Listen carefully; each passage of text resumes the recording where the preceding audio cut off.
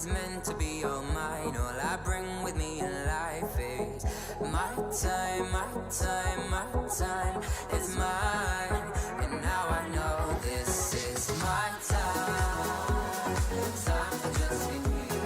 Time to call my key. 'Cause this is my time.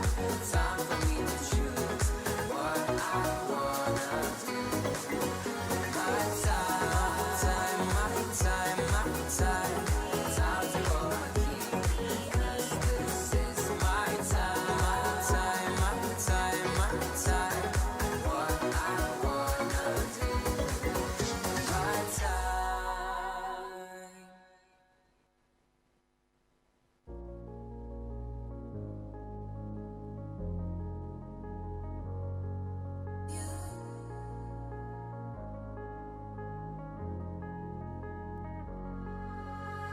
I wanna know you, I wanna show you, and I wanna give you everything you wanted, and I wanna see you, don't wanna leave you. I just wanna give you everything you dream, but hold on to me, 'cause I know I can make you believe in something that only we can see. Also, baby, hold on to me, hold on to me, hold on to me. 'Cause I know I can make you believe in something that only we can see. Also, baby, hold on to me, hold on to me.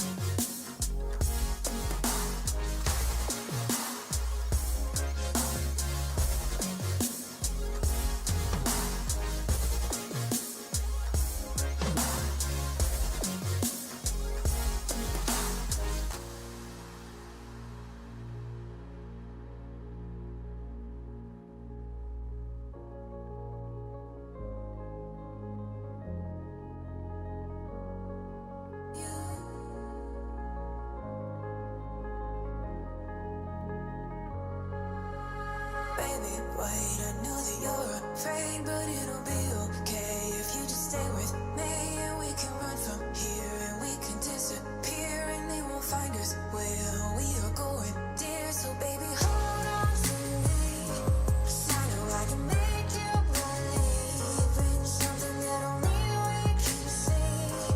Also, baby, hold on to me, hold on to me, hold on to me. 'Cause I know I can make you believe in something that only we can see. Also, baby, hold on to me, hold on to me.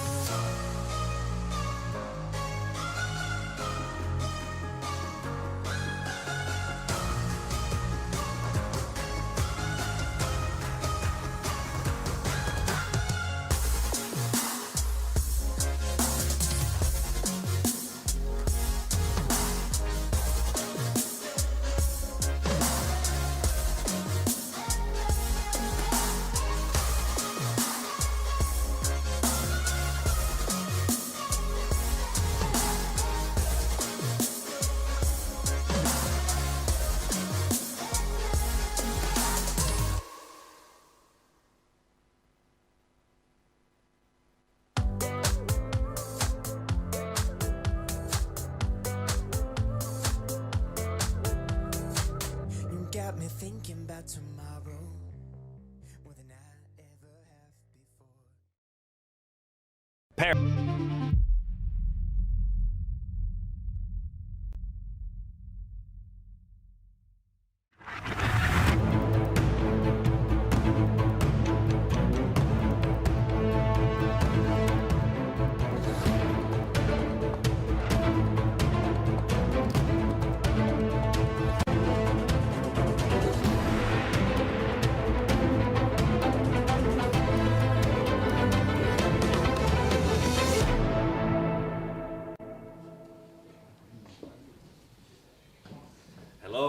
and welcome to the City of Love, Paris, France, for the second leg of the 2025 Freestyle Chess Grand Slam Tour. I'm James Dash, your host, and happy as ever to be joined by none other than Tanya Sachdev and David Howell once again back in the saddle for some more freestyle chess action. How are you two doing? Super excited. I mean, James, look at this venue. It's bigger, it's bolder. We're in the City of Love. We're in the City of Lights with the brightest stars of the chess world. I can't wait for the action to begin. Yeah, so good to be back. Weissenhaus was so much fun. It had some shocks along the way, some twists.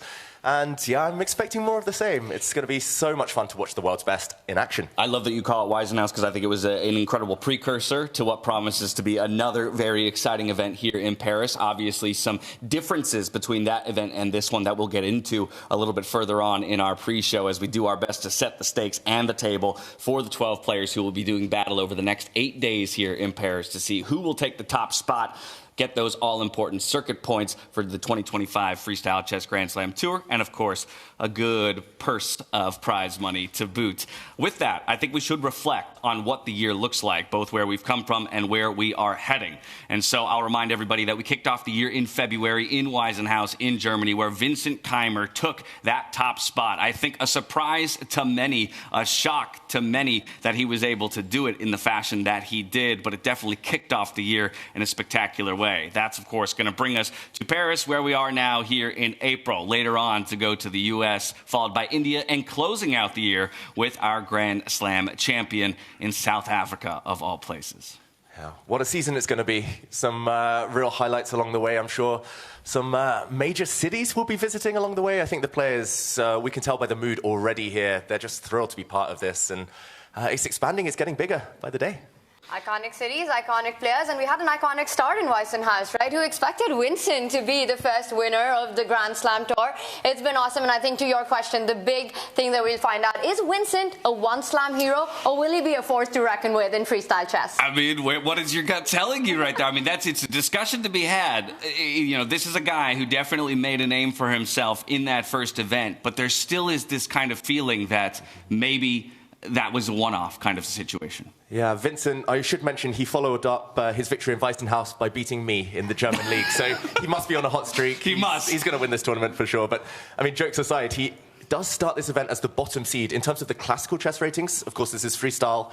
It might just be his format, but a lot of eyes on him. Can he hold up to that pressure? It seemed to be his format in Germany as we took a look at those accuracy scores, or just the way in which he evaluated the positions, a number of times deviating from what other players would do early on in those starting positions, and to great effect. Now, of course, he's just one of 12 here at this event, so let's get a complete overview of the field here, because as we said, we've already shaken things up from the first event to the second. We had 10 players in Weissenhaus. We have 12 players here in Paris, and there you have them all on your screens. Of course, with 12 players in the field, this also kind of creates an interesting dynamic where still top 8 are going to move on to the knockout stage, meaning 4 players this time around are going to be eliminated in effect after the round-robin stage. A very different dynamic. Yeah, 6 familiar faces, 6 newcomers. But yeah, not everyone can make it, and these are 12 of the world's best. It's that simple. Anyone on a good day can beat anyone, and it's so hard to predict. We could see some world-class players just immediately being knocked out after the first 2 days of round robin. It's crazy. The stakes could not be higher.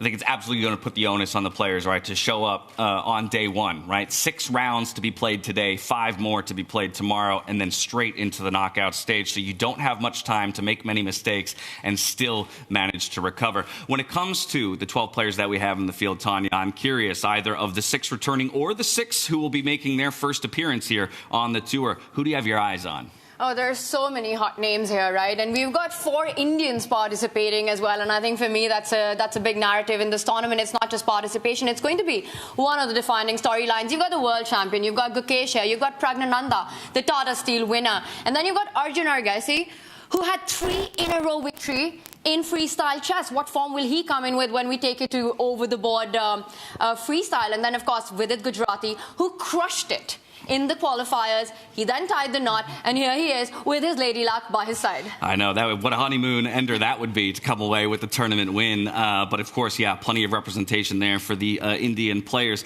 I do want to take a look at the format. Once again, we mentioned there are 12 players. There's a lot at stake here. So we'll get it up on the screens and remind you how much is in play, both in terms of dollars, but also in those all-important circuit points. As you can take a look there, Chess 960, you all understand how the format works. It's really 959 because we eliminate the traditional starting position, but a random position will be drawn for every single round. Once a random starting position is drawn, it will be eliminated for any future games. And so we'll get a whole lot of uniqueness here over the next 8 days. Yeah, every game will be unique, and we do start with the round-robin stage where the 12 players will face each other once. It is rapid chess. It's going to be fast, furious. It's going to be heartbreaking for some of them, and then it will be the knockouts later in the week.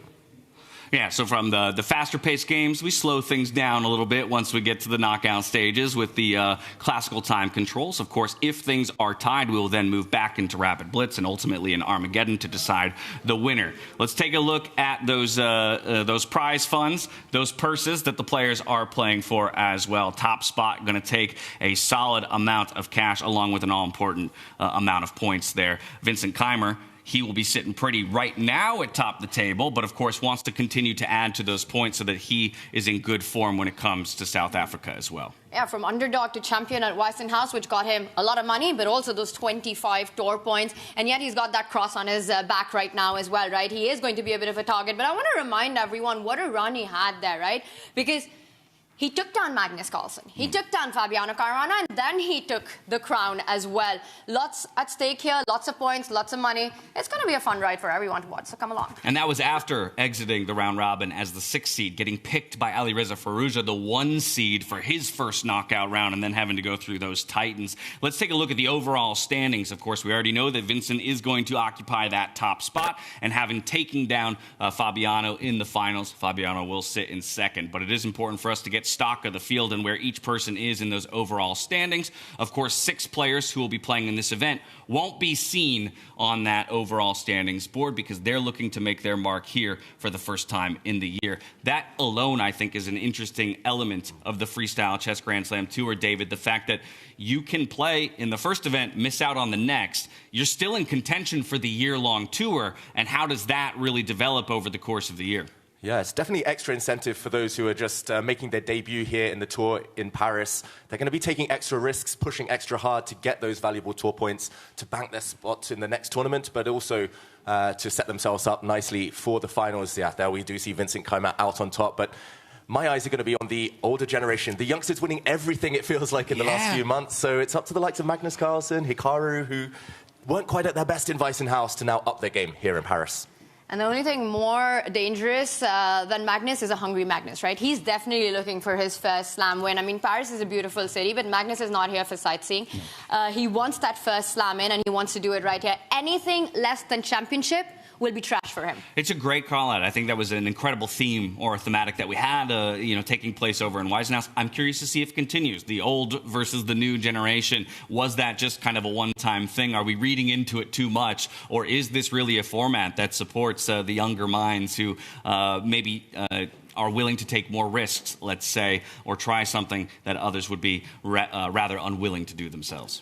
Yeah, I think the one thing that defines the young generation is their fighting spirit, and freestyle chess is perfect for that. So yeah, I can't wait to see how they try to attack their older colleagues along the way. A good example of that is going to be Arjun Erigaisi. As you mentioned, 3 consecutive Freestyle Friday wins. He's the only player to do that, and it's an incredible showing. I have to imagine some people have their eyes on him as a terror. And a huge part of Arjun's skill set is his creativity, his adaptability, and the ability to be fearless and keep absolutely cool when all hell breaks loose, when it's absolutely chaos. And that is an absolute asset when it comes to freestyle chess. But the big difference here is going to be the time control, right? Because 3+1 in Freestyle Fridays, it's still a bit random. Anything can happen. Can Arjun show that same performance when you've really got to level up your quality? Because everyone's got time to think. Yeah, it's true, David. The format here really tests players across the entire spectrum, right? Again, these first couple days, we're moving a lot quicker, but then we're going to slow things down. So it's a completely different demand on these players. One, to qualify through, but then, of course, if you want to ultimately take the top prize, you're going back into that classical format of time controls. The players will need to show off their full repertoire here of skill set. I mean, the tournament strategy should simply be to survive the round robin. You don't need to come first in the round robin. Of course, it helps to be able to pick your future opponent, but just survive. That's what Vincent Keymer did. He came 6th out of 8 in Weissenhaus, and then you need to up your game. Ultimately, it will be classical chess that decides the winner of this tournament, unless it goes to tiebreaks, Armageddon later on, but you never know. I mean, the players, they need to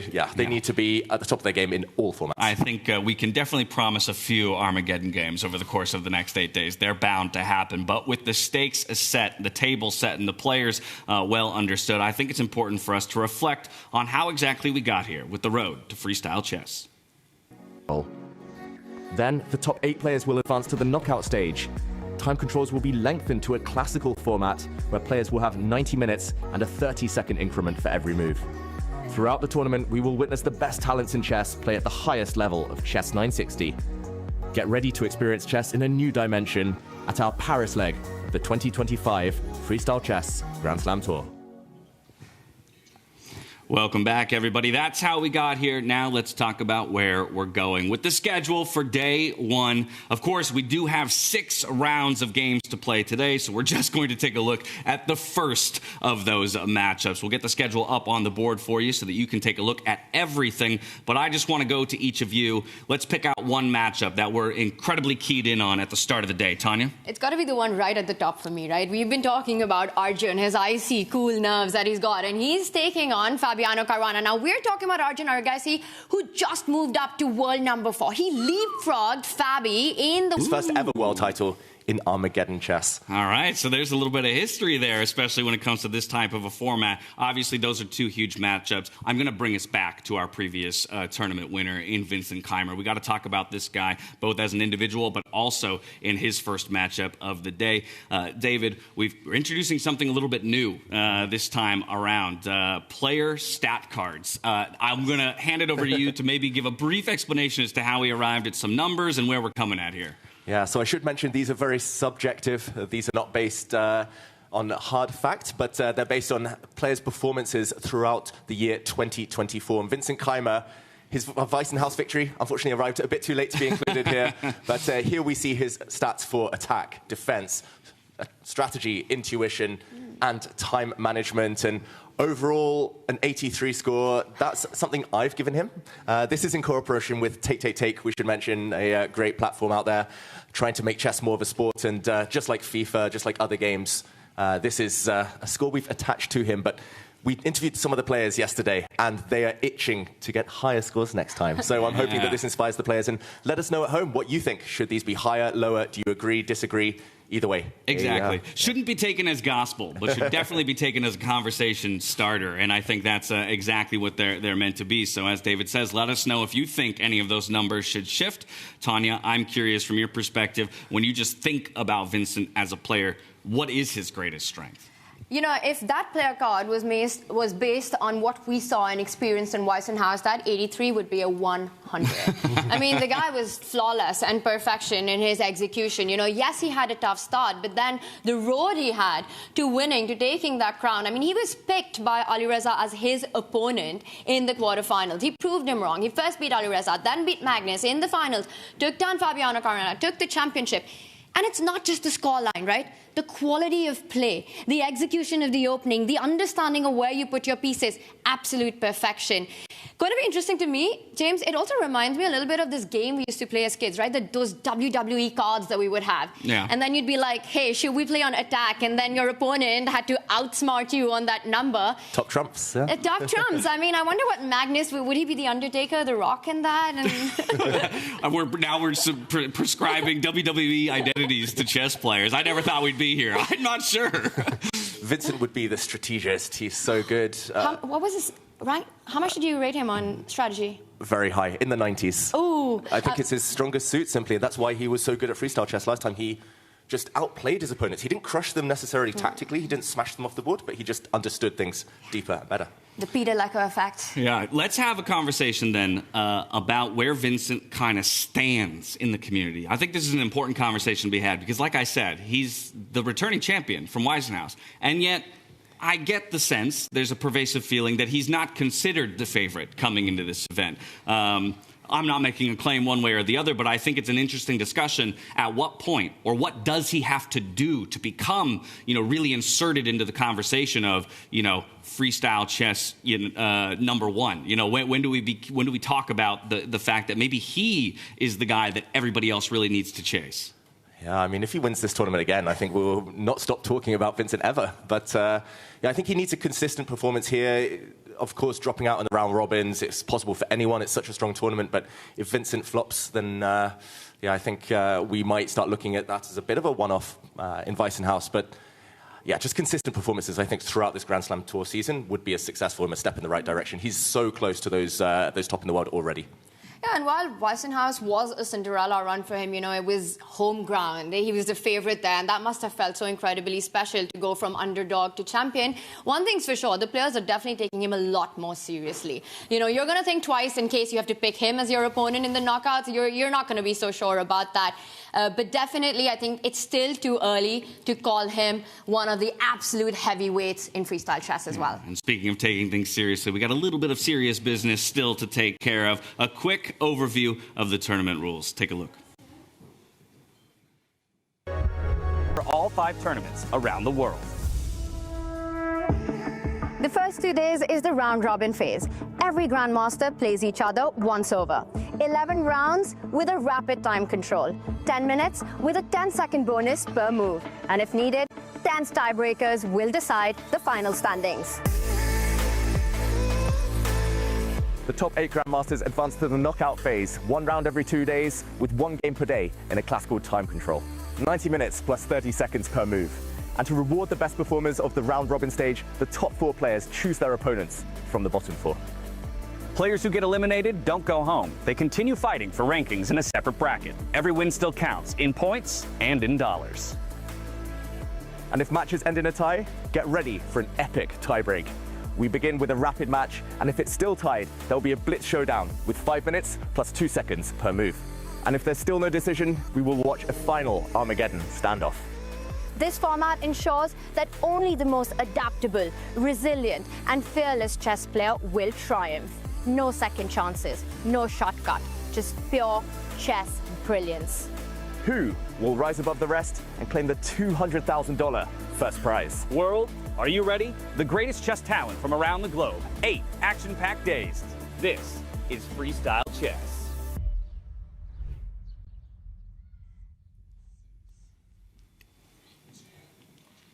Welcome back, everybody, inside the playing hall here in Paris, France. Now, with the stage set and the tournament rules fully understood, I think it's time to give our fans and viewers at home a tour of this lovely space. So if you'll just follow me this direction, I'm going to take you first and foremost to one of the player warm-up areas. We have 2 of them set up on opposite sides of the playing hall. This one, of course, will be dedicated to the 6 players that are playing the white pieces of any given starting position, denoted very obviously by the white table. So anytime you see a shot like this, it will be any of the players piloting those white pieces. We've got it mic'd up as well to try and get you all of the gritty insights that the players are willing to reveal to us during those discussions. But of course, this is just one of the amazing setups that we have for the players. I think it's time for us to check in with Tanya, who I believe should be setting up. No, not just yet. Okay, I'm getting the signal that I'll guess hang out and maybe make some moves myself, pretend like I'm a brilliant enough player to go ahead and play my own game till I get the signal that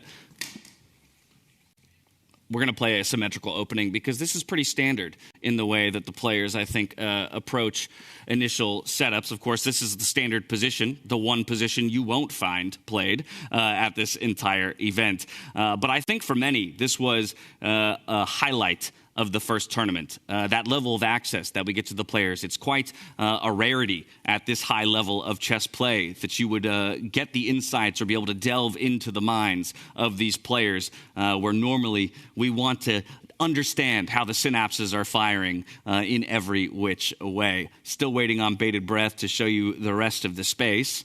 And until I get that word, we're just going to hang out here. Perhaps we go to David instead, if possible, who's set up. Oh, Tanya is ready. All right, we're going to Tanya now to check out the other side of the playing hall. And James, the players who will start with the black pieces will be right here. They've got their very own beautiful black board set up. The table looks absolutely stunning. We'll see them here. We'll get a peek into their minds, their insight, as they strategize their own responses to how will the players with the white pieces start. And speaking of inside access, we're going to head over to David, who's got some secrets to spill. Okay, I'm hoping you can see me here. I'm heading into the confessional booth. This is my favorite spot in the whole tournament hall, my favorite addition to top-level chess. Here, the players can confess their sins during the game. If they're anything like me, they have a lot of sins to confess. They'll be talking about their mistakes. They'll be talking about their blunders, their brilliancies, what they're worried, what they think is going to happen next. And we have learned in Weissenhaus and throughout the Freestyle Tour that the players do actually quite like to share. They don't have to prepare openings so much. They don't have to study as much pre-game, so they have more energy to come in here, talk about their thoughts. And who knows, we might get the likes of Hikaru Nakamura pretty much just streaming. We might get Magnus Carlsen visit. Hopefully, throughout this tournament, you get a peek inside the top players' minds. Back to James and Tanya for now. Thank you so much, David. Hoping for some deeper secrets, future events with David. Either way, this is a good look at one of the 6 different player setups that we have available throughout the playing hall. Myself and Tanya setting up for a match. I'll just go ahead and make, a very standard move here. But as you can see, the players are well set up. Great lighting, fantastic setup for each. Oh, what are we doing now? Just readjusting. James, are you sure that's what you want to play? I like this move. I think it's a good waiting move, and doesn't look like anything is really here to get me. Yeah, I feel good about it. That's a checkmate. Oh, no.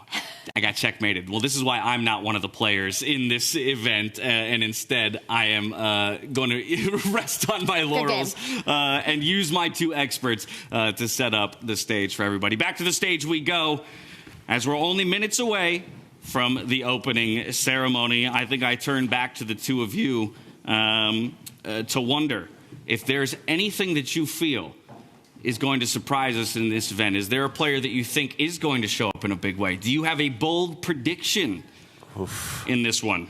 I think if it's not going to be Magnus or Hikaru, then I'm going to be looking at Nodirbek Abdusattorov. There is a history, a tradition across all sports of the last-minute entrant coming in unprepared, no pressure on their shoulders, completely fresh and surprising everyone. And Nodirbek, he's so strong. It feels like he's due a big breakthrough, just like Vincent Keymer was in the last event. And I think his style is perfectly suited to freestyle chess. Last time, he just ran into Magnus Carlsen on a hot streak. This time, might be his tournament. And he's got to be feeling the adrenaline, right? Just 48 hours ago, he got the notice that, hey, get on a flight to Paris. And of course, knowing Nodirbek, one might think that the player, could he be tired? Is he prepared? But that's not Nodirbek Abdusattorov. He's always ready for the fight. He's always ready to take on. I think he's feeling inspired. It's a big opportunity for him. So really excited to see him back. And speaking, of last-minute replacements, we've also got Richard Rapport here, who took Ali Reza's place. And he's a player who's known for his creativity. Once again, such a big asset to have when it comes to freestyle chess. Yeah, I love that you guys bring it up, because we'd be remiss not to talk about the fact that there are 2 last-minute replacements, of course, Ali Reza and Hans Niemann stepping out of the tournament just within the last week, and we have those 2 players stepping in. Do you feel like that's a weight off my shoulders, there's no expectations kind of situation for these guys, that it actually should be somewhat freeing from a mental perspective to come in as a last-minute replacement? Or do you feel like there is a bit of jitteriness and pressure that comes with a lack of, of a runway, of run-up to really mentally prepare? Well, what I know about Nodirbek, I think he's always looking for the kill. You know, you look at the guy, you look at his body language when he's sitting across the table, the way he does his death stare, he always wants to win. So I don't think he's jittery. He's got the confidence. He's going to be going for the wins early on. Yeah, and he doesn't have to look far for inspiration. His countryman, Javukir Sindarov, in the first Weissenhaus event was a last-minute replacement. Nearly went all the way, nearly got to the final, was just defeated in the semis, in the playoffs. So last-minute entrants, especially the young ones who are hungry for this opportunity, this is a life-changing opportunity for them. I think they're going to shine. Yeah, life-changing without a doubt. You can probably hear in the background noises starting to bubble. The players are filing in. I see Gukesh there. Vincent, yes. He stepped in. You should have said they were the favourites for the tournament. Yeah, right. Yeah, that was your opportunity to get in good with them. Of course, as was the case in Weissenhaus, you'll see each of the players sporting a very colourful jacket, a designated colour for each of them. 2 more colours added into the mix as we're up to 12, but easy identification for the players that you want to root for. I'm still going with that deep royal purple jacket that Fabiano wears. I just don't know if there will ever be a jacket that pops up that I love more than that one. Yeah, I don't know. I like Hikaru's red. It really suits him, that shade. I'm going to pick Gukesh's red, then. Oof. Not just because he's right here, but it looks good on him. That's true. All the players, yeah, I think they're embracing it, right? The uniqueness of this tour, and nice to see them with those jackets. Also, Magnus is white.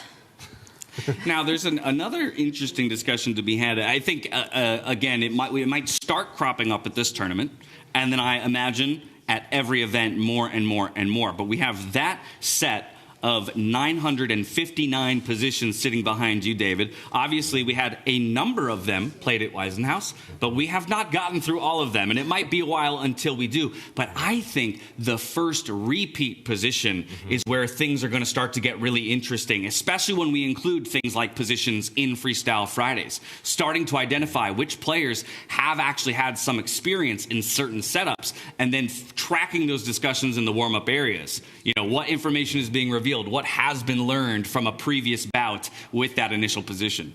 Yeah, it's fascinating. I've been chatting to some of the players. I've also been eavesdropping on their conversations at dinner, and there's already opening theory starting to be developed, patterns emerging. If bishops start on a certain square, you push a certain pawn first. Queens on a certain square, you liberate her first. And yeah, I must admit, I was trying to play around with this machine yesterday. I was just so scared I would drop one ball. It must take hours to reset. I was just going to ask, how long would that take? Because, you know, you've got to put 959 of those in there, so we better not touch anything here. Well, the good news is it takes a little bit less time each time we draw one, because that's one less ball that needs to be reloaded into it. But yes, be careful around that thing, because if you accidentally let that thing go, then I think it will be on you to do the reset entirely. You guys have a guess which position?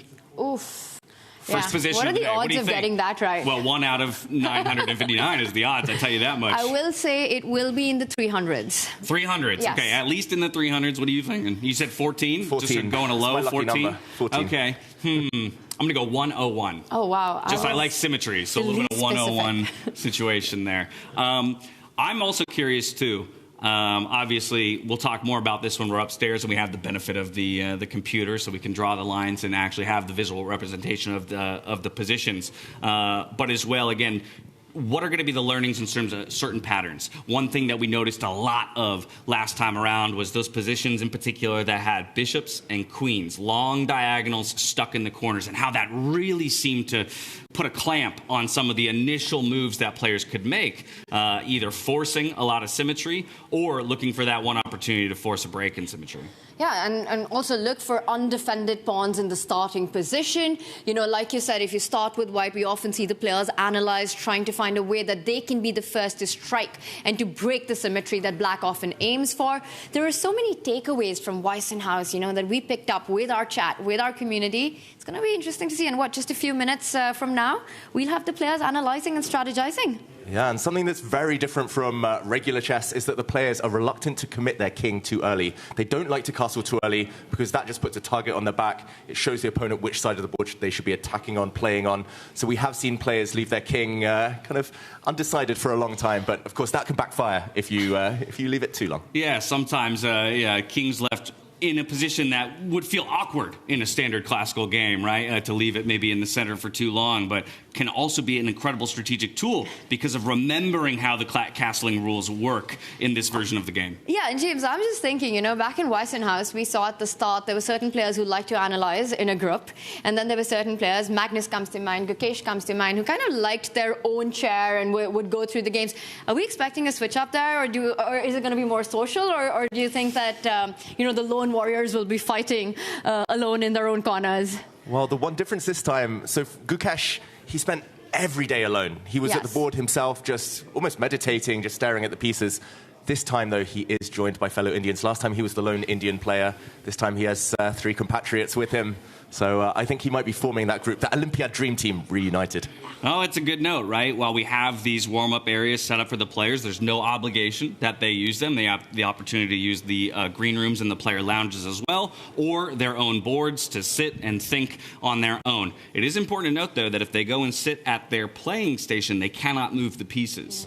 If you want to be able to move pieces and really explore without just calculation in your brains, then you will have to go to one of those warm-up areas. And so, like you say, I think it'll be interesting to see who pairs off with whom. Obviously, with now 12 players in the field, that's adding one more voice to the conversation as well for each side, which I think as well will be interesting enough. Just how do those voices balance out? I also love how, you know, the tension's rising in this playing hall. We've got the players, I can spot quite a few of them. We've also got Nidhi here with its wife, newly married, honeymoon in Paris. I saw Anna Kramling. So, you know, things are about to get started, James. Exactly. You can feel the energy bubbling in the space. You can feel the noise as well. We're very close to the opening ceremony here in Paris for the Freestyle Chess Grand Slam Tour in 2025.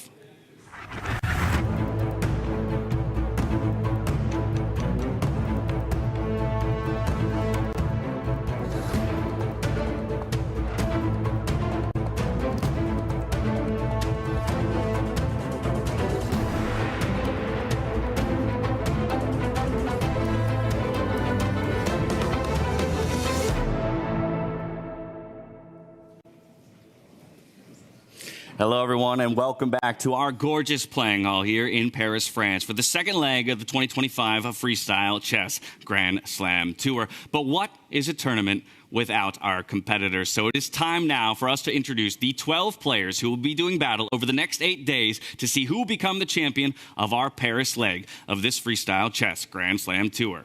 Without further ado, let's get into it. First up, he's the winner of the Chess.com Freestyle Qualifier for Paris, recently married, and we will give him many congratulations on that. He's making his first appearance in the Freestyle Grand Slam Tour here in this stage, winning Team Gold in the Chess Olympiad. It's none other than India's own Vidit Gujrathi.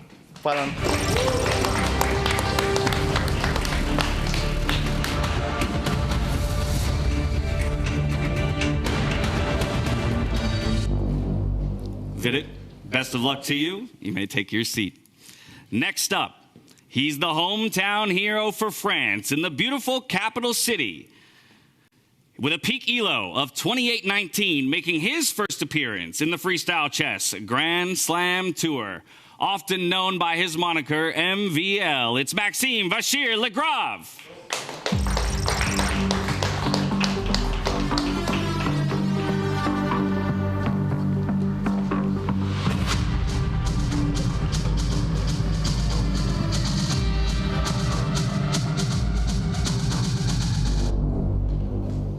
Maxime, thank you. Best of luck. You may take your seat.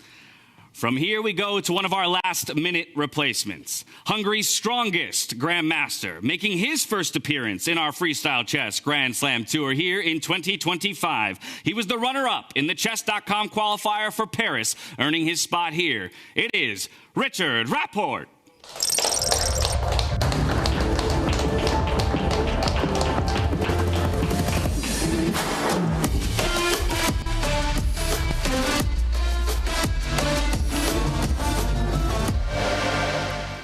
Stylish to boot, my friend. Thank you so much. Please take your seat as we introduce our fourth competitor at this event. He is the current World Blitz co-champion, second place winner in the Chess.com Fisher Random Chess Championship, and two-time candidates winner.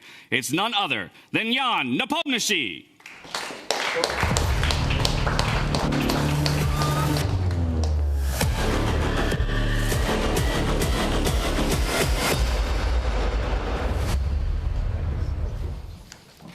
Jan, best of luck to you in the tournament. Please take your seat. From here, we return to India for our next contestant. Recently winning the Tata Steel in 2025, he's the world number 7 at only 19 years old and making his first appearance in the Freestyle Grand Slam Tour here in Paris, France. It's Rameshbabu Praggnanandhaa.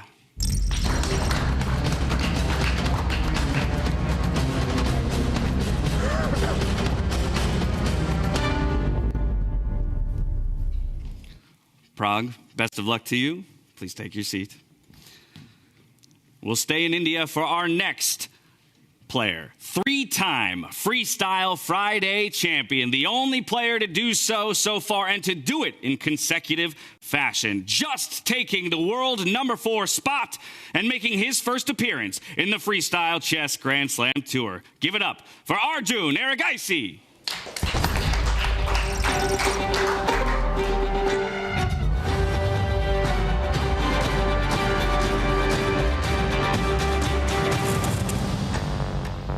Arjun, best of luck to you. You may take your seat. From here, we go to the players making their second appearance here in the 2025 Freestyle Chess Grand Slam Tour. But we will start with the current world champion and world number 3 by rating. At 18 years old, one of the youngest players here. It's Gukesh Dommaraju.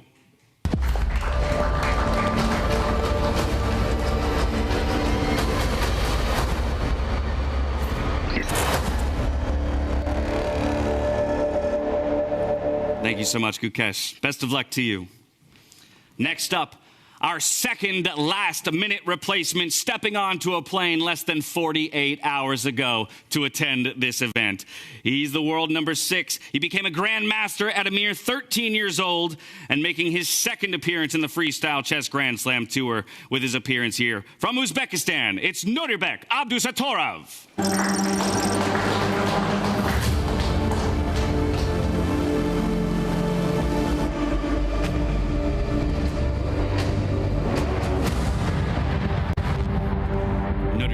Thank you so much for making the trip out here to join us. Best of luck to you, my friend.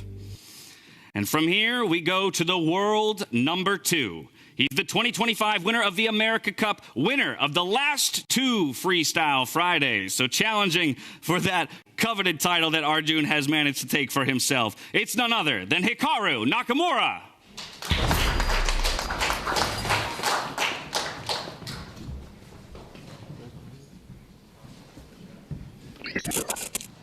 Hikaru, best of luck. Thank you so much. Remaining in the U.S., world number 5 and the second place finisher in the Wiesenhouse event of 2025. He's the 4-time U.S. chess champion and looking to take the top spot this time around. It's Fabiano Caruana.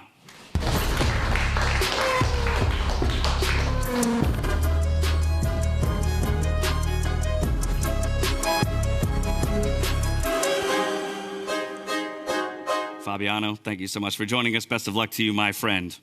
A couple more to get to. And next up is somebody that I believe is many a fan favorite. He's the winner of Wiesenhouse 2025 at 20 years old and Germany's strongest GM. Looking to do the back-to-back, it's Vincent Keymer.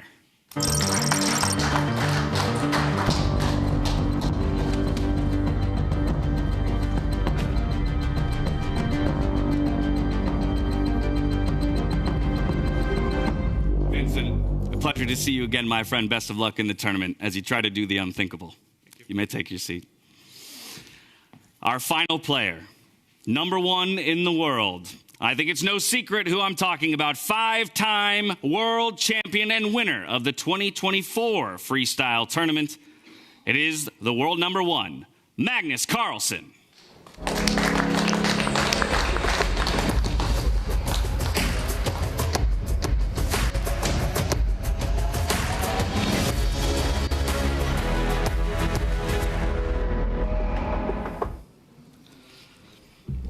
And there you have it, our 12 players that will be doing battle over the next 8 days of competition here in Paris, France. There's only one thing left to do, and that, of course, is to draw the initial starting position of the first of our 6 round-robin games to be played today. And in order to do that, I'm going to ask for the help of one Fiona to please come up onto the stage, where we will draw our first position.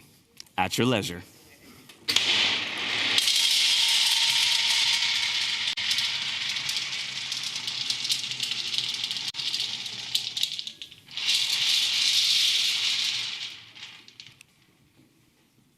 Position 828.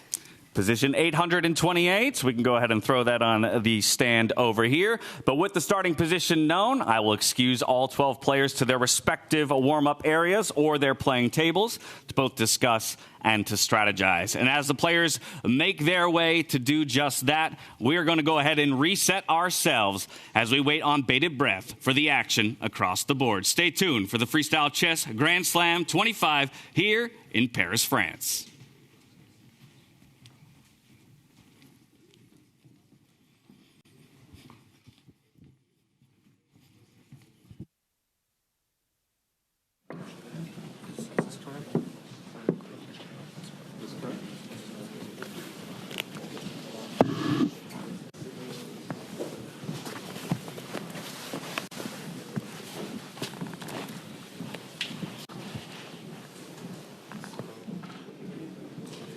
Obvious options are F4, E4 to start, right? Those are two most obvious moves. E4 makes sense. But E4, E5, then what do we? Yeah, no, I'm just we saying get what the moves tempo, are. yeah, like it takes. Yeah, takes on C6 or something. We lose too much time.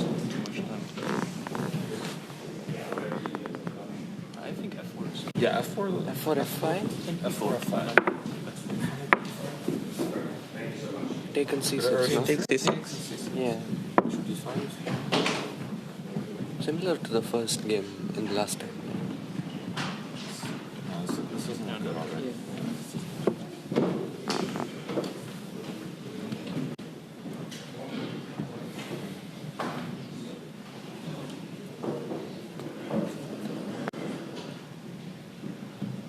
I mean, E45 is probably bad, right?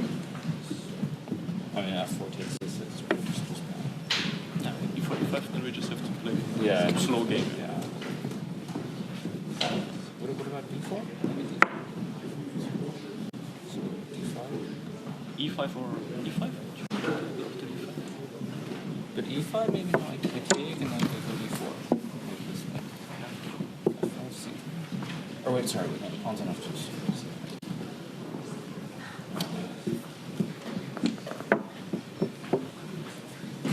No, but okay, can't you take and play F4 like this?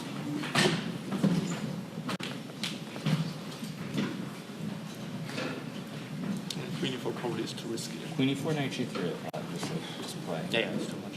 Okay. Well, then Maybe E4, not. Yeah, exactly. F5, then we kind of threaten E5, right? But this is hard because E4 bishop C4 already. We lose. No, D4 is probably just bad. If you don't have E4, then we'll lose. Yeah, D4 also Yeah, D4 doesn't is open up anything. Okay, but if we F4, F5, Knight G3, something slow. C6. Yeah, this makes sense. Knight G3. C6, C3. C3, yeah. Okay, Knight G6. No, but I like Knight G3. I think Knight G3 makes sense. Knight G3, Knight G6. E4. Take F5. Yeah, take F5. And Knight G3, E4. Yes, no, we can jump, I think, yeah. No, but there are this. Why don't they take on E4? Why don't they take just on E4? What's wrong? Yeah. And if Queen E4, we can like... Yeah. We can choose like Queen G6, like, or maybe even like E5, technically. Yeah, Queen E4, Queen G6, maybe. Queen E4, like E5, and then D5 Okay, white takes, right? Because Knight G3, D5 doesn't Yes. make much sense. Queen E4 here, if we go E5, let's say. What if you go D5 and C6? E5 rook E1, yeah, it could be unpleasant. C6? Or C6 first, yeah, maybe bishop D5. And also Knight G6 Have you makes had some this position sense. before, by the way? It looks so familiar. Yeah, it looks... Yeah, it looks a bit familiar. This looks bad for white. Yeah. Okay, not quite bad, but yeah. But, I mean, very difficult to deal with. Yeah, D5. yeah. So I think like something like E4, maybe Knight G3. E4 is most natural. Let's say F4, F5, and Knight G3 for now. Like, So let's say if knight g6 and maybe e4 makes a lot of sense, yeah, like takes and But here, also maybe knight bishop g6, d4 maybe already. knight d5. Is But it knight crazy? e6? Bishop c3 now. With pawn on Bishop c6. takes a... But d5 is a bit like... No, bishop 3 or bishop 4. Why not c6? Side, Yeah, I don't understand. Maybe c6. Okay, let's say yeah. we play c3 for now, yeah. Yeah, g6. Wait, So but this is sharp, no? There is some potential like g5 or something. Could be, but... Or e5 is grab it. No, g5. So G5 take, take. play 4. Let's see, knight somewhere forward. Knight e4, yeah, it's probably not it's probably bullshit for that. No, could be nice because knight on g6, yeah, blockading, and the 4 pawn is very Maybe, advanced. I think- And also the center is ours, like d5, d5 could be. I think e4 is very natural for first move. Yeah. But e4 is okay. Okay, f4 I guess enough, yeah. Okay, f4 is something. I meant e4. But I e4, so think- what's the problem with f5? I'm just curious. Yeah, nothing. Let's say, okay, first of all, e5. No, f5 is better. Yeah. What? Take knight g3. Rook f8? 4. Rook f4 after knight g3. I think. It's strong because you don't have. You have to go straight bishop e3. a bit special. No, it could be. Che maestro. No, Could be. that was Fabi's. Ah. But I don't know, I will also want Okay, but c6 is very natural. Yeah, I mean... But c6, knight g3, also after g6 we need some idea. So f4 G6 here? e4. What f4? How do you think? I mean, take, then... Yeah, I can't defend I it. don't know, somehow this feels straight do this. Bishop d4. Ah, but it's bishop c4 here. Ah, there's bishop c4 though. Yeah, bishop c4. Bishop e4 first, yeah. e5. Well, bishop d4 is weird, right? Even knight f7, knight e6. Knight f7, bishop g7. But take on Yeah, e4. that's the whole point, yeah. Take on d4. Take here, yeah, e4 exactly. This should be good for white. I mean, d4, knight e3, I mean, very fast. This should be good, I think. What do you think first move e4 is not F4, great? is it so bad? F4, take. When he's on? G5 matches. No, but it's taking some direct f5. You have to go back here with the knight. Or c6, f5. I feel like this... Yeah. Yeah, it's an interesting position, but I don't know what's happening. Also, it's very safe, yeah, in the sense that we don't... And c6, knight g3, knight g6 is possible. Knight f5, knight f4. Okay, but this is for hugely risky for black also. Yeah, knight f5, maybe also bishop c5. Bishop c5. Alright. This feels dangerous, no? This feels really dangerous for black. And here you have to go rook f5, queen h5 or something and pray, but I don't believe Queen h5, g4 and rook G4. f2. Yeah. Oh, but okay, this is Yeah, too, this too is risky. way too much. Yeah, I like this. I mean, this looks very good for white. Okay, g6, bishop d4, let's say bishop d5. e4. Still our f4. f4 is still hanging, no? f4, knight e4. How do you do bishop? f4, knight e4, I don't think you can take. No? Some knight f6. Rook f4, I take and knight f6. Bishop f4, I just take. Knight e6. Ah, knight e6. But even bishop h8, g3. Yeah, I'm not sure how good this is. G3. Knight e3 next one. Yeah, this is very safe for us. Yeah, this Also, maybe you can start with knight e3 instead of e4. Maybe now g4 is more scary. It's really not that scary. Not necessarily, but But you can go knight e3 first, and then if something, then g4 and take the knight on g4. Then No, f4 it's is an hanging. e6, yeah. And f4 is hanging also.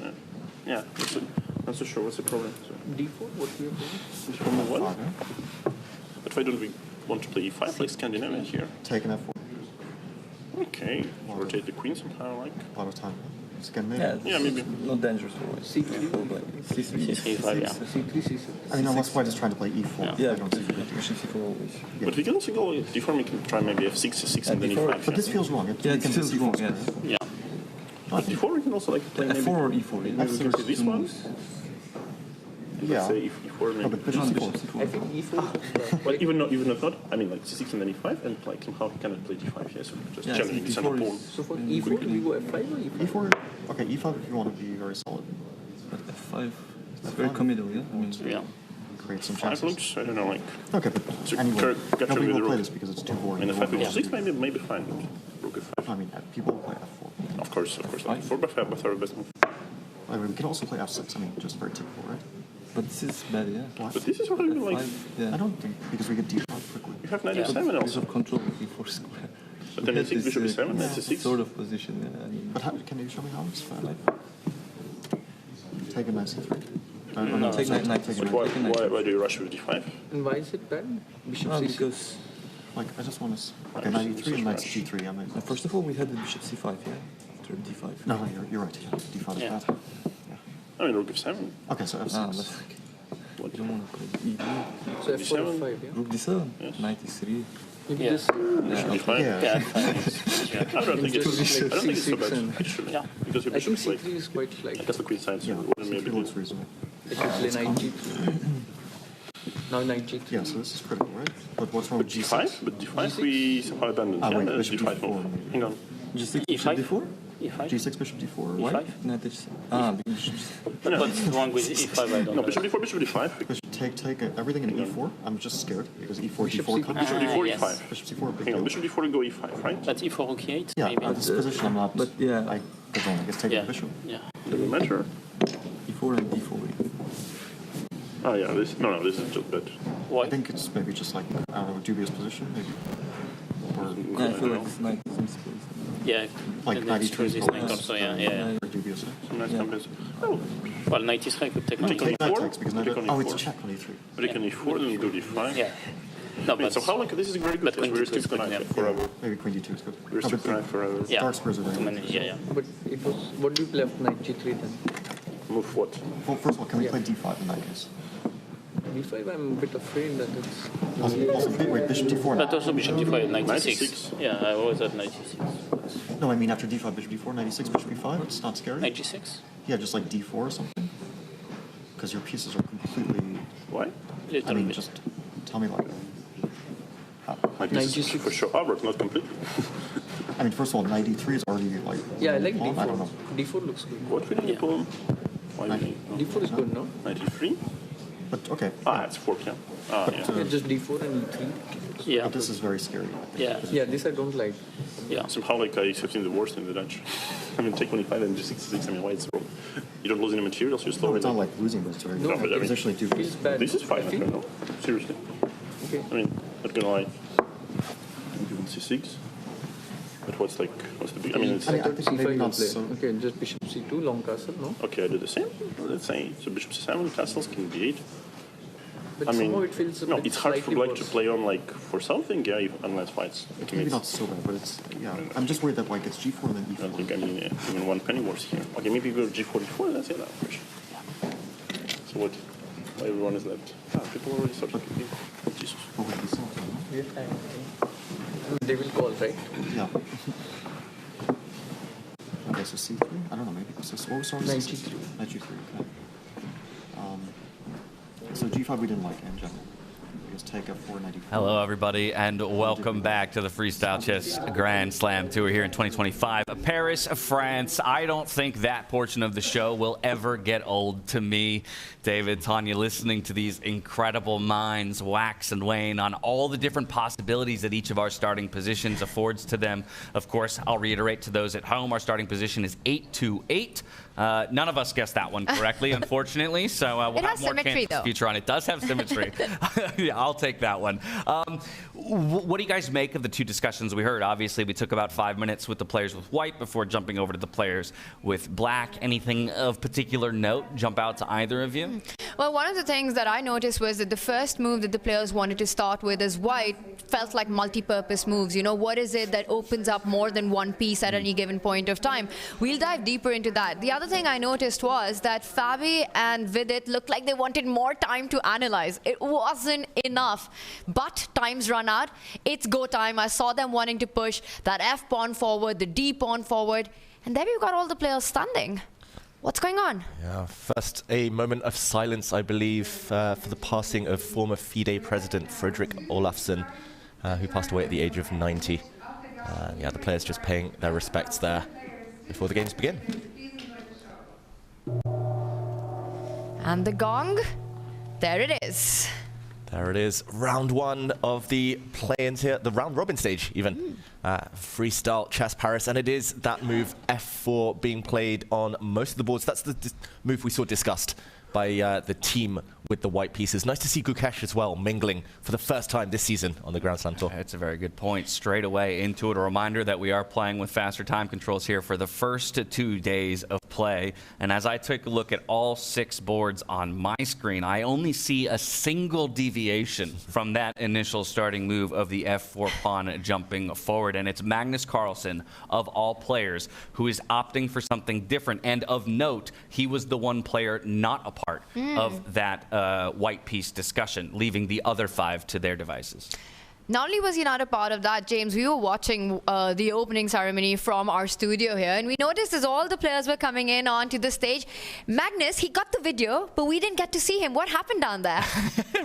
Either running a little, I won't begin to presume as to why he was running an ounce or too late. In fact, as I was exiting the playing hall, he was going through the security measures to take his place within the players' hall. But I don't know. Perhaps he got stuck in an interview real quick. We're not the only media outlet here hungry to get a word from Magnus Carlsen. But either way, even once he did get in, electing to sit by himself to evaluate the position, and he is the one person to deviate, instead opting for that pawn in front of the queen there on the E file, jumping forward 2 spaces, as opposed to everyone else looking for that F pawn.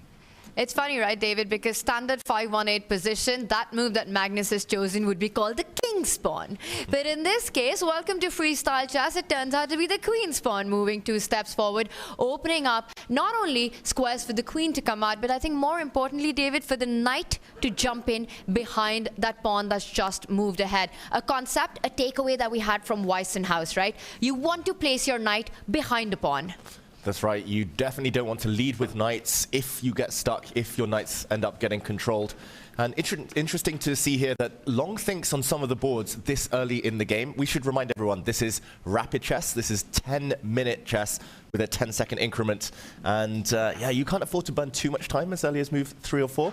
Yeah, that's exactly what we see on many of the boards. A lot of mirroring going on here. Maybe the players just waiting to see what happens on other boards before making their own way. Again, that'll be a continued discussion throughout the event, right? Where do you spend your time? How do you make use of the information around you in the playing hall? While we do have 5 players who have all matched in their openings, I think we should start with Magnus Carlsen by taking a more deep dive look at his board and how he has deviated. Then we'll zoom back out and take our trip across the other 5 boards to take stock of where they landed. But I think immediately to your point, Tanya, about how Vidit didn't seem satisfied with wanted to discuss more, right? The starting position. He's the one who has to face the deviation. He's the one who has to come up against something that maybe they weren't expecting so much of.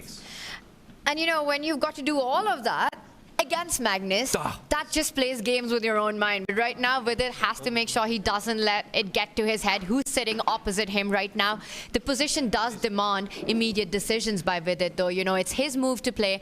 And we often talk about in freestyle chess, break the symmetry.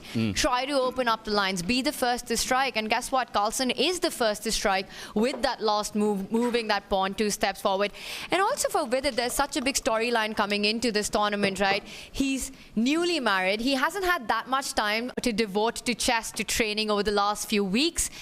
But he did crush it in the qualifiers, undefeated in his path here to Paris. But early days and early struggle, and the clock is ticking. Yeah, both newly married. I should mention Magnus as well, earlier this year, both married in 2025. So will they be riding a high? Vidit in the play-ins, I was commentating on those games. He was so impressive. He, in the play-ins, was like Vincent Keymer in Weissenhaus, just crushing the field. So good strategically. Here, we do see a long thing from Vidit. Magnus looking over at the screen. Another picture we'll see a lot, just judging how the other games are going. He'll notice that nobody following his lead. But it's all about the knights. The knights are the next to enter the fray, most likely. I don't think Vidit will want to exchange anything in the center, allow Magnus to, for example, activate his rook. Magnus, if there's a capture in the center, will occupy the middle of the board with all of his pawns. I don't think that's too productive. So it might be the knights we see starting to activate for both sides. But this alone as a tactic is interesting to me, right? Putting your position, or opponent rather, in a position to utilize time early. right? Just by having to consider what would it mean if I were to take this trade, with this pawn break, or do I leave the tension on the board? Again, continue to develop some of those minor pieces. Still waiting for that response. Magnus is probably feeling pretty happy about the time advantage that he's slowly growing. I will say one thing. Vidit absolutely hates the kind of positions where he doesn't have enough space with his pieces. Where he's cramped down and the opponent early on gets a space advantage. And David, you were talking about not a happy decision to trade, but it's such a tough one to make, because if you don't go for that, if you don't do pawn takes pawn right here, right now, it gives Magnus the opportunity to advance that pawn one step forward, cross enemy lines, go over to the other half of the board, and really gain key space on the right side of the board. And knowing Vidit, he's not happy about that either. Yeah, just to put that on the board to show everyone, Tanya, if, for example, Vidit copies Magnus, opens up this bishop, just as Magnus has done with his bishop, then, we might see stepping forward of the pawns. We would see a kind of odd pawn structure where black does occupy the center, but white has a free hand to kind of throw everything forward. Ignore my arrows there. Pawns only move one or two squares forward, but that's the plan long term, to throw everything forward on the right flank. Interesting moment, interesting decision for Vidit. It's a stylistic thing. Open things up or lock things down. An interesting camera. I mean, if we get both players, I just noticed Magnus just perspectively looks really massive on the screen. While look at that. Do you see it? Vidit's, he's not a small guy. He's, no, I just had the privilege of standing on stage next to all of these guys, and I think he would even dwarf me. So, yeah. Speaks to kind of the titanic presence as well that Magnus has, right? I think there's an aura element to a player like him. Have you not been seeing Chess Space India clips? The Indian boys have a lot of aura of their own. We'll have to have an aura tracker throughout the event. Who's gaining and losing points? Exactly. Heart rate tracker, that's so 2024. We need an aura tracker. The aura tracker, the arbitrary aura tracker. Well, we do have a response here, finally, from Vidit, and it will be to develop that knight, allow the opportunity of a pawn push there, of course threatening the pawn itself. But basically inviting the push, of course, then the knight will have to move one more time. That's very provocative, I've got to say, from Vidit. I didn't expect a square where he would have to lose time. Yeah. For example, now I think Magnus, I can't see him playing any other move than pushing forward. Like Tanya said, it was his plan anyway, so why not continue with it? If the black knight is forced backwards, it looks like a bit of a odd track to start beating. There we go. Magnus does push the pawn forward. This knight doesn't have too much of a future. If it jumps forward, it might well just get trapped. Yes, this would hit a loose pawn. We should mention that these two pawns, G2, G7 in chess notation, they are undefended from the start position. But it does feel like this knight, no way home. Okay, he does retreat Vidit. And there we go. Passive pieces. Tanya, you said he didn't like this. Well, you said he likes space. He wants space, and it looks like Magnus is the one gobbling up as much space as he can. With that next move as well, right? The G-pawns just moved 2 steps forward. It's a pawn storm early on that flank. I think Vidit just had to choose between two, non-attractive options for him, It perhaps went wrong for him, or something that he didn't desire in the very first 2 moves. Not a happy choice. Look at him. Look at the time that he's used. He's under 5 minutes already on the clock. That is crazy. I mean, I'm used to using a lot of time on my clock, but in rapid chess, you have used half your time by move 5. It's almost unheard of. This is just Vidit warming up. Clearly, it might take him a few rounds.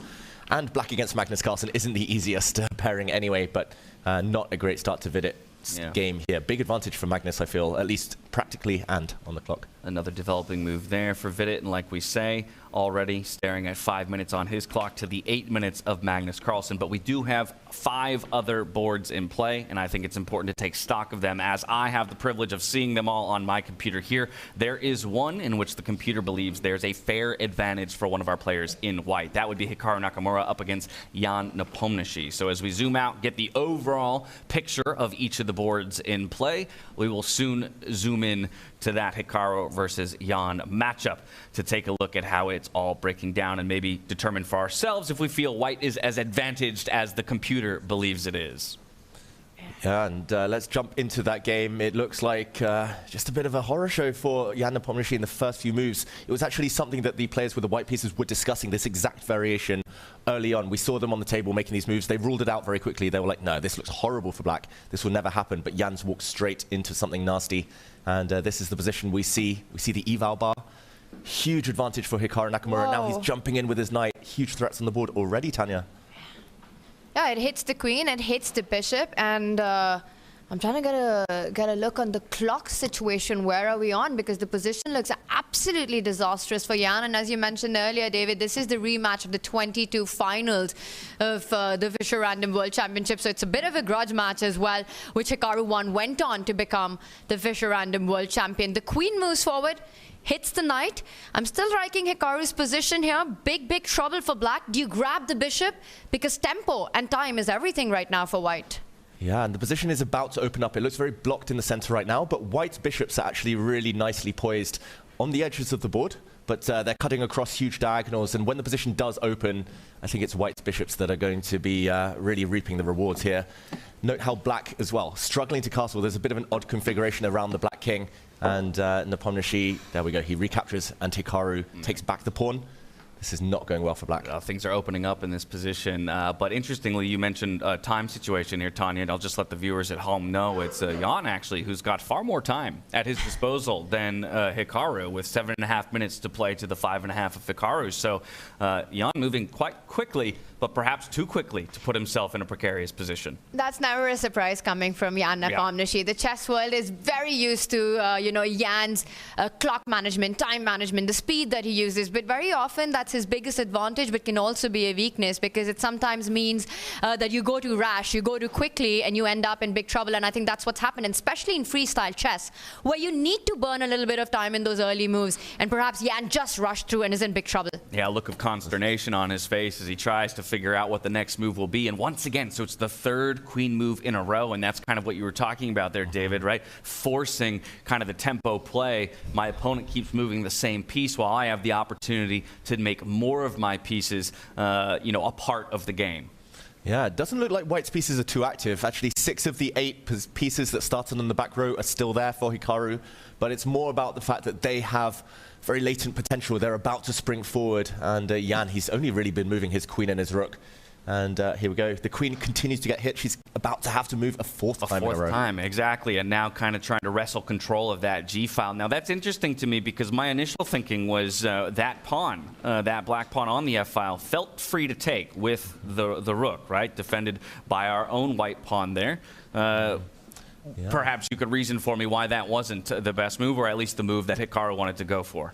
Yeah, the black dart squared bishop, so lurking still on black's back rank. And I make my first blunder, not 20 minutes into the broadcast. There we go. I think you're right. It will happen at some point that those pawns will exchange, but Hikaru will wait for it to be exchanged on his terms. And right now, more tempting, at least, to kick around the black queen. She might have to move a 4th, 5th, 6th time in a row in the near future. I mean, this looks absolutely disgusting for black, right? White is just getting all the pieces, the rook, the queen's about to open up, the bishop, as you pointed out. I also want to point out a path for that other bishop, which is next to the white king. It can land up on the squares in front of the knight and then divert itself to the other side, taking advantage of that A6 square, if you point out. The maneuver, David, via D3, pinning that rook on B7 as well. There are so many ideas in attack. And meanwhile, look at Jan's position. Just nothing's moved forward. This little rook dance that he's done, placing the rook on the diagonal of that black king, looks completely out of place to me. This is disaster. To me, it looks busted. How does Jan make a comeback from here? I don't think he does make a comeback. Not only is the black queen hit, but white has easy infiltration into the black lines.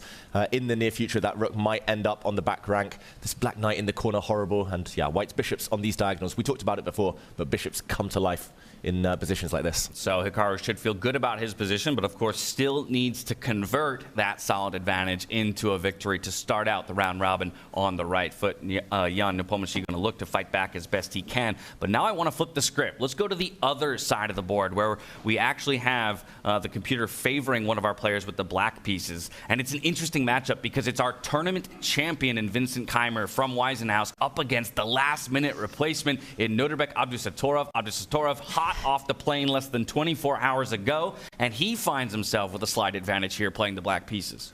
Yeah, what did I tell you? It was those last-minute entrants who suddenly enter the fray and are feeling on a high. And yeah, at the moment, it's nothing too dramatic. I'm going to say this one, it's far more manageable, this disadvantage for Vincent, than it was for Jan Nepomniachtchi in the previous game, because this one, there are no open lines. But black's small advantage here is that the king has already castled. Nodirbek there looking up, but the black king has just castled on the last move, and he also has the bishop pair. Black has 2 bishops, 1 bishop for 1 knight has been exchanged so far on this board, and if things ever open up, that will definitely suit Nodirbek. So right now, yeah, I think Vincent just needs to deal with his king, where to go. His king is a bit stuck on, can't castle on his queen side because the white bishop is on the way, and if he goes the other way, if he goes to the long side, can he even go to the long side? I think he can, but yeah, that does look a bit more dangerous with the pawn having stepped further forward. It just feels so claustrophobic there, bottom left corner of the screen there. Yeah, it feels like either you've got to, you know, elevate that A pawn to slide the bishop up and out of the way, or you have to make a knight move just to get the bishop out. So once again, there just feels like so many more steps for king safety here on the white side, which gives the Nodirbek with the black pieces more time to set up an attack. And speaking of time, check out the clocks right now. Vincent is 1.5 minutes, Nodirbek more than 6 minutes. And this is the thing about Nodirbek's attitude and approach to a game. You know, it doesn't matter that he got in just a few days ago into this tournament. He wants to start strong. He knows Vincent is a defending champion, and Nodirbek wants to make a statement in the very first round. He's got a dream position with the black pieces. If he's able to strike in the center right now, that move is blocked by his own knight on e6. Get that knight out of the way, push that e-pawn forward, and suddenly all of Nodirbek's pieces are beautifully placed. And I think the defending champion has some work to do right now, and it's not going to be easy, James. Yeah, and in the meantime, this game fizzling along nicely. Abdusattorov with a big advantage on board and clock, but we have to jump to another board. We're going back to one we've been to, exactly, because wow, I cannot believe what I'm seeing on my screen here. If we go back to Jan Nepomniachtchi versus Hikaru Nakamura, just as we had said, Hikaru had a solid advantage and is looking to convert. You'll see that that E-Balvar has just about flipped in a mirrored fashion, and it's now Jan who finds himself with a slight advantage. Of course, he has to find it himself and recognize it and look for a way to convert. Maybe we can decipher for ourselves how this slight advantage came to be. Wow. Trapped rook? Yeah, trapped rook. Suddenly black is a pawn up. It feels like black has had like 5 moves since we were last here, and Hikaru's had like 2 moves. Do you want to roll it back for us maybe, and we can kind of walk our way to this current position? Yeah, very quick action replay as the clocks tick down, but we last left it in this position where black's queen had been hit and retreated. Hikaru now did jump in with his rook. This is a mistake. Given a question mark, maybe better was to open up the center, to explode the center open, push this pawn. Rook g8 actually just lost a pawn. This pawn was captured now, and yes, he tried to bring his queen into the action, but the black knight suddenly springing to life. This queen hits this pawn. Maybe Hikaru had missed. It can simply be defended by the rook swinging across. Tanya's idea now of the bishop coming forward maybe was more effective on the previous move. Hikaru playing that a bit too slowly, and now we see the kings mobilize as soon as this black bishop moves. I think, this black bishop in the corner, I think it's just a clear pawn advantage for Jan Nepomniachtchi. Black is a pawn up after all, and Hikaru has no threats anymore. It's 7 pawns versus 6, and none of the pieces are really getting into black's camp. And now, speaking of Jan's time management, that plays to his advantage because Hikaru is low on the clock as well at about 3 minutes right now. This is going to be trouble, and I'm just thinking, commentator's course, because we were talking about how busted this position looks for Jan. 2 moves in, and the tables have completely turned around. That's the beauty of freestyle chess right there, right? It's a game where there are so many unknowns, and even the best players in the world can find themselves one move away from disaster or from greatness, right? It goes both ways, and that is the double-edged nature of this kind of a format. But we see more pieces flying off the board, and still a solid advantage here for Jan Nepomniachtchi. Like you said, 2 minutes on the clock extra for him, 5:10 to 3:10 for Hikaru. So still plenty to work with for both players. But either way, Hikaru is not going to be happy about this. We know that he's a player, I think, that so often thrives on his own mental. He can either live or die by his mental state, right? And he is a player that is so hypercritical, especially when he feels he was in winning positions that he himself threw away, right? Yeah, I'm so impressed he's keeping a poker face for now, Hikaru, because it's gone so clearly wrong. He's having to beat a retreat. All the white pieces now back on their back rank. His queen's been doing a bit of dancing. Now look at that beautiful black knight in the center. If it's ever captured, it will only be replaced by a very strong pawn. And yeah, the other black knight ready to jump in if there's ever any exchanges on this square. Just looks horrible for white now. Well, it's not a position he wants to be in. One of the things we usually tout about Hikaru as a player is how much defensive prowess he has. So again, don't want to be in a position where you took an advantage and gave the advantage back to your opponent. But perhaps this is still something that he can weasel his way out of if he can play to what we know his peak defensive play can be. You can never write Hikaru Nakamura off. How many times you've seen him turn the positions around? He's perhaps one of the most resourceful players on the circuit, if at all, maybe just second to Magnus. But this position that we have in front of us, you know, it's not only the extra pawn, but the piece activity as well. And it turned around in just a matter of 2 moves, 2 inaccuracies by Hikaru. Look at that F-pawn. It looks unstoppable. That knight at the center of the board, also controlling key squares and tying down that white rook from activity. That knight can jump to a deadly fork on that square next to the white rook if you just blink for a moment and are just a little careless. Meanwhile, the queen and the rook are beautifully aligned to just keep pushing that F-pawn. Here, Hikaru grappling for counterplay. He's just trying to throw everything he has, and it's one knight and it also retreats. Yeah, it's a simple retreat from Hikaru. That's been the name of the game for him the last few turns. The black pawn pushing. They do say past pawns are there to be pushed. This black pawn has no rival. Pushing it forward also liberates this black knight to, there we go, jump into the action. 2 knights. We talked about the 2 bishops earlier, how they would rake across the board and cause havoc, but these knights are coming in now. And okay, desperation from Hikaru. He's actually opening up his own king because he needs to get at the black king. That is the only chance of a fight back here. I also want to talk about, just zoom out for a moment and look at Hikaru. You can see it. Did you see that reaction he had? Yeah. You know, he knows what a dominating start he had to this game, what a position he had and how he's bungled it up and landed not even in something that he can perhaps hold. The thing is, with this format, you've got 6 rapid games coming up. It's 10 minutes with a 10-second bonus time every time you hit the clock, right? And the turnaround time between games is so little. To have a good start is so important. Yeah. So for Jan, this is going to be a big confidence boost to survive against a player like Hikaru.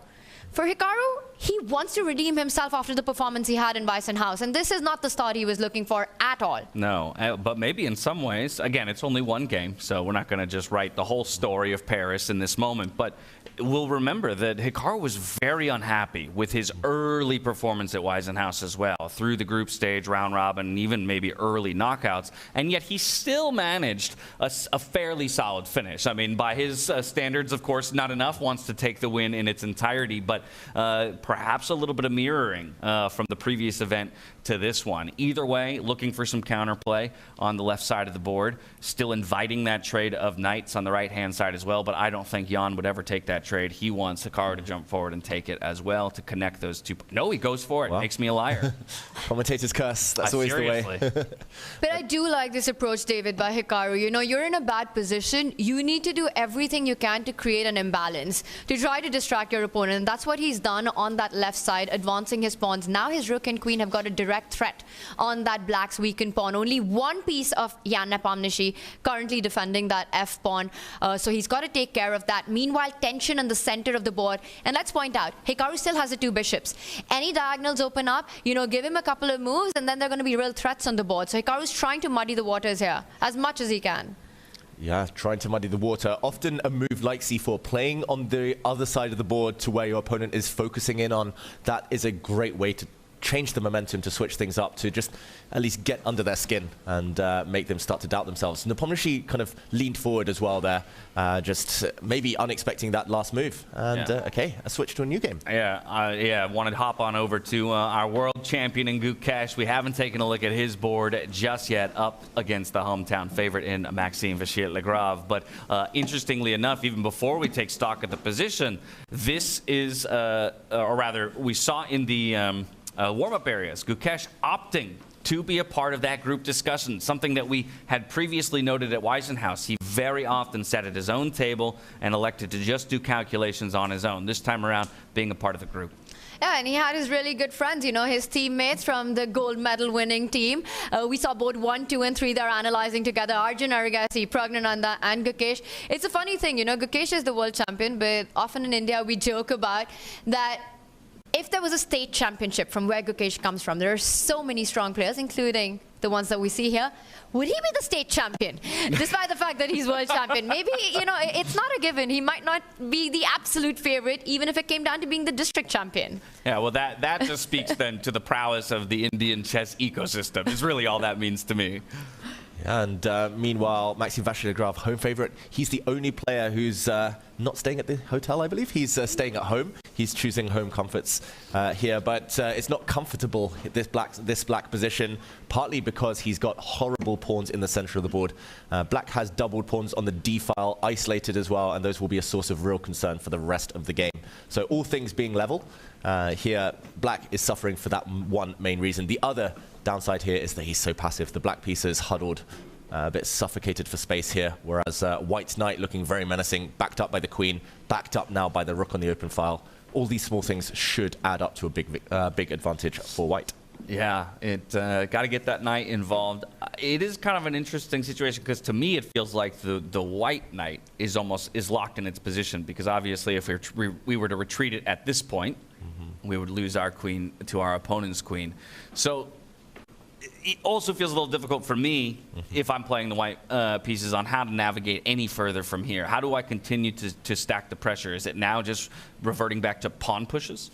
Yeah, quite possibly. Maxime decides, why not just bring the king out into the open? There you go. I don't recommend that normally, but okay, he feels that is a slight improvement. Yeah, it could be pawn pushes. Maybe Gukesh will start pushing some pawns on this flank, maybe on the other side of the board, pawn to h4. Another plan would be to lift the rook to break that awkward tension between the queens, bring the rook to support the white knight. It does feel like Gukesh has almost maximized his piece placement. Okay, he just defends his queen instead. Very nice, sensible move. So he has freed up his knight to jump somewhere. I'm not sure quite where it's going, but yeah, even if he doesn't do too much, by the way, even if White just improves the king, just pushes some pawns, he's not risking anything at all, Gukesh. And a knight trade offered. To take or not to take? Not to take. You know, you've got this beautiful knight, you've got these pawns to get to. I would be surprised if he takes a decision to actually trade and ease off the pressure on Maxime. It's also the kind of position that I think Gukesh really enjoys, a very pleasant advantage to play for. You've got these doubled pawns that Maxime has to live with for the rest of the game, can always be put pressure. Also notice how that pawn is on a light square, so the white bishop can always reroute itself while its counterpart on e6 has to keep itself defended. There's also weaknesses on the right side of the board. That h pawn can be a target at some point, but I'm kind of struggling to find a good square for the knight to retreat. I say you don't trade, you don't really have a way to come back and keep it alive. And Gukesh trades. Yeah, he trades. He could have maybe retreated it to defend his queen and kept things together tactically, but he's choosing to go for activity in an endgame. And okay, Maxime Vachier-Lagrave, he's very good in endgames though. They're both fantastic calculators, and especially technical positions, they often find a way forward. The problem is the white rook's about to be evicted. Yeah, pieces are flying off the board, and I know we don't have the clocks on the screen right now, so I'll just let you know Gukesh is working with 15 seconds on the clock as he makes a move. Maxime just over a minute on his clock, so a little bit more breathing room, but in either case, both of these players are starting to hit that kind of scramble time. Where moves are going to be blitzed out and errors are more likely to be made.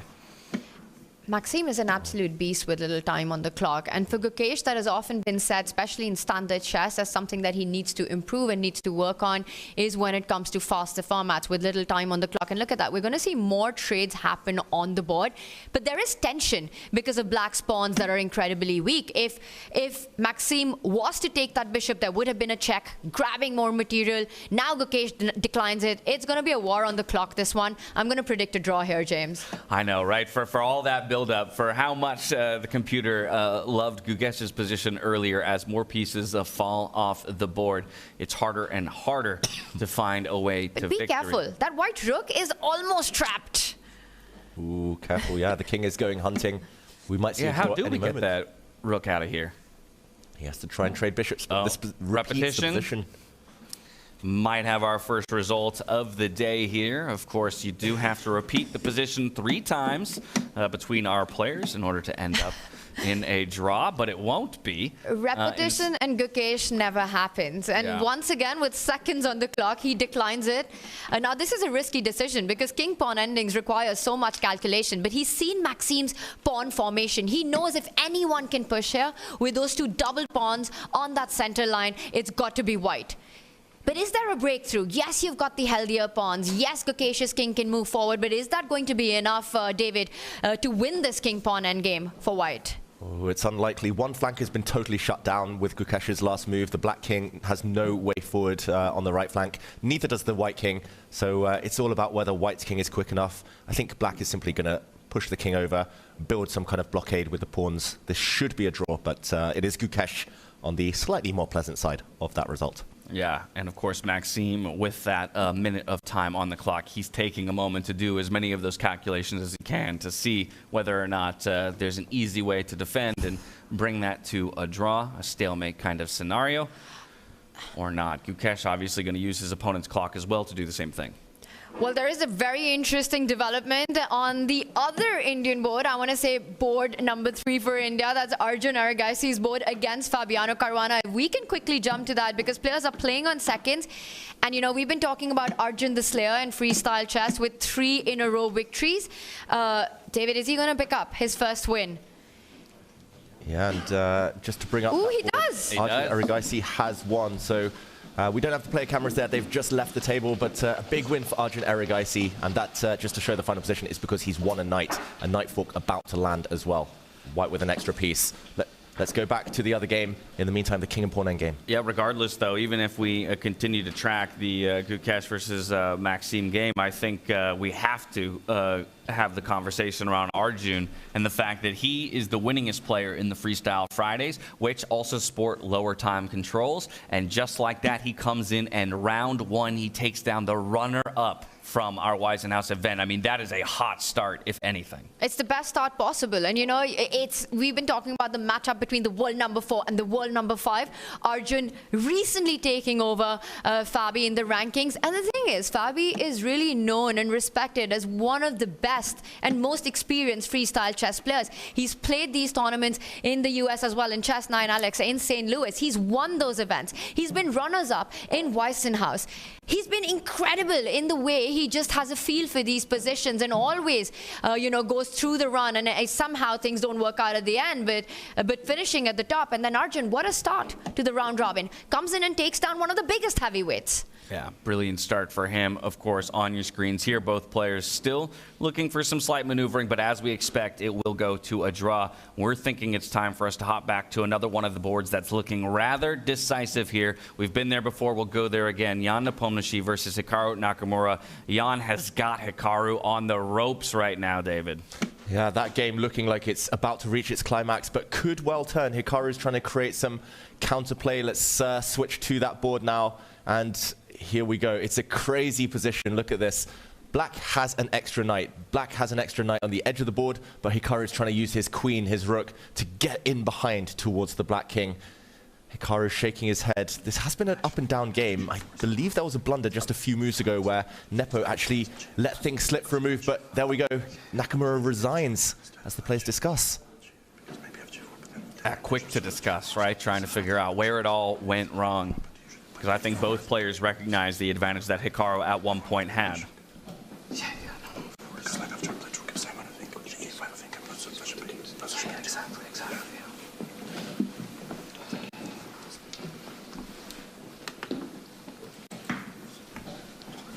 Okay, kings will be moved to the center of the board to denote that the game is over. And Jan Nepomniachtchi, in his first appearance here on the Freestyle Chess Grand Slam Tour in 2025, will start with a decisive win.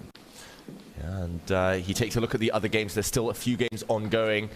I'm going to bring us to Vincent Keymer, the reigning champion, against Nodirbek Abdusattorov, where it looks like a decisive result, potentially incoming as well. Look at the crowd. Jan Nepomniachtchi, though, there must be beaming inside, even if he was trying to hide it. This one, we talked about the game earlier. Slight advantage for Nodirbek. This time, the advantage has grown. A quick pawn count shows he's 2 pawns ahead now for black. Also, a big check threatened in the corner, supported by the black bishop. The bishop simply better than the white knight on such an open position.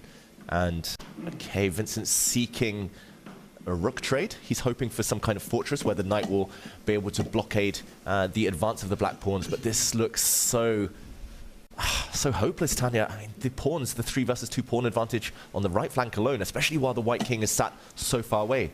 It also feels like in these kinds of endgame positions, right, the knight taking so much more time to travel across the board, makes it a lot harder to build that fortress that you're talking about, where he can defend every piece at the same time. Yeah, especially with the lack of coordination between the king and the white knight. You know, it's going to take a few moves for Vincent to march across to the right side of the board. I want to point out, in Weissenhaus as well, in the round robin with 10 minutes and this shorter time format, Vincent did seem to struggle. But it's like the best in him comes out when he's got more time on the clock, when we move to the classical phase.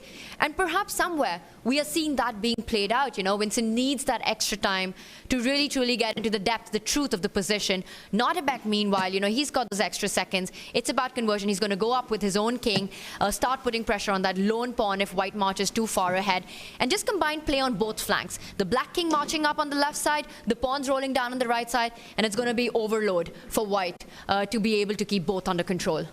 Yeah, there's also a path for the black king into the center. He's just opened up that path. The black king is now ready to enter the white camp, and it's going to be hard to hold off the advance of the pawns and the entrance of the black king. Yeah, it's a great reminder, though, of Vincent's performance in the round robin back at Weissenhaus, finishing as the 6th seed of 10 coming out of that round robin and into the knockout stage. So while he was the eventual winner, it was a slower start. But it also is a good reminder that for each of these players, their main objective is just to make it into the top 8. We have 12 in the field, which means 4 are going to get eliminated from knockout contention. So at the very least, all you're looking for is a top 8 position, while, of course, any place above that will do a service to you in terms of either having the opportunity to choose your opponent or be less likely to be picked by a strong opponent. And here we see the black king is going to march this game to victory for Nodirbek. The king is about to enter and hit a pawn. There's one source of counterplay, this B pawn marching forward for Vincent, but note how the promotion square is covered by the black bishop, and I think he might even maneuver that bishop around to stop it in its tracks. Should be over within a few moves. Yeah, and well, he's following your analysis to the T. And while we don't need to go to this board, I'm just going to make our viewers aware that there was a draw agreed to between Gukesh and Maxime over on their board. So we've had 2 decisive endings so far in round number 1 and 1 draw, with 3 boards still in play. Well, at some point, I think we would like to also take a look at the Vidit Magnus board, you know, where Vidit is really trying to hold off Magnus in that position. It's an endgame, and we know Magnus Carlsen, he's always trying to push for the win when it comes to these kind of positions. Meanwhile, Nodirbek making a lot of progress. The kings come down, now the pawn is going to step up. Could be a good moment to jump into the Magnus board as well.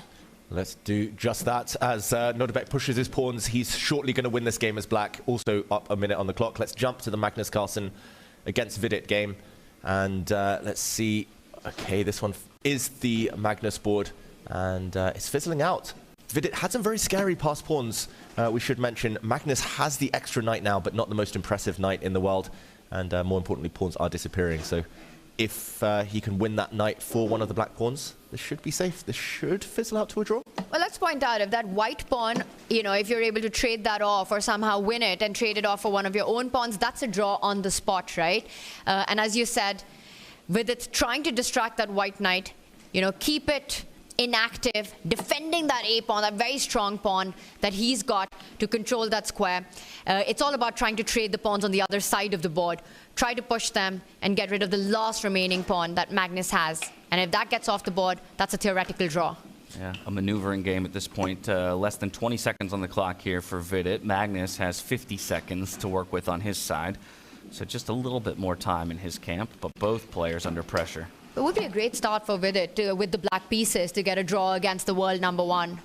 Yeah, especially because, as we saw a lot earlier, his opening wasn't the best Vidit. He was down significantly on the clock very early, but it looks like he's holding this one for now. We should mention only white can win. It should be a draw, but only white can really win this game because he has the knight, barring any crazy turns. The problem for Magnus is that the white rook is tied down, ultimately defending its own pawn, the one potential future queen. You need to keep that pawn alive to win this game, and the king and the knight kind of stuck, protecting each other, but also stopping this black pawn. So with that in mind, if a draw, simply a draw is my goal for Vidit inside of blank, how am I approaching it? Am I trying to set up a position where repetition will happen, or is it just trade pieces to the point where there's not enough remaining for a victory? Yeah, I think that latter option, ideally, just trade as much as possible.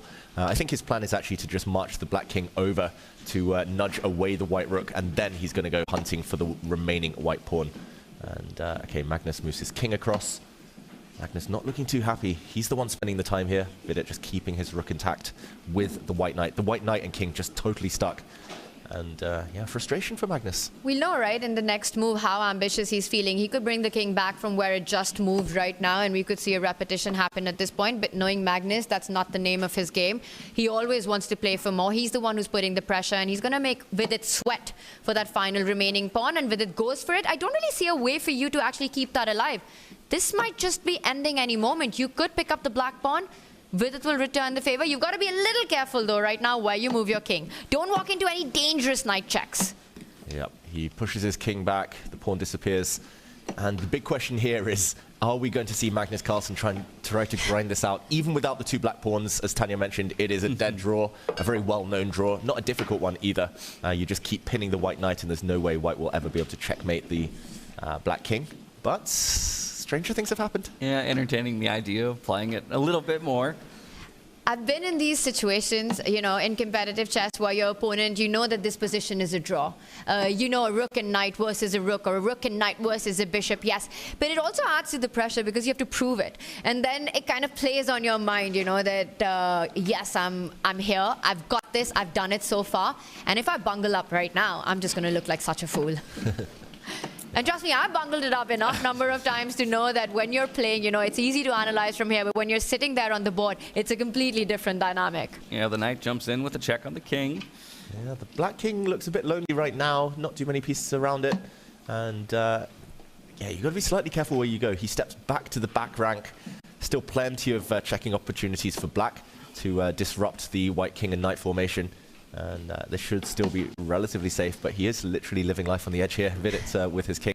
What normally happens here is that Magnus might take 50 moves to win one of the black pawns. He might take another 20, 30 moves to win the other black pawn. And then it feels like you've made progress, even though it's still objectively a draw. And psychologically, that can be difficult for the defending player. But Vidit, I mean, he's so accomplished, Tanya. He's so calm these days. It's hard to see him ever letting this one slip. Yeah, but Magnus is such a grinder, jumping for another knight check just for you at home to know this is our only remaining board still in play. We've had 2 more results taking place over on Richard Rapport versus Praggnanandhaa. Rapport actually taking a decisive victory there. So the first of our 2 last-minute replacements getting a nice decisive victory to kick off his round robin, and Nodirbek Abdusattorov did manage to convert in his decisive win over Vincent Keymer. So we've had quite a few decisive results, only 1 draw so far, and staring at what looks to be like another draw in our first round. Might be too soon to call a result on this one, though. I mean, I would be surprised if Magnus doesn't play this for another 50 moves. But on the counter side of that, it is the first game. David, you know Magnus best, right? What do you think is going on in his mind? Does he want to push this out till the very end and play for the next, I don't know how many moves? Or is he going to bail out pretty soon and say, you know, it's a long day of chess ahead of us? He will not agree to draw unless he really has to, unless he feels he's exhausted all possible tricks. I don't think he looks his most determined, Magnus. I think he realizes, okay, it's just going to most likely be halved out this game. But it is round 1, as you mentioned, Tanya, and Magnus is traditionally a very slow starter.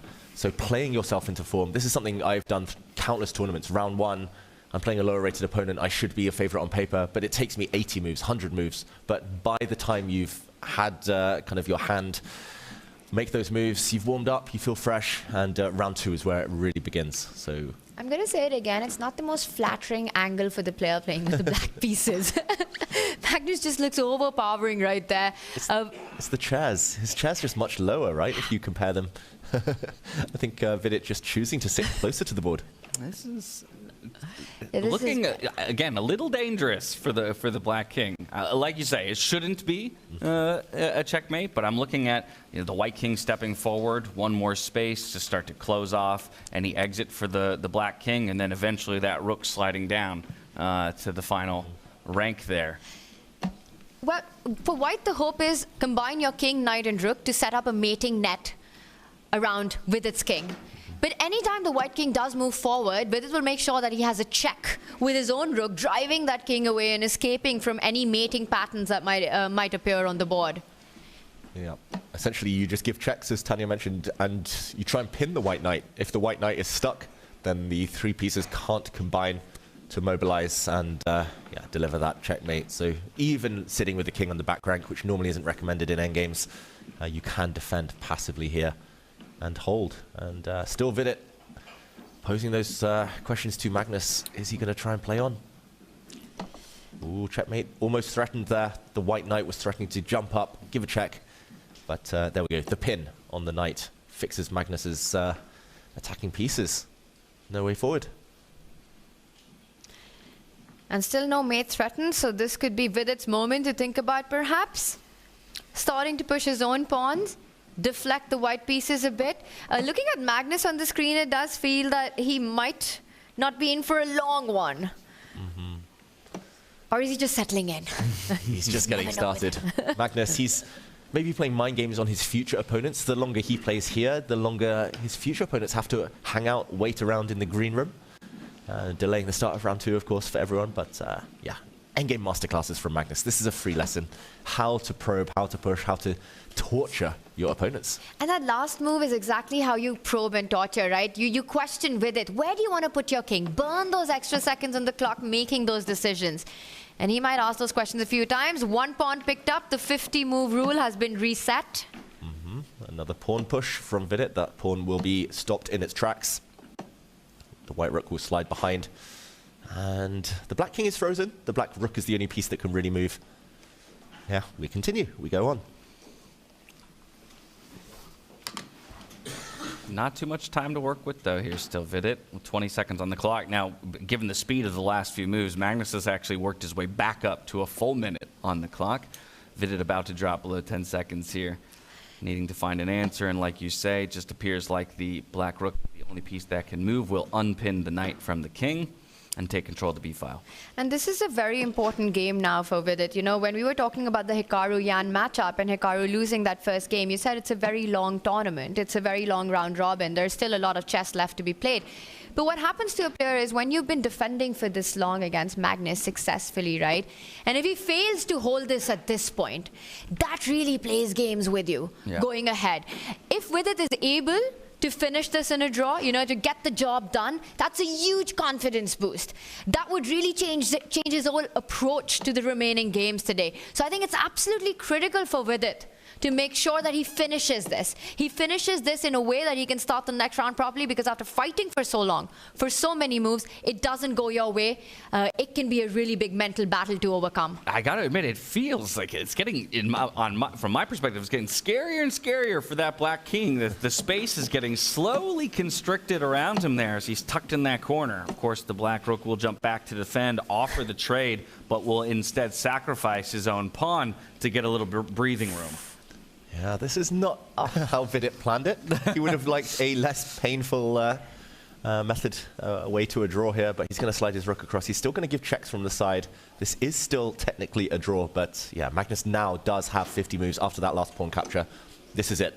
That was move 87, so move 137 is likely where the game will end if Vidit can defend for that long. But Magnus, he's going to try and put Vidit under so much pressure that eventually there might be only one move to save the game. And he's going to hope that Vidit only has 5-10 seconds on the clock to make that decision. So he's going to play around, wait around, try to play with his food, and Vidit's going to have to hold strong. Yeah, and the pressure really is building up right now, right? Vidit is really hoping to give a check on the next move and try and drive Magnus's king away, get more breathing space for his own king to move forward. And both players know that this is a draw, and this has to be held, but you still have to prove it on the board. Predictions, guys. Does Vidit hold this, or is it going to be a Magnus win? I'm going Magnus win. Ooh, I'm going Magnus win. Apparently there's only one move to save the game. The black king had to move there before the white knight and rook moved in for the kill. He found it. Okay. Only move for Vidit. Maybe I should have waited to get the prediction. But there are going to be many more such opportunities that Magnus will create for himself, where once again Vidit will have to find the absolute precise move. So you're saying that Magnus gets this done. Yeah. David? I think a few years ago, Vidit, when he was maybe a bit less confident against the top players, he might have struggled a bit more. But these days, he's so calm, so confident, so strong, Vidit. I don't think the psychological pressure is going to get to him. I think draw. Tanya, break the tie. Oh gosh, the tiebreaker. I mean, Magnus's king, knight, rook, they're really closing in, but I'll go with a Vidit hold in this one. You know, he looks calm. He's adding up those seconds with the bonus time on the clock. The king has, at least for now, managed to step out. Vidit doesn't look absolutely hassled. And you know that move where he found the only way to keep the balance? And he played it quickly. Yeah. So he's feeling confident about his chances here. I'm going for a draw in this one. All right, fair enough, fair enough. We'll see, though. Still plenty of moves left to be made. Magnus going to hydrate. That's good. You got plenty of rounds left to go as well. Let's not forget there are 5 more games for each of these players following this first round in just day 1. We're going to be here all week just with the round robin stage. This has already moved 92. And if that keeps happening, with the players are going to keep us busy for hours. Magnus, in the meantime, blocks any potential checks with his knight.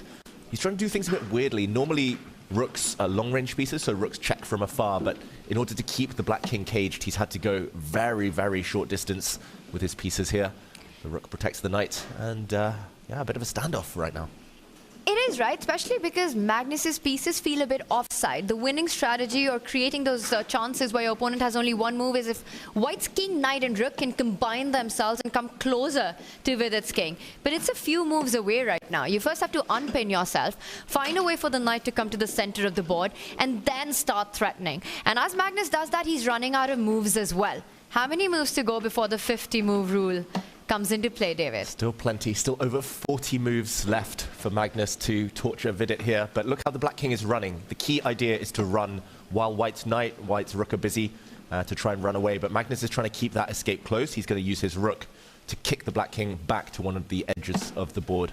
So still some hard work. But again, good technique from Vidit, keeping the rook far away. Now he's going to check the white king and break the white attacking formation. No real way for the white knight to shield any checks. The white knight needs to be here, really, but it takes too long to get there as the king steps back. And as a defender in this position, it's so important to not get into the forest of which move where should I go with my king? Yes, you've got these options, but you don't sit and start calculating. As long as you can see that there's no direct path, you make a decision and you play fast. The problem happens, the mind starts sort of seeing these ghosts when you spend too much time deciding which square to escape with your king when there's a check. So just general rule of thumb, if your king and the rook is far away, there's no immediate fork, make a decision and play it. Yeah, and that goes to your earlier point about what Magnus is looking for, David. He's looking for that one moment where he's got Vidit in time trouble, and he has to make a crucial decision and maybe just makes a singular misstep, opening up a path to victory for Magnus Carlsen. Either way, Vidit now 13 seconds on the clock with a little bounce. James, he has to hold this one. Vidit must hold this one. If for a chess player, if you let go of this, it's really tough to play your next game. And then you go into a tilt. Yeah, you'd be kicking yourself to let this one go when, as we've stated before, both these players know that with perfect play, this is a draw. Yeah, it's like a badge of honor knowing how to draw this one in your sleep, basically, as a grandmaster. But of course, when the lights, the cameras are on you, and especially the first game of any tournament, there's always going to be some nerves. Vidit's done everything perfectly so far. Great result incoming for him if he can continue to do so. But Magnus has centralized the knight. No more checks against the white king. The white rook will, again, find a new angle to try and kick the black king to the back rank. And what a moment this is for Vidit, right? He makes his debut into the Grand Slam tour here in Paris with his crushing victory in the qualifiers. And this is his first game as a married man. His wife is right there in the playing hall watching this happen, and it's against none other than Magnus Carlsen. So getting this draw has got to be feeling good for Vidit. Yeah, thrown in at the deep end here. Black against Magnus round 1. What better way to warm up? But there we go. He's calmly defending. Note how he's just getting ready to run away with the king. He wants to use his king to run, and he'll often outrun the white king, which often needs to protect its knight. So it's a bit slower in the foot race here. And still holding the draw despite being cut off. And speaking of the matchups in general, I think it's a good opportunity for us to explain to the viewers at home that obviously the matchups were of random draw. Yesterday at our dinner, we had each of the players drawn by random cards and then seeded randomly as a result. 1 playing 12, 2 playing 11, and so on and so forth. Of course, given that it's a round robin, we will have 11 games played where every single player manages to meet each other. But like you say, what a way to kick things off up against Magnus Carlsen as your #1 match. Yeah, and the White King goes one way, Vidit slides the other way. Again, great instructive technique. For everyone at home learning how to defend this endgame, it's a key one to have in your arsenal. It's nice to know what endgames you can safely bail out into. For example, if all things go wrong, pull that emergency break. Yeah, this is great technique. The Black King goes one way, and yeah, whichever the way the White King goes, you run the other way. The Black Rook now cuts off Magnus from making progress as well. Extra bonus. He's getting closer. 30 moves now. 30-move countdown begins for Magnus to try and win this game. And he's trying to reroute that knight to another square at the center of the board, just creating a path for his own king to come closer towards Vidit's king, corner that king, and only then can you start threatening checkmates. The other big takeaway that's been from this endgame on how to defend, technique 101, you said walk away with your king on the opposite direction of the attacker, is also keep your king and the rook as far away as possible. Only bring it to defend, to become your king's neighbor when necessary, because you never want to walk into a fork. Yeah, getting forked. Worst feeling in chess. And, been there, done that. Yeah, we've all been there, especially in blitz, especially in this type of time control, but Vidit holding his nerve well, and now the White Rook didn't quite make it on the other angle. He's trying to find new paths forward, but yeah, Black just doesn't need to worry at all. As long as you've got the White Knight pinned, nothing can go wrong. I say that. King stepping forward. Okay, he's going to have to choose a side of the board. Both sides, I think, are fine. I don't think any of the other players expected round one to go on this long. We're just getting started here. Yeah. That's a good point, right? all 10 other players are sitting off probably in their respective green rooms watching this game play out, but thinking about the fact that they've got 5 more battles to wage before the day is over.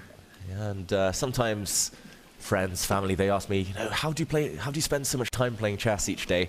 And I'm like, I was only playing a blitz game, only playing a 10-minute rapid game. This is a 10-minute rapid game, and we've been going an hour nearly. So, yeah, chess never ceases to surprise, and there's beauty in this type of marathon chess. But that moment, it feels like it's coming closer, because Magnus has managed to sort of, in a way, corner Vidit's king to that final rightmost line rank on the board. He blocks the check. And Vidit somewhere will have to be careful. He's threatening a checkmate in one. If the rook slides over, that will be game over. So Vidit needs to move the king. He has to come forward. Only move to save this game is to bring the king forward 1 square to h5. going back losers. He goes back. And now it's over. If Magnus just brings Magnus sees it. King forward. King f7, and it's checkmate next move. Guaranteed. There's no defense, and he does it. He does it. Vidit has blundered. Magnus is about to win. Oh, you know what? Wow. The recognition sets in. That will be it. Vidit's checking if they've completed the 50-move rule. If the next move hits the 50-move mark, it's a draw. Vidit will say, I play my king. Is it 50 moves since the last pawn was picked up, David? Unfortunately for Vidit, the answer is no. At move 87, the last pawn disappeared. This is move 116, so not even 30 moves. He's going to resign then. Yep. Yeah. He's about to get checkmated. He gave his rook too few checking squares. He should have gone from the other side with his rook. Yeah, our incredible arbiters stepping in to make sure that everything goes the way it should. Vidit with a shake of his head. His appeal has been denied. 50 move is far away. He's about to resign and lose this marathon game, and this one's going to hurt. Magnus gets the extra 2 minutes for a false claim. Magnus takes the win. Vidit resigns. Heartbreaking. He was so close to the draw. Did everything right for 114 moves. But on move 115, the blunder eventually came. Yeah, great respect shown between the players as the handshake is extended, and quickly talking about what the options were there. Magnus, I think, even pointing out perhaps the only option there for Vidit was to step forward with the king. But either way, our world number 1 does start out his tournament run with a victory here. And for Vidit, he will fall down with a loss early on. That's round 1 of the day. We have 5 more rounds to go in our round robin as these two players take their time to wax and wane on the happenings in their game. Let's go ahead and reflect on the highlights across all 6 boards here for the first round robin.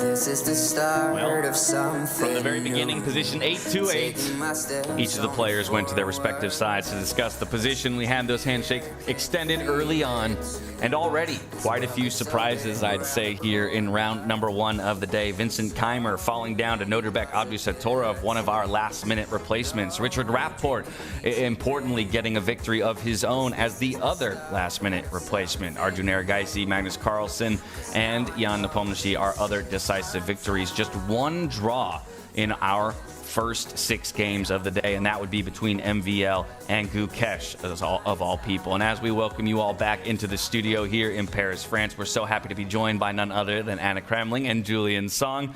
Anna, we had the privilege of being with you in Waisenhaus as well. Paris, though, a very different feeling. What's it like to be in the city of love, to be smack dab in the middle of a major capital as opposed to tucked away in the wonderful resort of Waisenhaus? I feel like right now Paris is the city of chess more than anything. It's been amazing. Like, Paris is such a beautiful city. I feel like the spirit here is just so nice, and I mean, the whole tournament looks amazing, so I'm really, really happy to be able to be here for a few days. And from there, I'll turn to you. I am Julian Song from Paris yourself, chess content creator. To have Freestyle Chess come to your hometown, what's the experience been like for you so far? Yeah, it's crazy because like chess is like booming in France as well, but we don't have so many strong tournaments in France, and to see all the best players in the world in Paris, it's just incredible. Now, of course, Maxime is the representative from France taking place in this tournament, the only one to come away with a draw in round number 1. When you take a look at the way that freestyle chess kind of plays out from your perspective, do you feel like round 1 here is pretty representative of how things are going to go? More decisive victories than games ending in a draw? I mean, freestyle chess is really interesting because like with Anna, we tried to get the move of Magnus in the opening, and it was just impossible because we are not used to the position. And I played my first freestyle chess tournament like 2 days ago, and it feels like it's a new game. So it's just crazy because I've been playing chess for more than 20 years, but everything feels so new, and it's kind of refreshing, you know. But it's also like, it feels new, but then in a way you reach certain positions where it also feels very similar. So that's the interesting thing. It's similar, but we know something is off, because what's the knight doing over there? The knight is typically not there, but it still feels familiar. Right. You're noticing maybe pattern recognition. Oh, yes, I feel like I've seen this before. Maybe this was a transposition of a position one time from that year. But I think that will be a continued interesting conversation, too, as we see these positions more and more and more. That first time we get a repeated position, right? How will the players interact with, oh, we really have actually seen this 960 position before. But Anna, I'm curious, from your perspective, as we know, at Waisenhaus, y'all were wonderfully set up to produce all kinds of content for yourselves. Here in Paris, do you have anything specific planned while you're here? Yeah, so yesterday I spent the whole day playing a bunch of games against the different players, and I actually got the honor to face Magnus Carlsen in freestyle chess, but this time Magnus was blindfolded. Ooh. So I'm posting that game today. It was incredible. I'm very excited to show it. And yeah, so I've been doing a lot of different kinds of things. And also, of course, it's amazing to just be so close to all the top players in the world. Well, what a mental tax you applied to Magnus then, to have to try and play a freestyle chess game without the benefit of being able to see the board itself. Do either of you have a sense of a dark horse that we should be keeping our eyes on? Somebody that you think might surprise in the way that Vincent Keymer did in Waisenhaus. Nobody expected him to take the victory. And already I think we have some surprising results with players like Richard taking a win over Prague. Wow. I actually think Richard, that would be my guess. He's so creative and tactical, and he can come up with so many beautiful ideas. I also thought it was really cool. I have this video of everybody sitting by the board now right before the round, and everybody is sitting together talking about the moves. And Richard is sitting there, but he's kind of sitting by himself, just looking up to the ceiling thinking. And to me, that was kind of like a dark horse vibe, someone that's doing things a little bit different. Yeah, a little unassuming, searching for the answers in the heavens, and it looks like the answers were delivered to him today. Yeah, Richard, I had a conversation with him actually before the tournament, and he was like, do you have any tips? I've never really played freestyle. I feel like a beginner. I'm probably 1,500 elo. Oh, dear Lord. And then I started giving him these tips, and then I was like, wait, I commentated on you nearly winning the play-ins for this tournament. Such a trickster. So yeah, he's going to go far. I wanted to ask Julian, how did that tournament go? You played at Blitz Society, of course, a staple of Parisian chess culture now.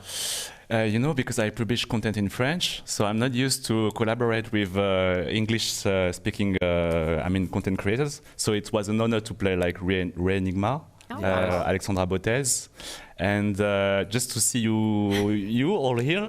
Because like usually I watch you on YouTube, you're like commentating like World Championship and so on. So it's just such an honor to be here and to be able to attend this event. It's just incredible.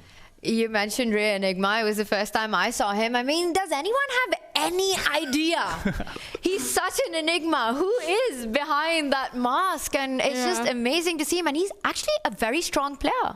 Yeah, I played 2 games. I feel like Anna knows. No, it's the biggest mystery to me. I was like, I don't know. It's beautiful how he's created such a big mystery.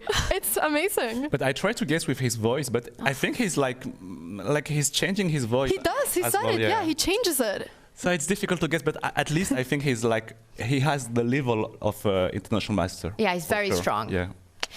You know, Anna, speaking of strong players, you had this video from Weissenhaus where you played against a very strong player, against Gukesh, one of my favorite content pieces from that tournament. What a game that was.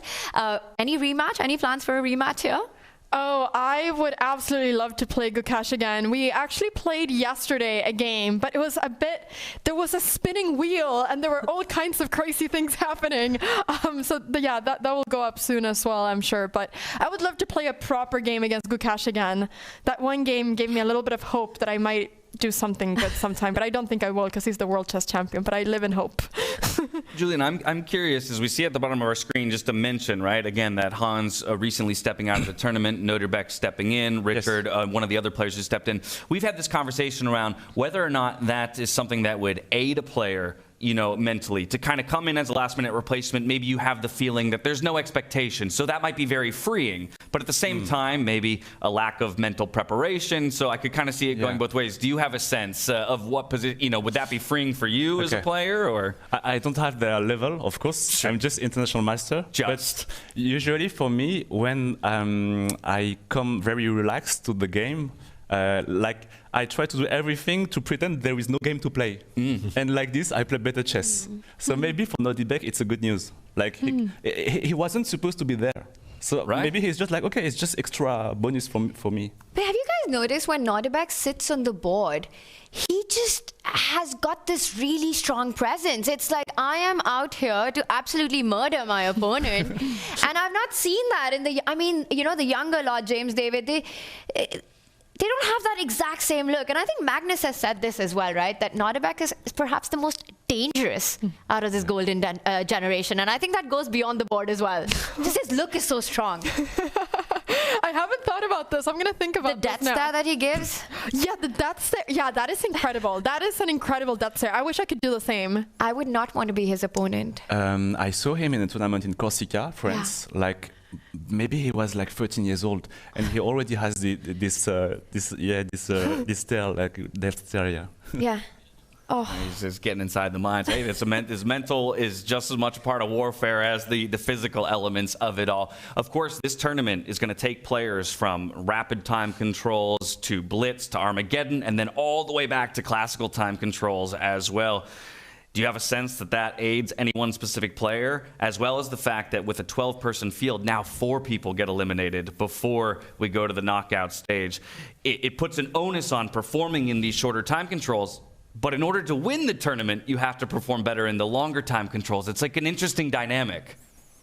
Yeah, I think it's very interesting because when you look at the top players, some are better at classical chess and some are better at very rapid time control. So I think it's a good way to see who is the best, among all the time control, and just to find who is the best player in the world in freestyle chess. Yeah. Alrighty. Well, Anna, Julian, thank you so much for joining us here. Welcome I'm hearing back, that we're just about ready to dive into the player hall to get our second position drawn for our round robin. Let's take a look.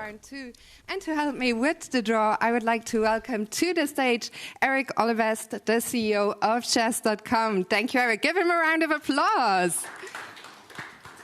Ready? Yeah.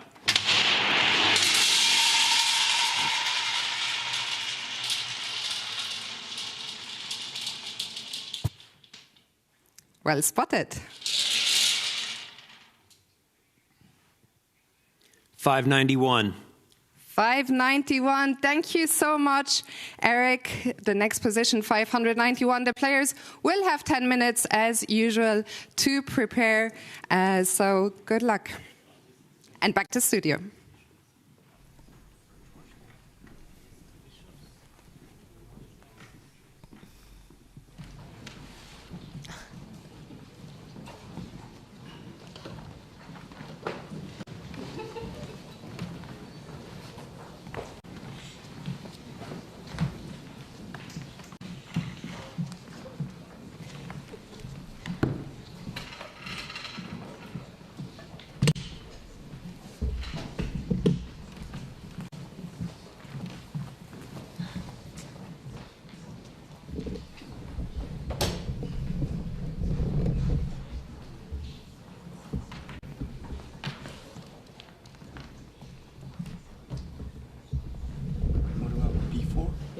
Or before? Yeah, actually, sorry, before. Yeah, yeah. So someone tries to do something. Yeah. Before we can copy. B5, B5. A4. B5, A4. But there's a problem? I will take. Take in 96.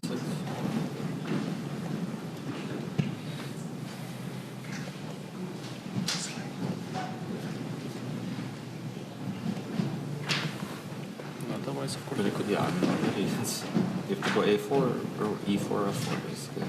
Not so many options. A4? Take. Queen A4. Maybe 6. Are you sure that might be 6? Yeah, I'm not sure. Maybe it's something else first. See something.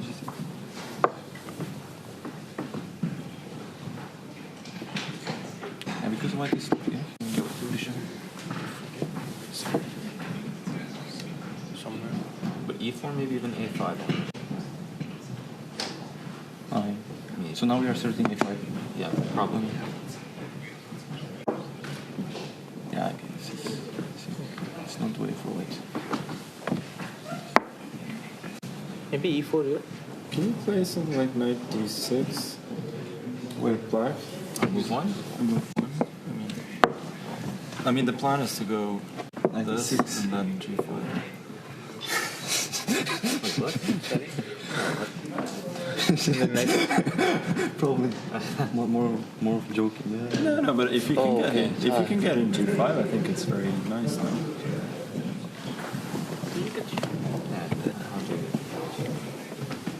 E5, E6. Too much provocation. E5.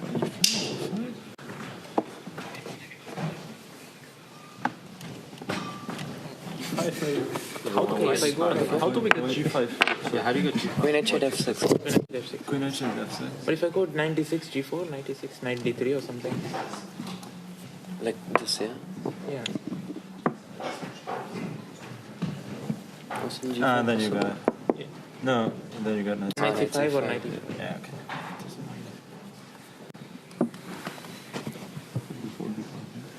So E5, yeah? Why not E5? Yeah. E5 also.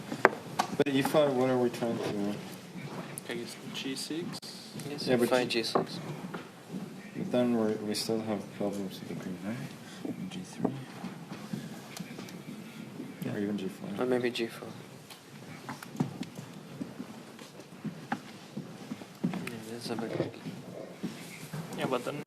So basically, if it gets G4, we go G6 or G5. B6 we are happy now. Yeah, why not B6? B6. And if one B3, we could go B5.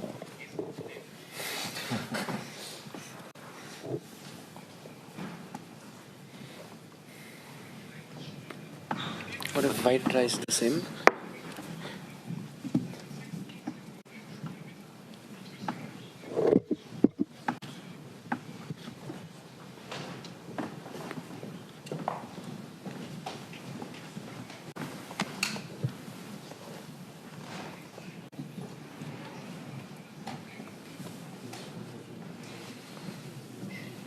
So weird, yeah, this Yeah, this is very, very hard to play. F5, bishop d5. F5, 93. 96.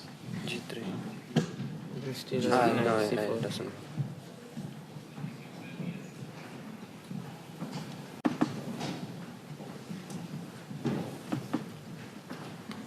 Something. Because B3 first, then. Maybe B3, yeah? Yeah. Because maybe maybe it's very natural to play B4 first move if you're not like to play B3 in order to prevent knight C4 with this plan is maybe a bit deep here. Also, it's not. Okay, but let's try and.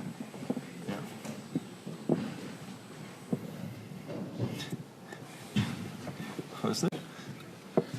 Let's say G3. What? No. Okay. No, I'm serious.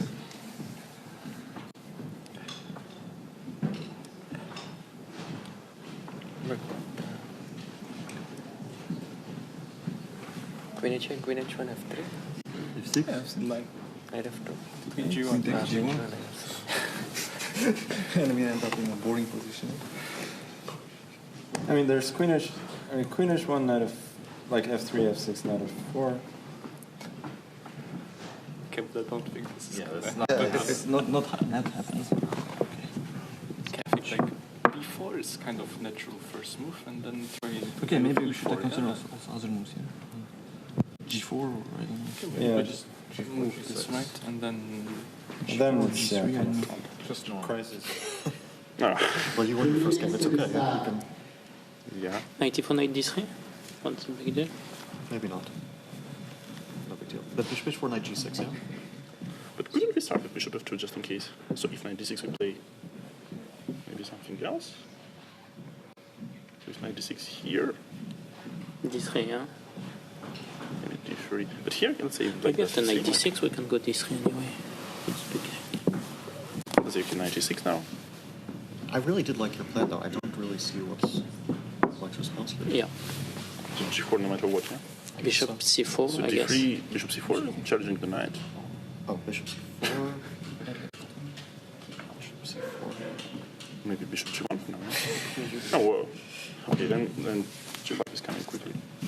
Okay, maybe it's two double edges. Okay, so we start. No, it's like castling, by the way. Bishop F2. Just 1 second. You played knight E4. Knight D6. You go castle. Okay, so black should So let's say if you take, I go with rook D1 because it looks like super scary. Or start with okay, no matter what I start with G4. Let's say I go with rook D1 and B1. Okay, take whatever F5. I mean, okay, maybe not so scary. Things are defended. Yeah, D5, D7 is defended. just Yeah, be sure also. D7 is defended. Yeah. Okay. But this is a bit sophisticated. Knight D6 is too logical. That's my small concern. Please come to your tables. It's an interesting position. Yeah. Yeah.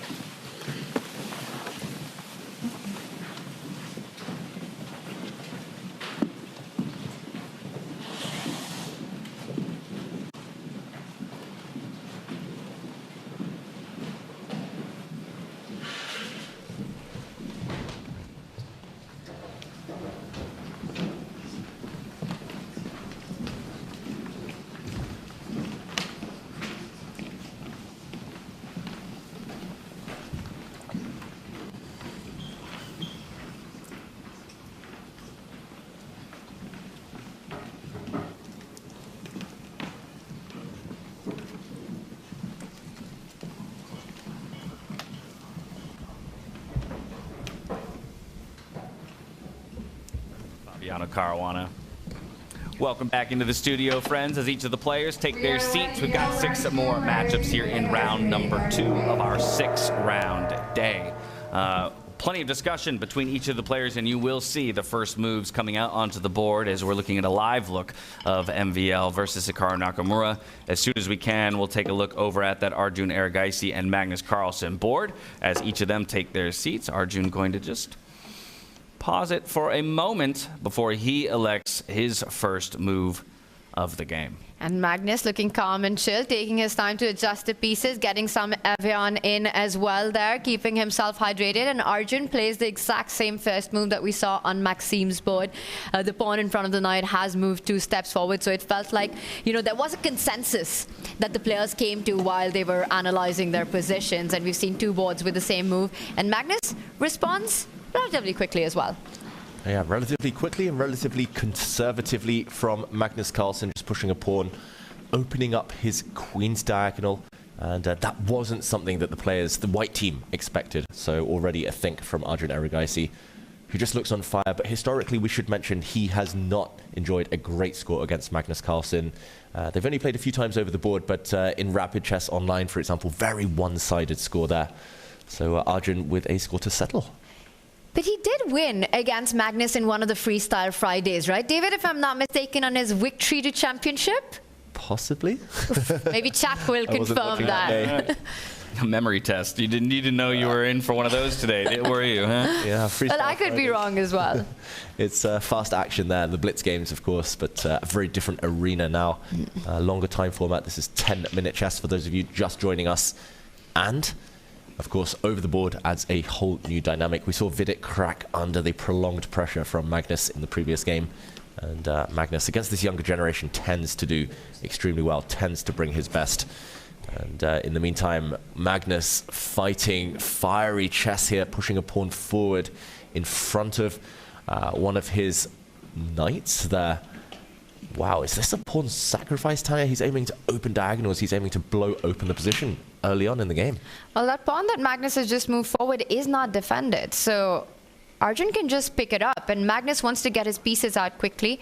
So very often top players do that to get activity, to start sort of not waste time and start putting pressure on the pawn that would just capture the f5 pawn. If it's taken and Arjun goes for it, he takes the bait, expecting Magnus to kind of develop with energy now, bring that knight out, start attacking white's pieces. This is him playing for the initiative. And I want to call David on one of the things that he said in this previous game with Magnus, right? It just played out like that Magnus will force Vidit in a position where he has to take just one decision, and he won't have enough time, and the game will come down to that. And it was essentially a one-move checkmate that eventually that Vidit fell into. Yeah, the grindmaster, Magnus Carlsen. Grind like a grandmaster. Yeah, this is just how he does it. He tests his opponents, he narrows the path. Often he gives you 5 or 6 logical moves. Then he'll give you 3 or 4. Then he'll give you 1 or 2. Eventually, it comes to only move territory. And that's where the players crack. He likes to prolong the battles. And he calls it anti-young player chess sometimes, Magnus Carlsen. He doesn't like that early confrontation. But here, sacrificing a pawn, it is getting dramatic already. Yeah, and Arjun's not giving up that pawn back so easily. You know, both knights have come to the center of the board. Magnus was hitting that pawn. Arjun keeps it safe. So currently, he does have an extra pawn in the position. And Magnus just wants to open up diagonals. He just wants to get pieces into the game as quickly as possible. He's making his intentions pretty clear. He wants a dynamic position. He wants to play in Arjun's territory. Arjun's known for these kind of chaotic middle games, these chaotic ideas where you give up pawns for piece activity. And Magnus wants to play in Arjun's home ground here. Yeah, and so Magnus making things interesting quite early on in this round, making his opponent think, as we would expect out of Magnus, asking questions. Now I think we'll jump to another board, the one that I had my eye on between Richard Rapport, who had taken the early victory as well, as he is a last-minute replacement, but he's up against the returning champion in Keymer from Wiesenhouse 2025. Wow, and I must admit, I've never seen Vincent Keymer in a t-shirt. He's normally a very formal guy. Polo. Jackets off. Yeah, has a polo shirt. He's still collared. But yeah, this one mirroring almost what has happened in the Magnus Carlsen game. There's huge tension, just to mention, between this white bishop in the corner and this black queen on this diagonal. Right now, there's a bit of a pin on the pawn in the middle. The white bishop's not defended, so the pawn cannot step forward or capture. The black queen will happily snack on a piece in the corner of the board, but watch out for the black queen to become uncomfortable if this bishop ever does find itself protected. The white queen, meanwhile, a bit stuck in this corner. I would say, visually at least, Tanya, looks like a good start for the game for Richard Rapport here. And it's such a rich game to jump to as well, because you can compare it directly with what's happened on Magnus's board, right? Magnus sacrificed that f-pawn very early on. Maybe we can do an action replay. And David, you could tell us where it deviated from the board that we just saw. Because in this position, Vincent has decided to keep his pawn.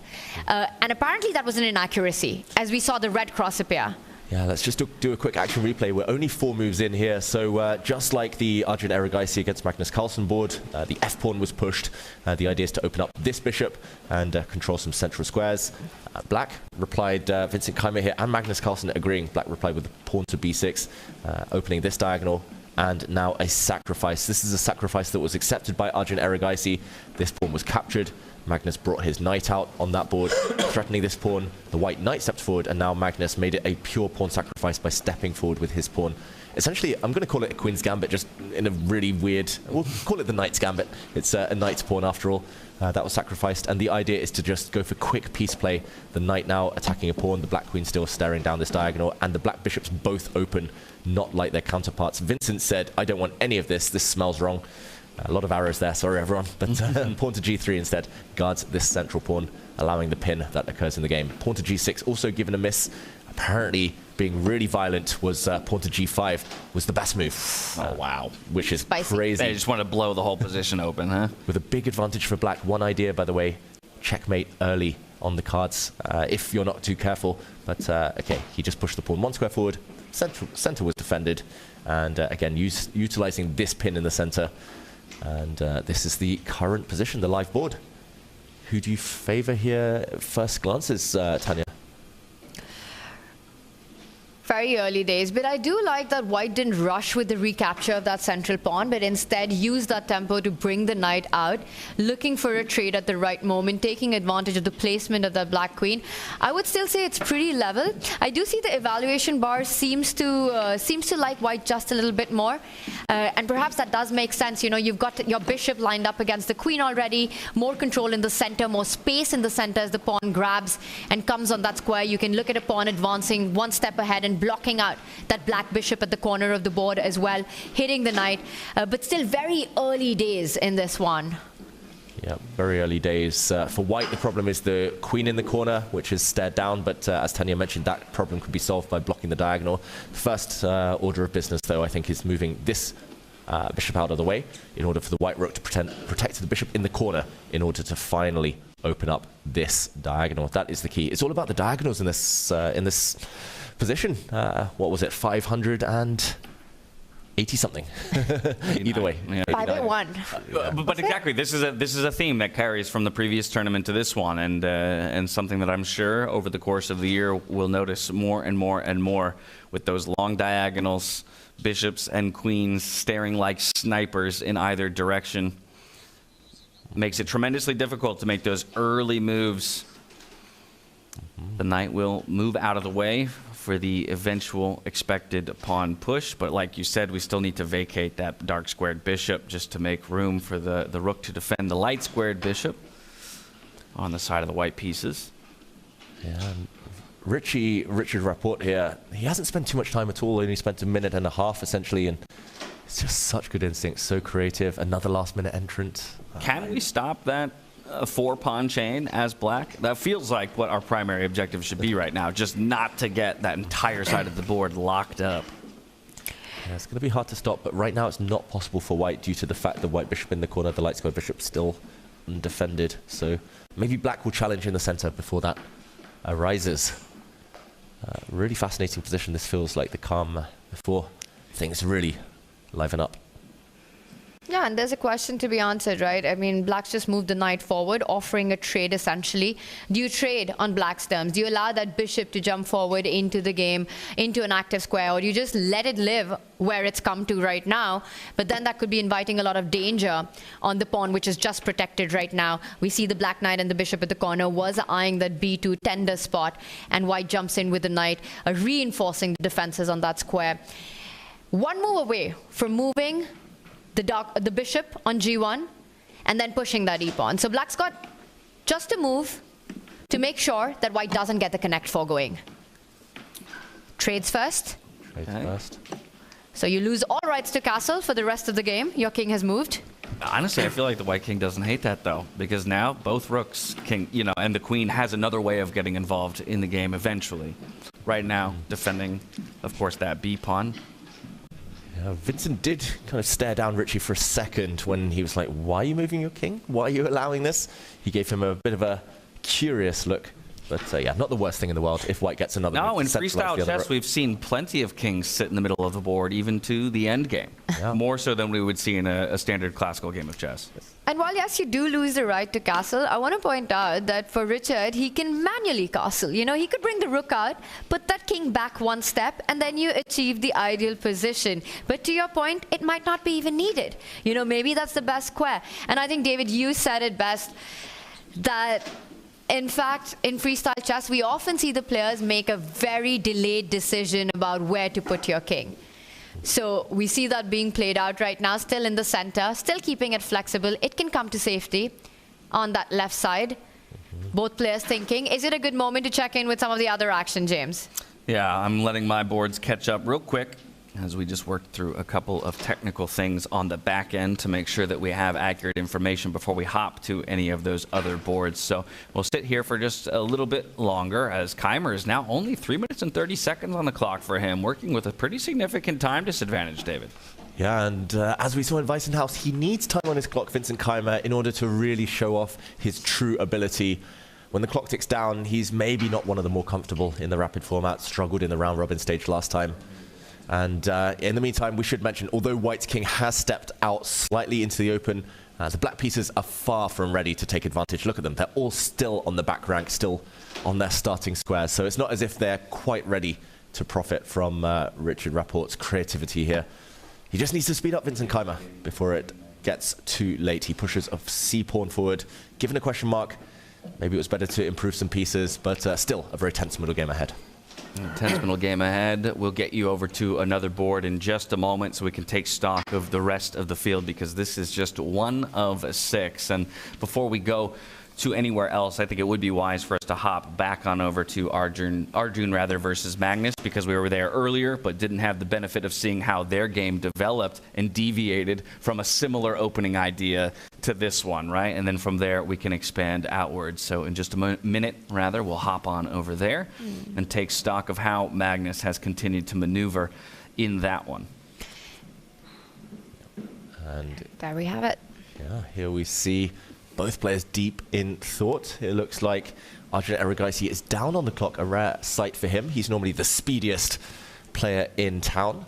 And yeah, it looks like he's got around 4 minutes. Magnus up at 6 minutes plus. Magnus liking to keep a time advantage against his younger compatriots. And this is a wild position, Tanya. Arjun Erigaisi with an extra pawn. There's crazy tension between the white queen and this bishop in the corner. All sorts of pins. Magnus sacrificed early. What do you think is going on? Yeah, nobody knows. And I mean, you know, this is Arjun's style of play. This is just what he does. He's icy cool. He's got nerves of steel when it comes to these chaotic positions. And that tension that you were talking about, the queen and the bishop with a stare off against each other, it's voluntarily created by Arjun in that last move. He just pushed that pawn one step forward. And essentially, for now at least, he's spinning the black rook. And he's saying it's not really easy for Magnus to defend the bishop. You don't want to bring your knight, you don't want to retreat your knight to a square where it becomes a piece that's coming in its own way, in the way of its own pieces. Magnus, of course, doesn't do that. He gets his king to safety. He wants to move that light squared bishop away, get that bishop defended, but it's a mistake. Look at the evaluation bar. Arjun has a huge advantage. Can he put pressure on that rook and win material here?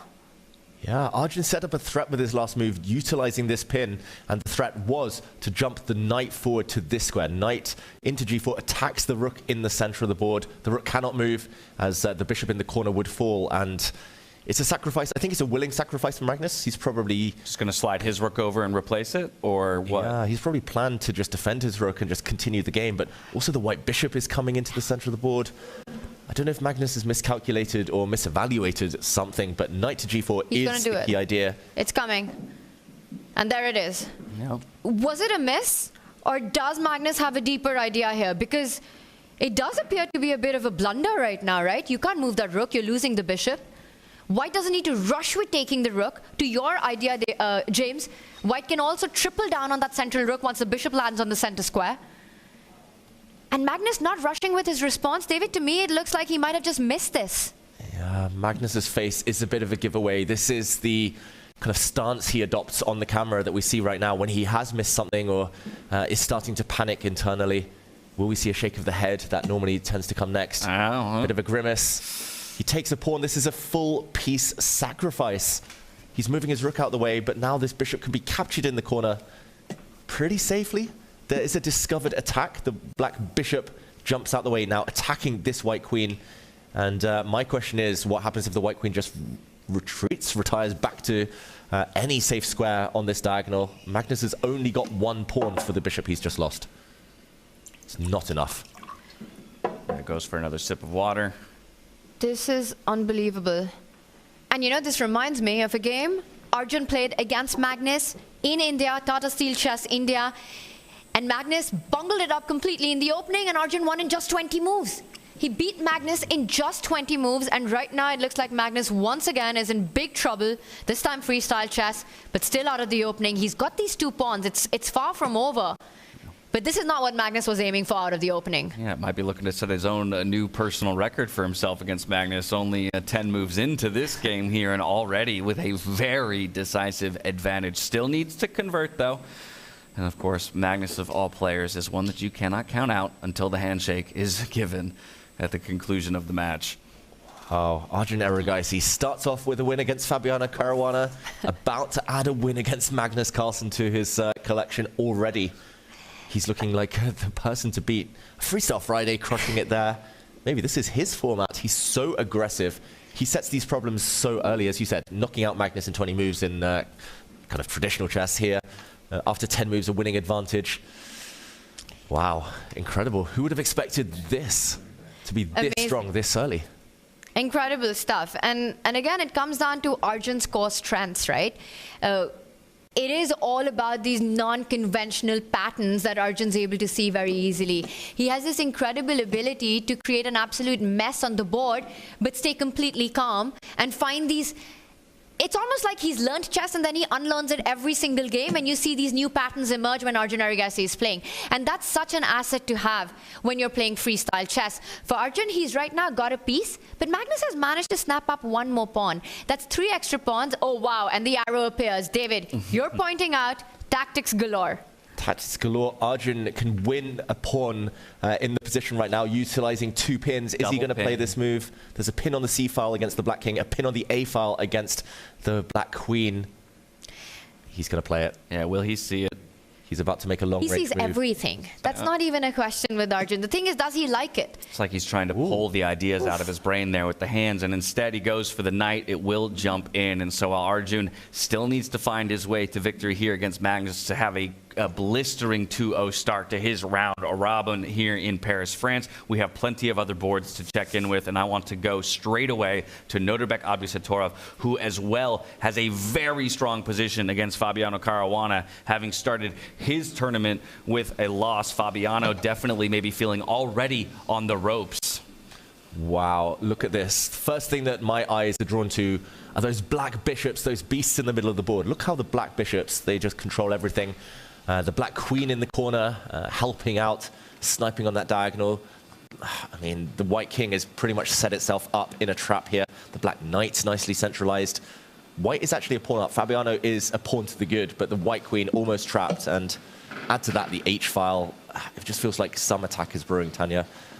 Something decisive is in the air. Just where is the knockout blow? It feels like black owns 80% of the board right now. He's going to own 80% of Fabiano's pieces in a few minutes. Fabiano down under 1 minute, and he's just been forked by a pawn. Queen and knight attacked. The knight will drop off, and it's mirror image, just like Erigaisi's board. One side will have an extra piece and the attack to boot. It's all falling apart, right? Because Fabi can pick up the black knight in return, but also the white bishop will be hanging once the pawn lands on the square that it's about to, and it does, not giving Fabi the time to capture that knight, which will now come to safety. And that means an extra piece for Nodirbek. This is going to be a tough round for the older generation. Magnus in trouble, Fabi in trouble. Yeah, and it's not even close games we're witnessing right now.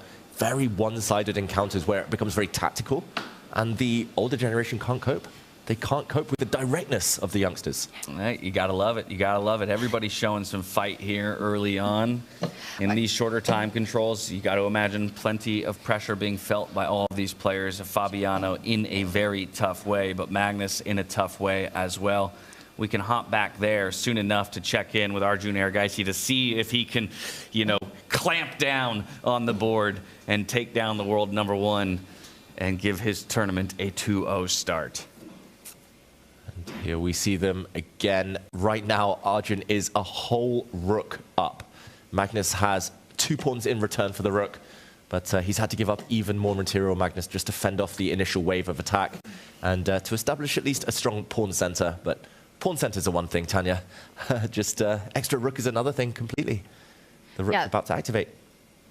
That's massive material advantage, right? What Magnus is relying on is somehow to trick Arjun in this position. He wants to get a blunder out of him. It's the only way to save, to try to get his queen and knight to come together to put pressure against Arjun's king. But notice how that bishop, it takes away a key jumping square for that knight to really end up putting pressure. And Arjun's just playing slowly. When you can make a move like the one that he just did, a simple 1-pawn push forward, controlling everything. Arjun saying, I'm not scared of any attack. I don't see any attack in this position. I got extra material, and I think Magnus knows that this is close to just being over. I don't know, is he giving up right now, David? What's going on in his mind?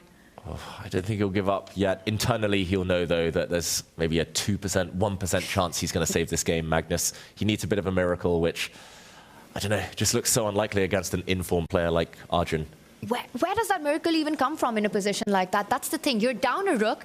How do you create the threats against the white king? You can't start advancing those central pawns because you end up weakening your own pawn. White's bishop will get extremely active on the diagonal if that d pawn was to move 1 step forward. Perhaps you can highlight it, or we're not going to see that happen. But it's such a big problem for Magnus to even start creating actual threats on the board. Yeah, I see one blunder. If the white king steps across into the center, the white queen is not defended, so there would be a bishop takes pawn check, and the white queen would drop off. Loose pieces do tend to be the downfall in any tactical skirmish, but yeah, of course, Arjun's not going to blunder. I was going to say, the speed at which you're able to find that tells me they will find it as well. Yep. Queen's just going to slide over here for Magnus in defense. And so again, Arjun Erigaisi on the brink of being 2-0 for his tournament start, but we have had one result already, and so we're going to hop back over just real quick to get an action replay on how it all broke down. Vincent Keymer actually manages to take the win over Richard Rapport, when before the last time we checked in on it, the shoe was on the other foot, and it looked like Richard might be moving to a 2-0 start of his own. That could be a blunder? It felt like Richard Rapport just rushed a bit too much. He had 6 minutes on his clock still in the final position, and Vincent Keymer only down to a few seconds. So I think he was just trying to win on time, essentially, Richard Rapport, when the blunders occurred. A quick action replay if we want to show this on the board. This was the final position. Just to play through, the position was actually very complicated around here, roughly level. It's, of course, a mess. Richard Rapport has sacrificed a bunch of material just to open up the black king, but here he didn't find the right way forward. He took this bishop in the corner, a huge mistake. We see the double question mark appear. He rushed this, he played it in just 1 second, but a queen check now, hitting the white king, and there's nowhere safe to run. You can't retreat because suddenly this rook would hang in the corner with a check. And he maybe missed that he had to step forward. Now, rook takes e5, a double exclamation mark move. Keeping the bishop, it's most important to keep this bishop, and the white king is actually trapped. We saw a final check and another check. The black king hides, no more checks to be given. Knight takes rook, for example, would end in a beautiful checkmate. It was all about the diagonals after all. All right, so getting away by the skin of his teeth is Vincent Keymer there, and he'll be very happy to have gotten a win in his book, although maybe it didn't come in the fashion that he would want, right? Again, for me, the way I remember him at Wiesenhouse was typically having such a strong understanding of those starting positions and usually playing a pretty even game till eventually outmaneuvering his opponent. So far in this tournament, he has had some pretty swingy performances just across 2 games, so we'll see from there. And that's a confident win. I mean, under 20 moves with the black pieces. I think this was the 20th move, and white's got no escape route. You know, you're checkmating your opponent's king at the center of the board. The bishop coming out, the queen beautifully placed. This has got to be feeling good for Vincent after what happened in game 1. But I think we have to jump back to our marquee matchup. Well, I imagine it would feel good for Vincent, and as he did just come away with a win, we're actually going to take a quick moment to get a word from him as he steps away with his first victory of the tournament. Vincent, it's a great result for you. How are you feeling here so far today? Yeah, I mean, the first game I played a quite bad opening and then I got under pressure both on the board and on the clock. So yeah, that was quite an unpleasant start. And also in the second game, I didn't feel like my position was very good. It was an incredibly complicated starting position. And yeah, even though his queen was kind of trapped on a1 for most part of the game, of course, the control of the center was quite important. And just when I felt like both on the clock and on the board, again, I was under pressure, my position wasn't good, it seems to me that he blundered something. But everything now is a scramble to be top 8, right? That is the important goal. Yeah, for sure. That's the main thing. Of course, everybody wants to get as high as possible and win as many games, but certainly top 8 is the main goal. Good luck. Thank you. Great to get a quick word from Vincent there, and I think rightfully recognizing that Richard blundering Vincent's own opportunity for a win there. So maybe grateful to have gotten that one and to have what seems to be now a more solid start to his round robin. Again, citing the idea that all you need is top 8 to move to the knockouts. That's where the pressure really starts to mount in terms of climbing to that top spot. From here, perhaps we zoom out to all 6 of the boards. 2 of them already ending in decisive results. While we were watching that interview, Nodirbek did end up taking the victory over Fabiano in what was a dominating position. So 2 of our youngsters once again getting victories here early on, but still 4 boards in play. So we can zoom out, take stock, and see if anything in particular catches our eye. And yeah, some crazy positions, of course. We still see that the eval bar shows Arjun Erigaisi in control against Magnus, still with the extra rook. In the meantime, Gukesh struggling against Vachier-Lagrave, potentially. And yeah, I think this is the game we have to focus on because Magnus is making his final play, his final tricks in the air. He's just taken a pawn, sacrificing the Black Knight, and he's hoping to have some counterplay against Arjun's king. Yeah.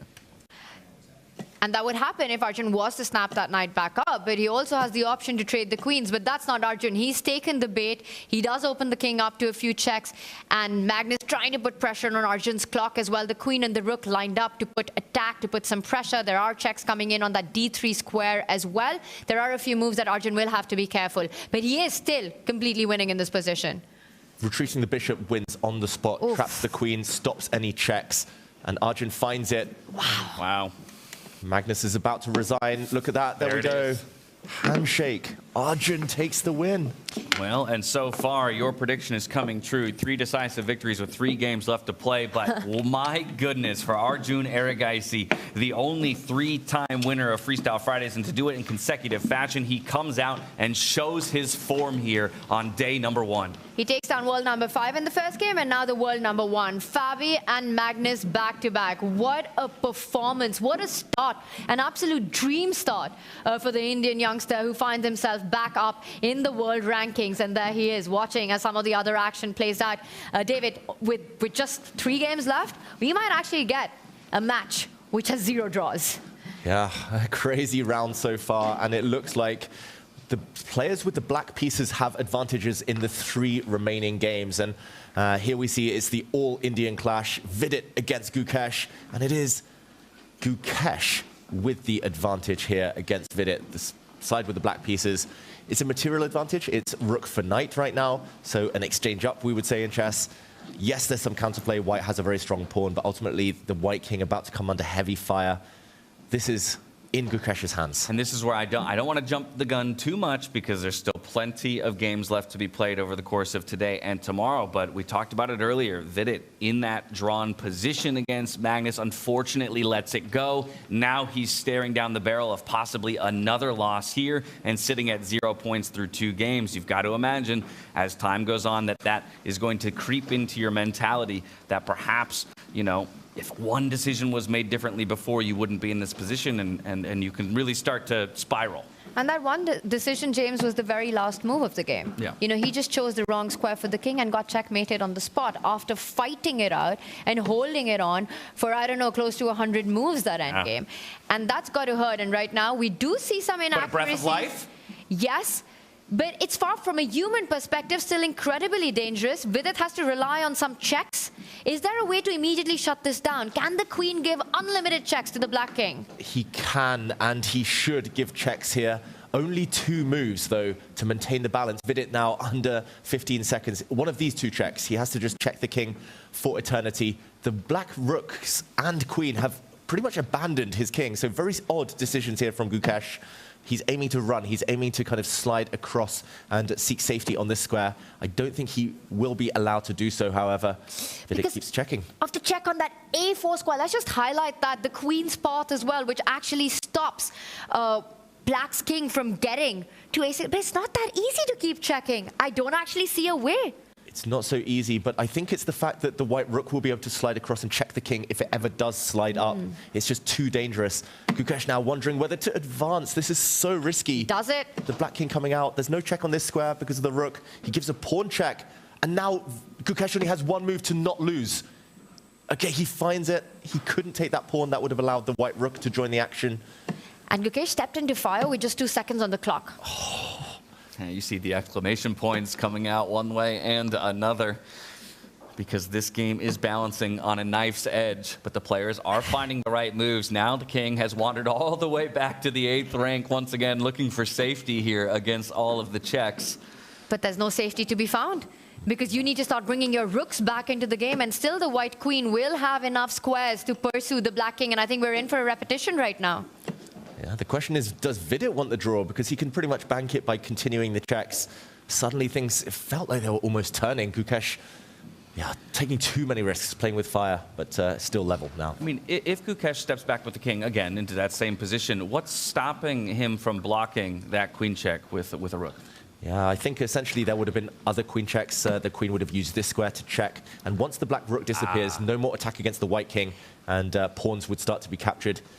Will Vidit play for the win now? Will he get ambitious against his countrymen? But it's Gukesh who declines the repetition. You know, just his will to play on. He puts the king on a different square this time.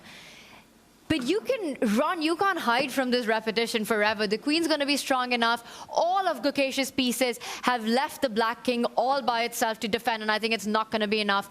No matter how much Gukesh wants to continue this game, it is about to end in a draw. Yeah, looking to pick up a pawn as well on top of continuing the pattern of checks here is Vidit. Still with that energy, that bounce coursing through his veins. He does go for it. Will check Gukesh once again. Still locked in what the computer considers to be a dead even draw by an expected repetition at some point. The problem is, sorry David, the problem is that white doesn't have enough time to bring another piece to assist the queen. Black will still start checking and checkmating that white king on the right side of the board. So Vidit only has the queen to rely on, and look at that long check that he's given. That's not a check I would have ever imagined he'd go for. I didn't even see it exist. Yeah, exactly. That's fascinating. Vidit's playing for the win. Did we move ourselves too far outside of being able to pressure that black queen, or king rather? He doesn't care anymore about Gukesh's king. Now he's just going for a new queen. He's trying to push his own pawn forward, make a second queen. Here, Vidit's using his own pieces to defend his king, and he's realizing that black's pieces are just offside. They're not taking part in the action.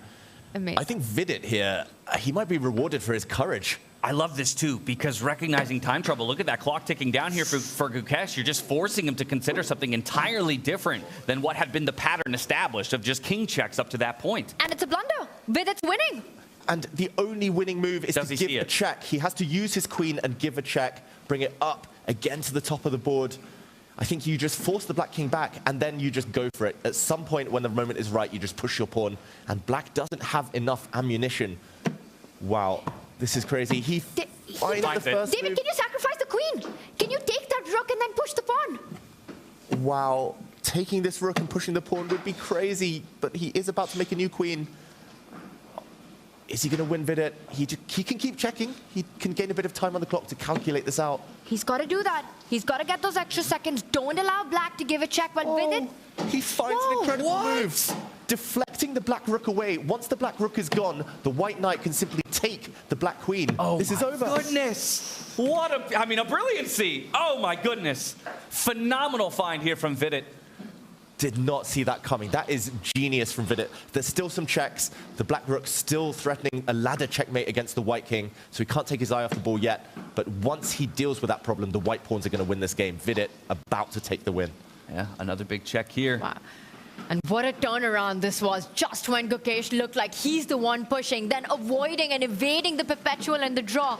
And now here he is, Vidit Gujrathi on the brink of victory in this one. I mean, not moments ago, I was beginning to spin the story of what a disastrous 0-2 start it could have been for him if he fell down here. And just like that, he takes it as a challenge and he finds his winning position. Still needs to bring it across the finish line. But what a revival this would be early on in his round-robin performance to take a win over Gukesh. All he needs to do is stop that one threat that David pointed out.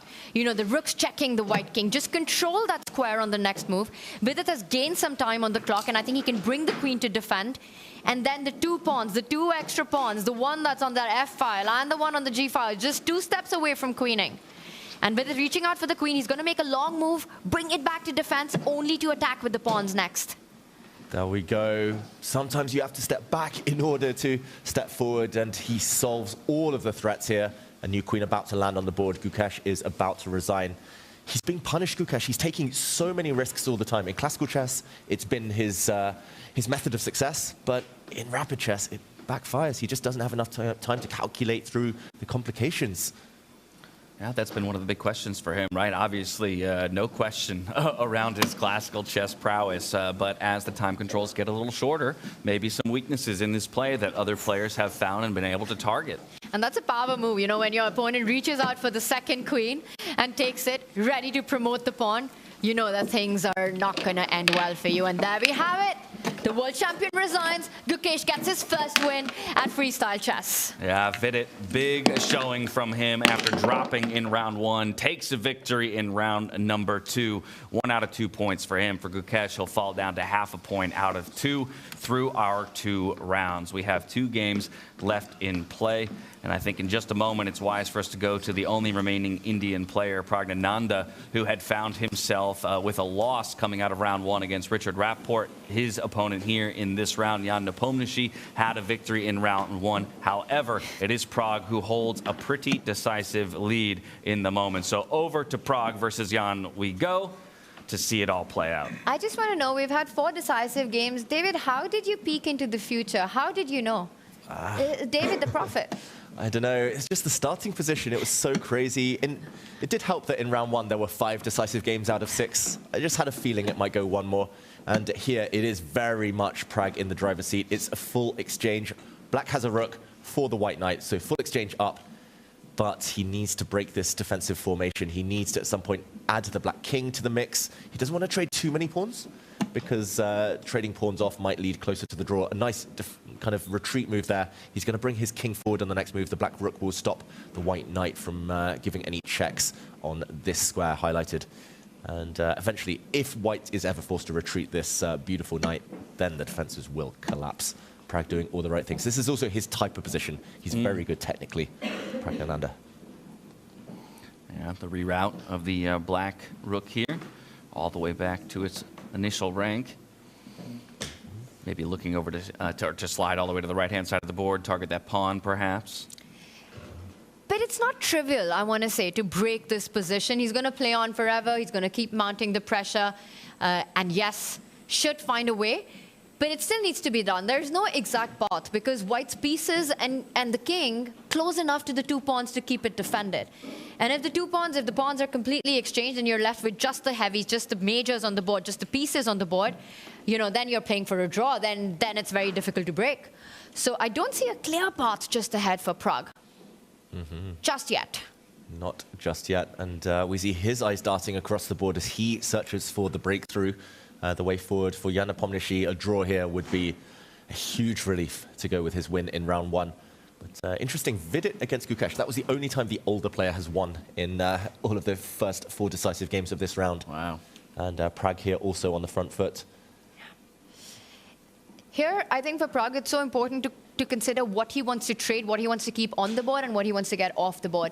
Ideally, I would be thinking about getting those bishops off the board, you know, and try to exchange one of the central pawns. I don't know if there's a way to just highlight it. If we can trade off the 2 bishops, let's just highlight the 2 bishops, and the D pawn with the E pawn, then you're left with the passer.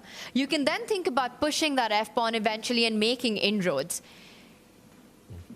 That could be a plan to look at for Praggnanandhaa here. And he's right now just doing a rook dance, trying to get the rook to the other side to keep the h-pawn under check, looking for activity. Yep, very logical move.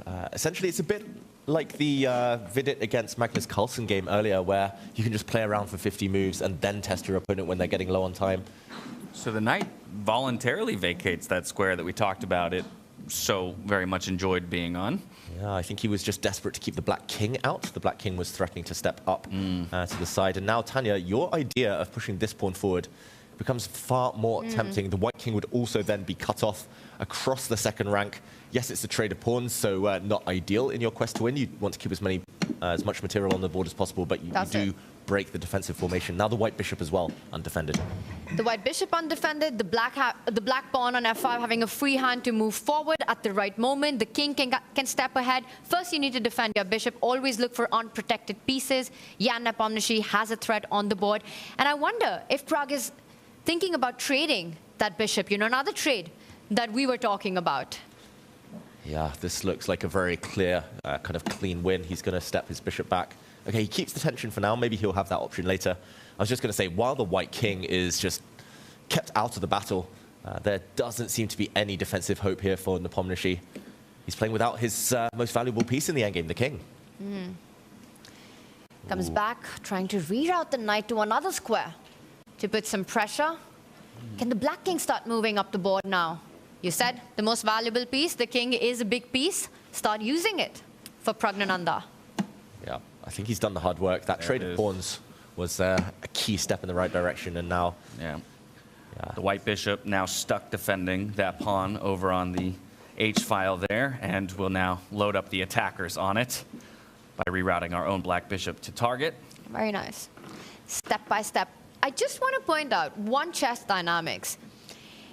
If the pawns are traded and one set of minor pieces come off, that is a draw. Right. For example, if black has a king and a rook versus a king and a knight, that's a draw. A king and a rook versus a king and a bishop, it's a draw. So it's absolutely essential for Pragg to keep this f-pawn alive, which is why he didn't pick up that pawn that was hanging on the previous move on the flank.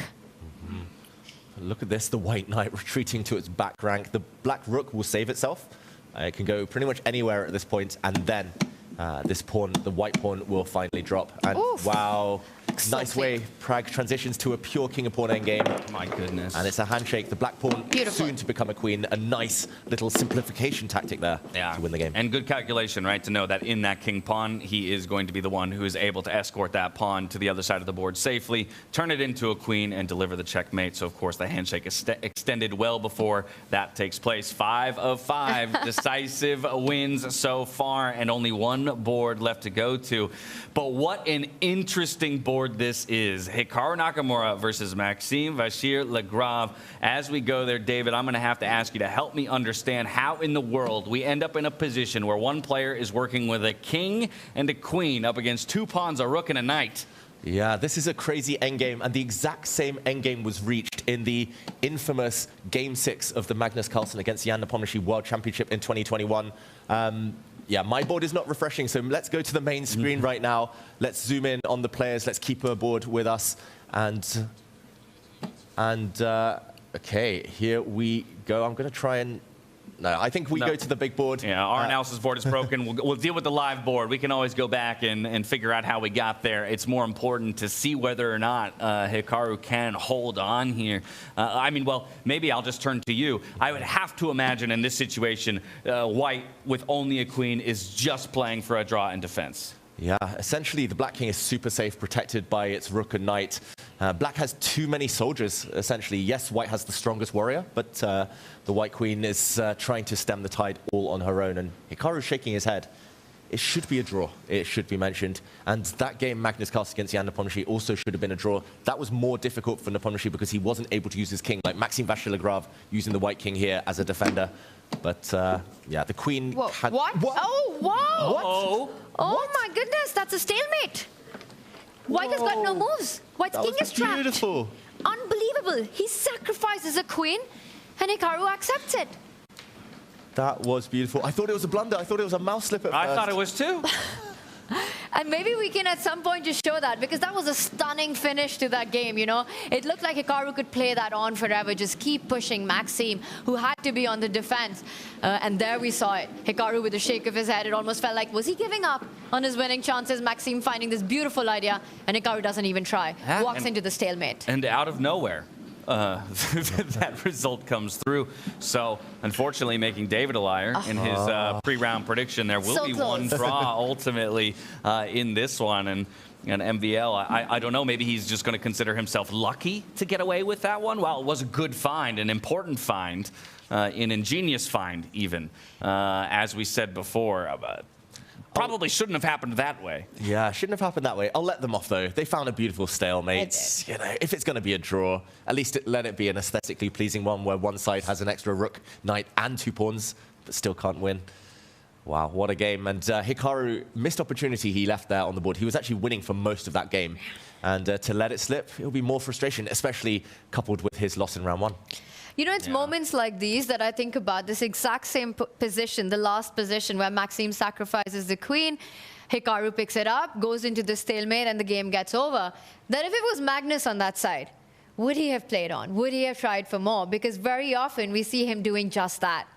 Yes, I think the answer is yes. Magnus would have played that one on for another 50 moves and might well have been rewarded just like he was in that game we mentioned earlier. So queen versus pieces, it's always a fun, fascinating endgame, but for Hikaru, maybe a kind of glimpse into his mindset. He's not feeling as confident as he normally does. I'll say it again. It does feel oddly reminiscent of Weissenhaus. Just not the strongest start, but by no means should you count him out, because he did manage to break into that top 8 at Weissenhaus and still have a solid finish while not eclipsing his goals, of course. It's also good chess strategy, right? Hikaru lost the first game to Jan Nepomniachtchi. You kind of want to stop the bleeding. You're playing with the black pieces. You don't see a clear path ahead. You know it's going to be a long day ahead. You've got so many games remaining. Your aim is to finish in top 8. You just keep things solid. Don't take extra risk. Get ready for the next round. Don't burn energy when it's not needed. Yeah, it's a really good point. We've talked a bit about already today. The idea of expanding the player pool out to 12 means there's incredible danger for a lot of players in dropping out of that top 8, right? And I'm willing to bet we're going to see at least one player who would have otherwise been an assumption to move on end up exiting the tournament early. And so to your point, there is a strategic element of just how you approach each of these games in terms of walking away with half a point, even while maybe 1 point was a possibility. You just go with what is more consistent and more sustainable.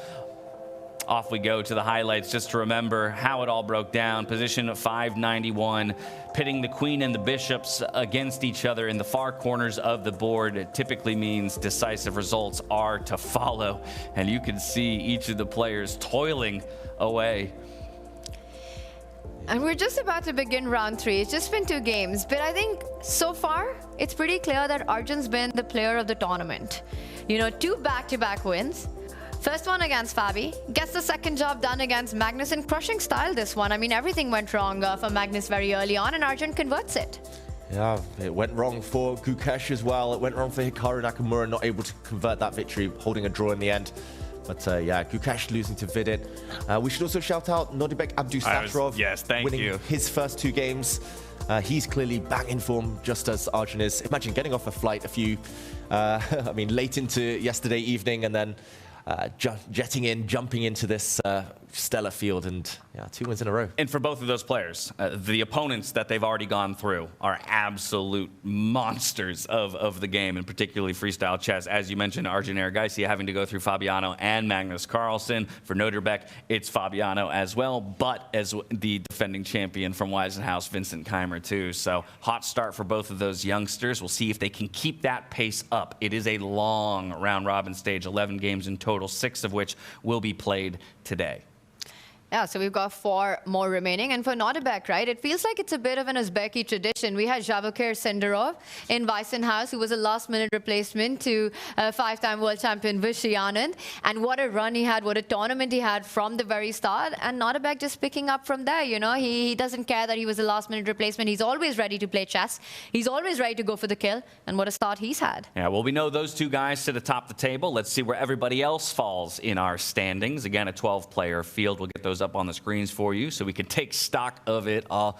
Nodirbek Abdusattorov, Arjun Erigaisi, Magnus with a single win in his column, Richard Rapport as well, Vincent Keymer. The only winless players there on the right-hand side of your screen, positions 9 through 12 so far. MVL, Hikaru Nakamura, Gukesh, and Fabiano Caruana. For me, that's going to be the surprise. Who are you most Fabiano surprised? 0-2. Who are you most surprised to see in that bottom 4 right now? Fabiano, 100%. Yeah.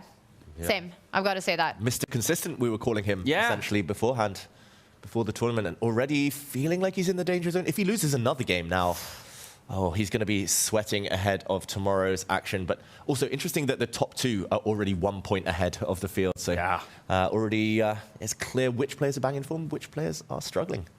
Well, and like we say, how has this changed the dynamics of every player's approach to their games, right? If you're sitting in that 0-point position like Fabiano, are you trying to extend for more draws just to get a half a point on the board as opposed to taking risks to stab for a point or go down 0-3? Vice versa, the 2 players sitting with 2 points. Do they keep trying to push the pace, or do they also now try and settle into what would be more drawish positions just to keep their advantage pretty steady? And that margin to not push for more keeps reducing. You know, if you at some point are forced to take risks, because this time, you know, we spoke about this, we've expanded the field. It's 12 players. 4 will be knocked out of the quarterfinals. So you can't play safe for too long. And, you know, will that missed opportunity or perhaps trying for more for Hikaru, will that come to bite him later on? We'll find out, you know, but it's again, for those players at the bottom 4, this next round, it's almost a must-win, I would say, for Fabi, especially, you know, who's in 0 points. Yeah, mathematically not so, but definitely feels like it, right? And that's the thing. I'm sure in his position, he's feeling like it's a necessary turnaround game. Yeah, I don't think you can bank your spots in the knockout stages on the first day, but you can certainly lose most of your chances. And for Fabiano, losing 1-2 more games could be disastrous. It would be a huge shock. But for the youngsters, I don't think it's in their style. Guess who Fabiano Caruana is playing in this game that we're talking about as perhaps the must-win game for him to get up on the leaderboard. You get 1 shot. Black against Magnus Carlsen. Yeah. Come on. Oh my goodness. That's a big ask. Yeah, if that's gotta be the game in which you have to turn things around. Well, okay. Best of luck to you, my friend. Yeah, it's a repeat of Singapore in the swimming pool. It's a repeat of so many huge matches, World Championships, but I mean, stakes couldn't be higher. Magnus coming off the back of a loss as well. 2 wounded beasts, 2 wounded legends. Caruana up against it. But look, we can talk all we want about the pressure that's mounting for these players. We can't ignore the fact that this is freestyle chess. And so there are so many unknowns that lay ahead of us. Whereas in a standard tournament or format, you might be able to target certain players that you know you're strong against and look for your wins there. Here, you still wait on bated breath for what the position will be to even know, do I really have winning chances here? Am I playing a more defensive game? Is it really, you know, who's got the advantage? Obviously, white in more cases than black has opportunities for wins.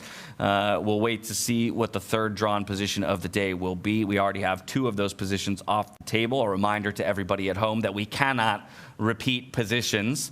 And so if you've already seen a position once, you will not see it again for the remainder of the tournament.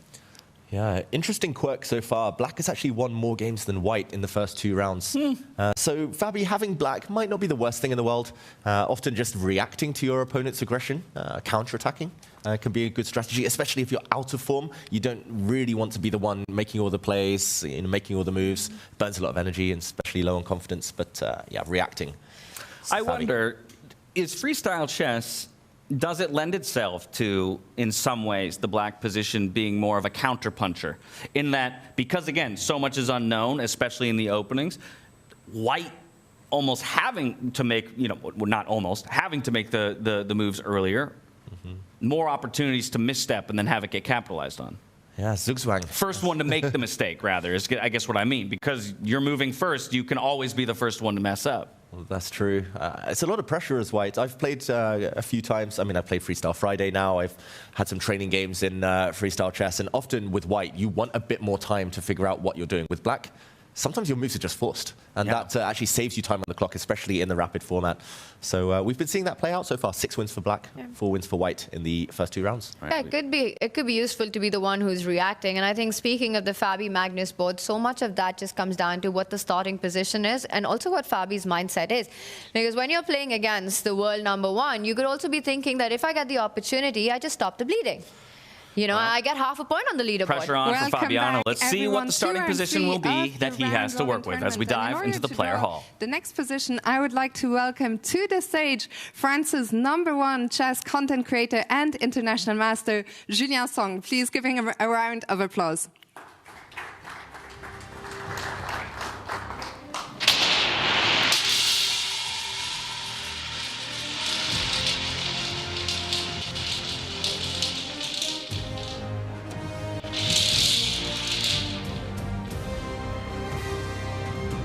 Number 751. Thank you very much, Julien.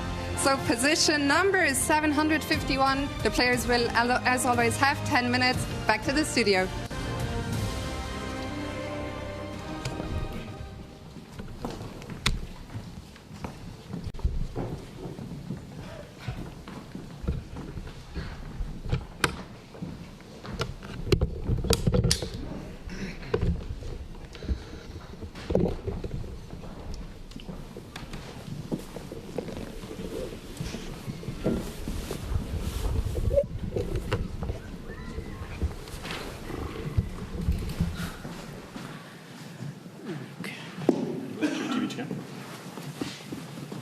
It's like a mix of the first 2 positions. Yes.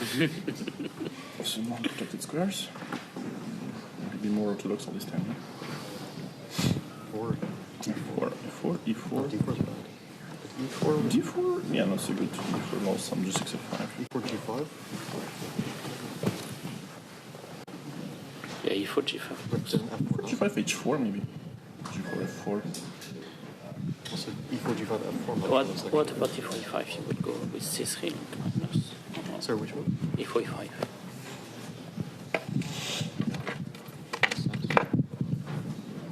And if F4, then F5, right? Maybe even.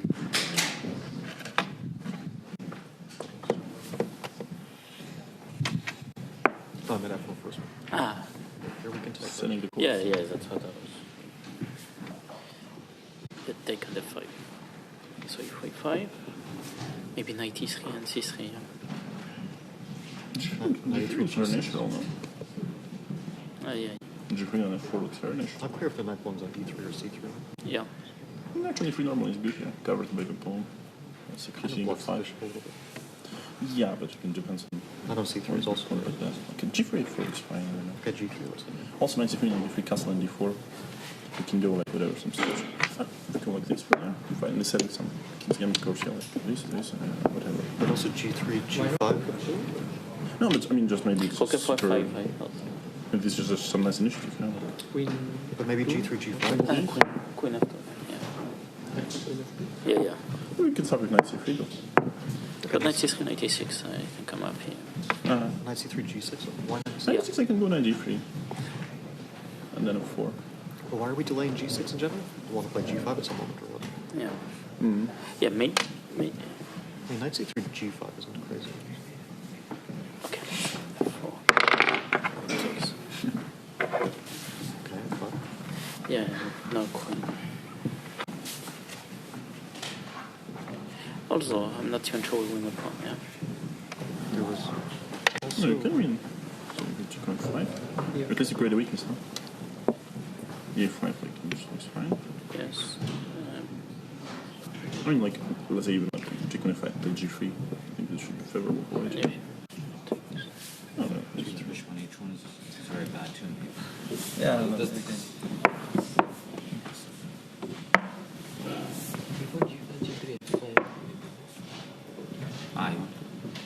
Here, each 4, you have to play each 6.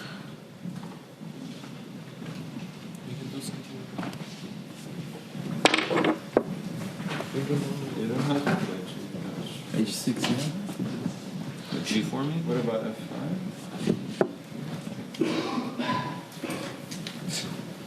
Again, more complications. EF5 GH. EF5 GH. Feels easier to play with like Yeah. I mean, you have two bishops in play versus 0.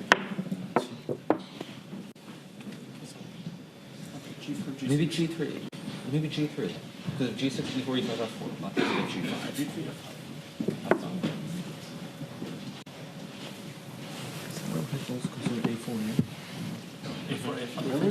Maybe we play E4 now. Yeah, E4 now. Yeah. A4? E4? No, E4. Takes.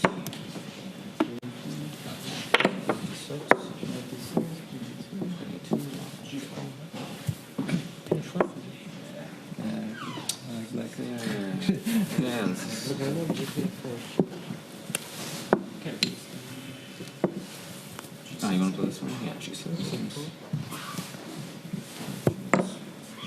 And then you get E5. Queen for even D5 is possible. Yeah, also. Yeah. There, no. E4, G5 is tricky. Should you consider G4?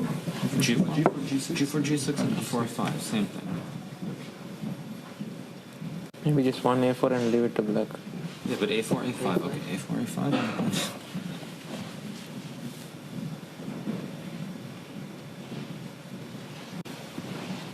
I mean, what difference? What's the difference? No, I actually believe that after like A4, F5, you would have to play F4 anyway. Like, I don't think we want to allow F4. So, yeah, why not A4? Yeah, A5 actually. Yeah, A5, A6. Yeah. G3? No, this looks.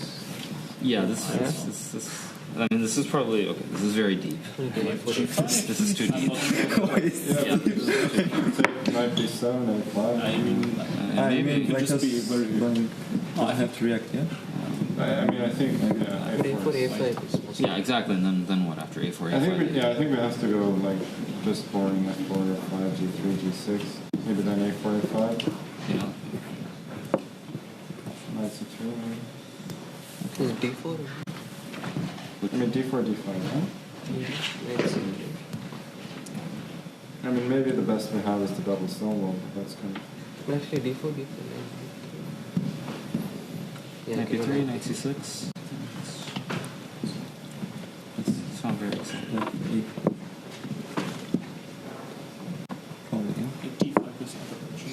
Yeah, D5 also. And if I start with the knights? You want to start with what? Okay, D4, D5.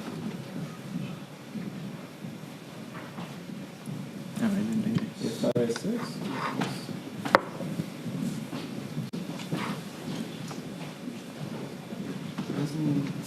Feels like we should have something. I mean, we have the C5 square, yeah? So knight D3. Knight D3, knight C6, knight C3. But black will go A4, A5, no? Yeah, A4, A5. Why A6? Why not E5? No, I thought just A6 is dangerous, but I could probably take first. Take first. So we have, even without A6, like we have the C5 square. Yeah, we there's bishop knight C5, D3. knight B3, knight D3. Yeah, this is... It's quite nice. Yeah, does it play symmetrical? I think it should be not.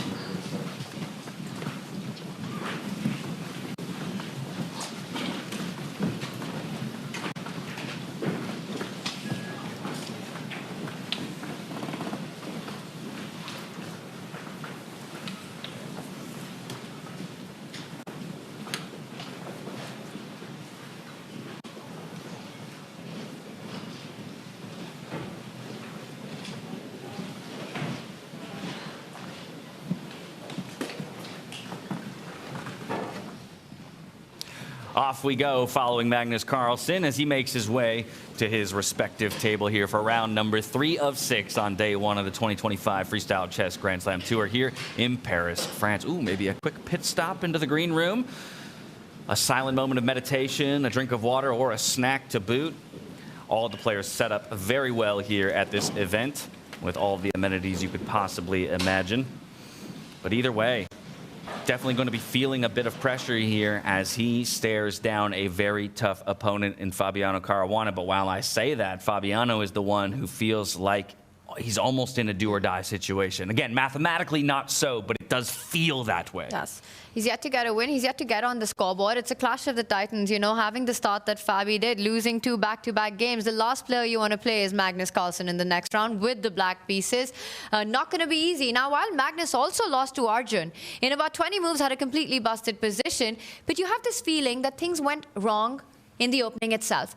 Magnus's play today has been pretty good. You know, he pushed against Vidit, got his chances, got that win in. So I think it's going to be a tough ride for Fabi in this clash, this rematch of this revisit of the 2018 World Championship clash. Yeah, so moves are starting to go out onto the field.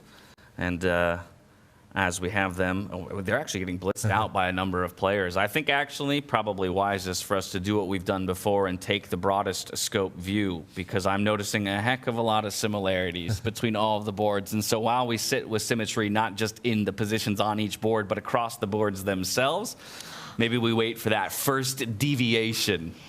And everyone started with the same first move. That F-pawn, the multi-purpose move that the players were analyzing, were discussing. We see it across the boards. Moving 2 steps forward, vacating squares for the bishop, rook, queen, and knight. Yeah, F4 met by symmetry. Actually, every single board starting with those pawn pushes. It's just white team against black team now. It's across the board, those 6. A bit of creativity, some corner pawns pushed. Vachier-Lagrave with black on the bottom left of our screen there. He's gone his own direction, pushing a pawn in the center very early with black. He's one of the few to break the symmetry, as in the bottom right. Nodirbek Abdusattorov also bringing a knight out very early. So the player's starting to deviate after the first 2 or 3 moves here. Still very early days, but yeah, big clashes in this one as the stakes start to heat up. Yeah, we'll continue to watch these 6 develop, and then in just a moment we'll hop into that Carlsen versus Fabiano matchup as we do see the knight come out for Magnus. Let's dive in and take a look at this all-important matchup between 2 of the world's best. And okay, just as we saw in the analysis boards earlier, we were talking about players opening up their bishops in the corners. Both sides have done that. Now Magnus, after some rook's pawn pushes, some corner pawns there, Magnus bringing his knight out. I'm curious, how long will Fabi continue copycat chess? Because bringing the knights out would be the logical continuation next. But often you're kind of honor-bound in chess to at some point break the symmetry. The top players seem to hate kind of copying their opponent for the first few moves. And it's been only a few moves, David, but maybe we can just take it from the top, you know, and just see how we got here, expecting Fabi to continue bringing his knight out to the same square, the counter square that Magnus has just moved his knight to. But should we just start from the beginning and see how the players got here? Yeah, quick action replay of the first 4 moves each here. We started in this position with the F-pawn pushing forward, as we mentioned, opening up the bishop, opening up the queen potentially, and opening up the rook. Also a nice square for the knight if you need multi-purpose move. Black does the same. G3 now, this bishop opens up on the diagonal. Black does the same again. And the knights start to jump out. Early days. Yeah. Well, so I think this, okay, so we do have the knight coming out as well, but it does have our first opportunity to technically break symmetry. Of course, we could still find our way right back into it if the second knight on either side develops again. That knight move that Fabi just placed, it's to try to control the central pawn break that we've been talking about. You know, who's going to strike with that pawn in front of the queen first and get some trades off, open up the queen early on. We also see a commitment on the left flank on that A line where both pawns are moved forward, potentially vacating a square for a rook lift, for the rook to come into the game from the side of the board. So interesting early moves right now. I see the question mark being given by our overlord computer for Fabi's last move, but I do think that's a bit harsh here.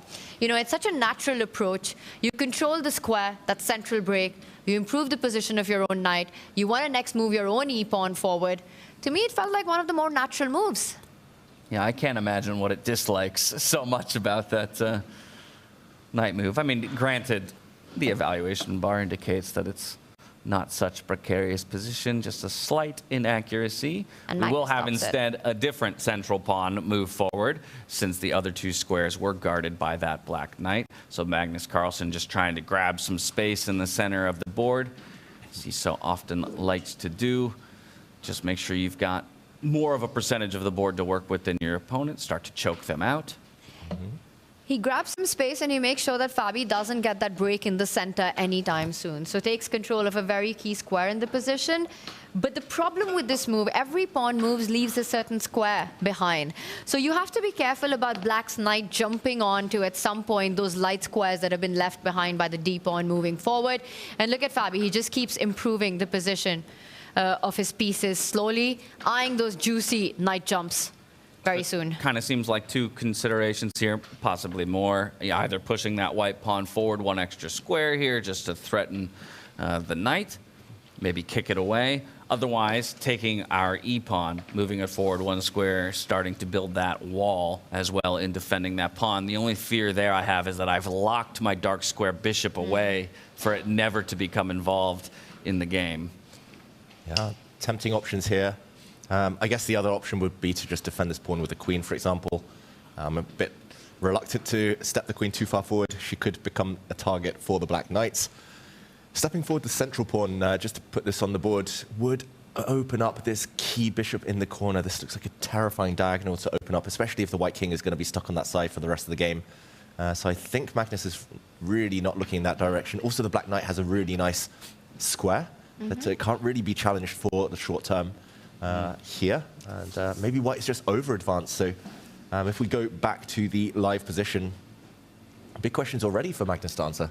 It doesn't look pleasant at all, right? Magnus took the decision to push the central pawn, which is now immediately attacked by two of Fabi's pieces. And each of the way that you defend the pawn, it kind of leaves a risk behind. You block your own pieces, or you put the queen on a less desirable square, or you put the pawn on a place where it can be targeted even more in the middle game. Absolutely agree with David here that something slightly has gone... and then I see the evaluation bar. It says everything's fine for white. But from a human perspective, and that's why I think Magnus has slowed down as well, it's not an easy decision to make. It almost feels like every move here, defending that pawn, has got a big drawback to deal with. Yeah, and if you want to talk about things going wrong, right now things look to be going very wrong for Gukesh over on his board against Arjun Erigaisi. Arjun looking to make it a 3-0 start in this game. Look at that, the double question mark. 9.5 minutes on the clock for Gukesh. How do you end up in this position with that much time on the clock? No, there's something wrong with this position. You think this is an improper board? Yes. I mean, that queen is just hanging. He would not put the queen voluntarily on that square where the rook can just pick it up in one I would imagine not. But that is obviously what caught my eye. Yes, fair enough. And why I felt we had to go here. Yeah, so if we just backtrack to try and trace what might have happened, assuming the early moves were correct, it looks like, okay, the computer's saying he played this move, Arjun Erigaisi. This move makes 0 sense, moving the rook forward. Probably the position is this one. There would have been a rook exchange, and this is the live board. And Okay. That would make a lot more sense, though.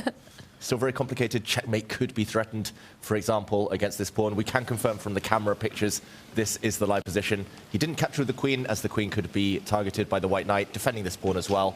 Instead, he took back with the knight. And, okay, this, I believe, is the correct position right now, looking very, very, very symmetrical. Yeah, moments like these, I'm so grateful to have someone like you who can, from this angle, find us back to the proper position. It's just guesswork. The only difference in the position breaking the symmetry is the position of the queens.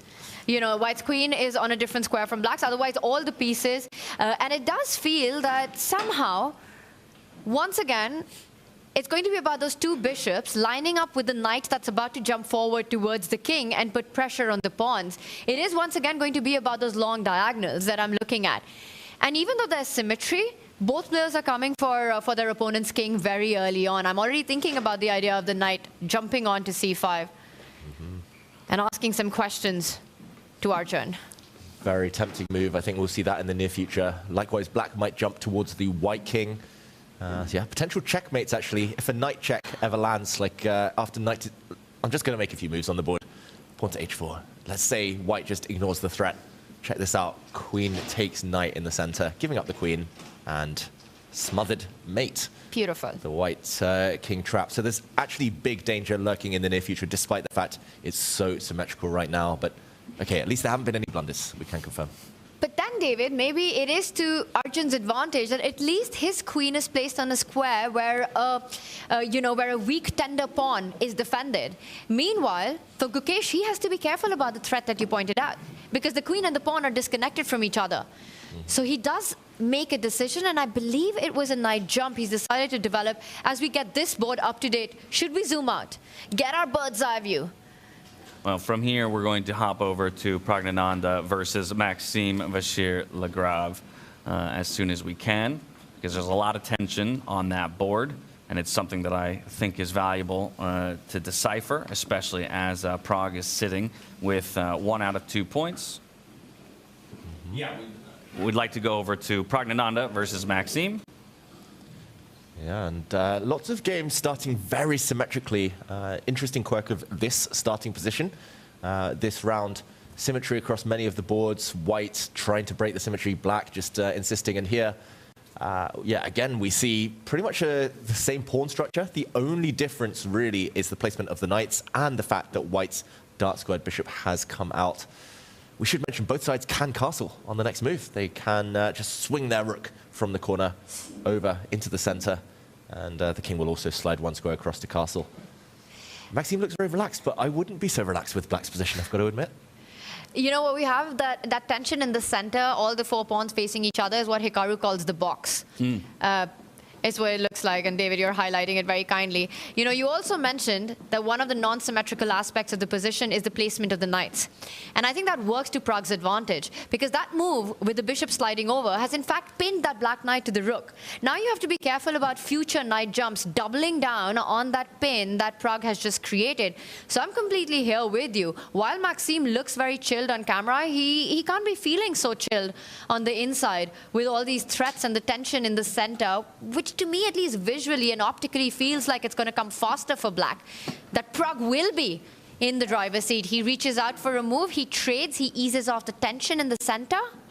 Ooh, missed We opportunity. did, in essence, give the rook now a way to get out of danger, though, right? Or out of that pin. Yeah, rook takes pawn, definitely one of the moves on Maxime's radar here. Maybe there's ideas of taking this knight at some point. Maybe it's still going to be knight jumps. Who knows? But yeah, I'm surprised he didn't go for that, Tanya. It looks so strong, so natural, jumping forward with the knight. Also just getting castled.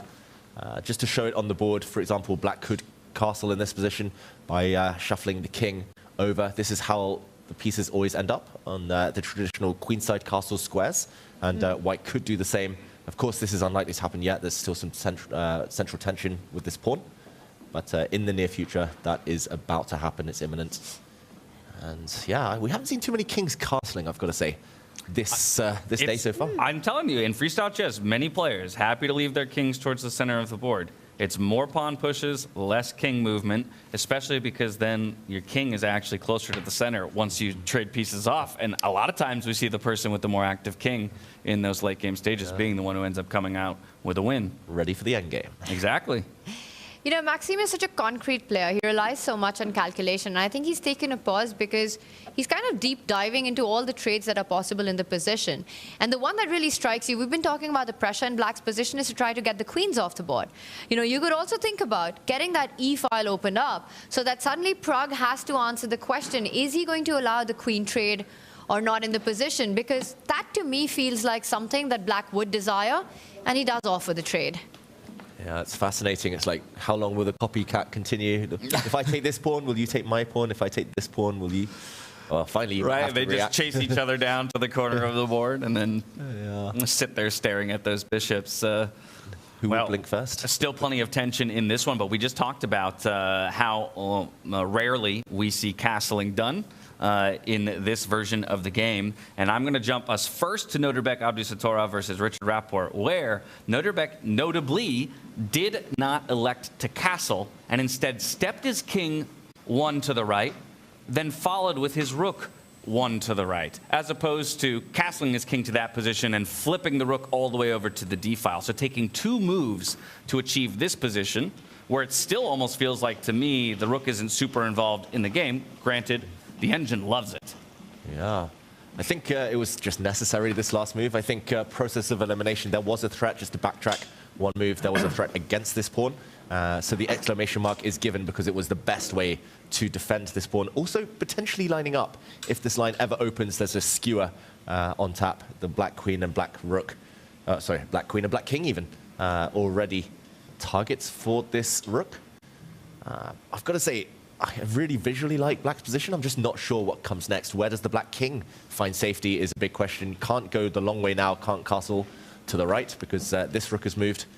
And yeah, it's very tense. Very I tense. mean, do we just rook lift at this point there with the A file, black rook, line up with the queen and the knight for an attack? Oh yeah, could do. I think first he might have to react to a threat. There's a threat against this central pawn. White's queen staring down right now, so maybe defending that somehow. But I really like your rook lift, James. Why not? When it's unlikely you'll castle anyway. Okay, he blocks any e-file attacks with his bishop. Very flexible move. Rather than push a pawn and block in his bishops, he's keeping both of these beasts active. Who do you prefer here, Tanya? It's just such a weird position, you know, this one with the black queen and the king on the same file. White's rook sort of preemptively lined up, not only defending, but potentially in the future looking at some attacks once the pawn disappears from there, or at least he tries to.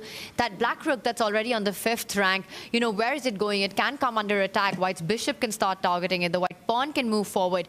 What does he have in mind? He does it. He does hit that rook.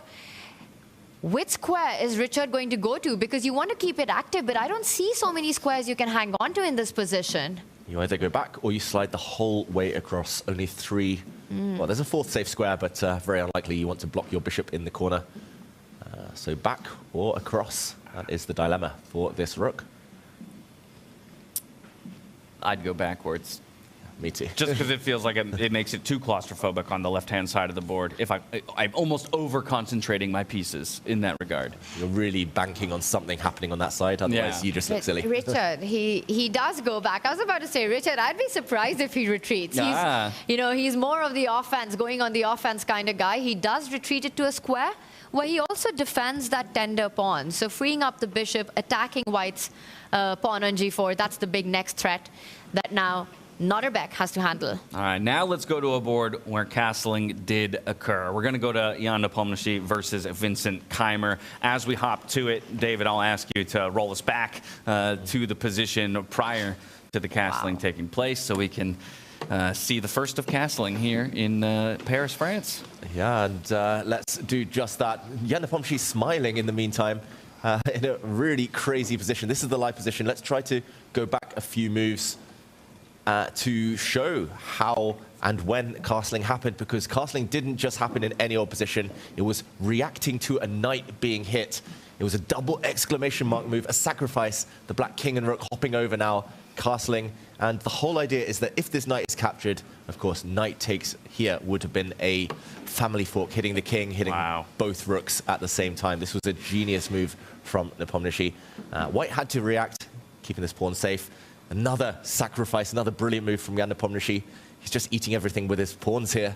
And now a rook sacrifice to boot as well, opening up this line. And finally, after a capture, just to mention, if the rook is taken, again, this fork would have played a massive role in deciding things in black's favor. Suddenly, rook takes knight, getting rid of one of the potential forking pieces. Another check. And once the dust had settled, this is the live position. Black has an extra rook for knight. Should be a big advantage. Yeah, and again, the way that castling works in this format or in this style of game, it can catch so many players off guard. If just for a moment you forget to consider where the rook and the king will end up, that might be what spells disaster for you or success for your opponent. Look at the clock, Tanya. Sorry, go on. Yeah, I was going to point out, I mean, a 7-minute deficit for Vincent Keymer in a position that every move is a high responsibility move. Stylistically also suits Jan Nepomniachtchi, the craziness that's there in front of us. There was a big threat on the board, which has been stopped by blocking the white queen and bishop. So Jan simply moving that one pawn step forward. You can't grab the knight, opening up the battery that Vincent has set up against the black king. Jan penetrates with the queen inside onto enemy camp. His rook that's hanging can be picked up. There was a big checkmate in one being threatened right there. Yeah, pawn to pawn stepping forward would have been a potential checkmate threat, supported by the bishop on this diagonal, hence Vincent's last move. He had to step this pawn forward to block this bishop's part in the attack. Right now, he's still up a rook for knight, Jan Nepomniachtchi, but he needs to deliver the killer blow, just before his pieces start to get eaten up here. Still wild. It still could go either direction if Jan takes his eye off the ball, but he has so much time. You can just feel the uncomfortability in Vincent's body there. He does not like his position at all. He doesn't like the time that he has on the clock to maneuver his way out of it either. I'd be shocked if he survives this. Jan just has to get one more piece to assist the queen against that white king. Once the rook joins the attack, it's absolutely over. Yes, you've blocked Jan's bishop with your last move, but who's going to stop the attack once the rook slides over to the e-file? I don't know if it's possible just yet, because the bishop at the corner of the board is also hanging. Can he do it immediately? And I think this is what's playing in Jan's mind. Does he go for Vincent's king? The answer is yes, Tanya. And just to check here, it is the top computer move by a distance. That is the only immediate knockout blow for Jan Nepomniachtchi. Will he find it? He's got 6 minutes, 20 seconds to calculate this.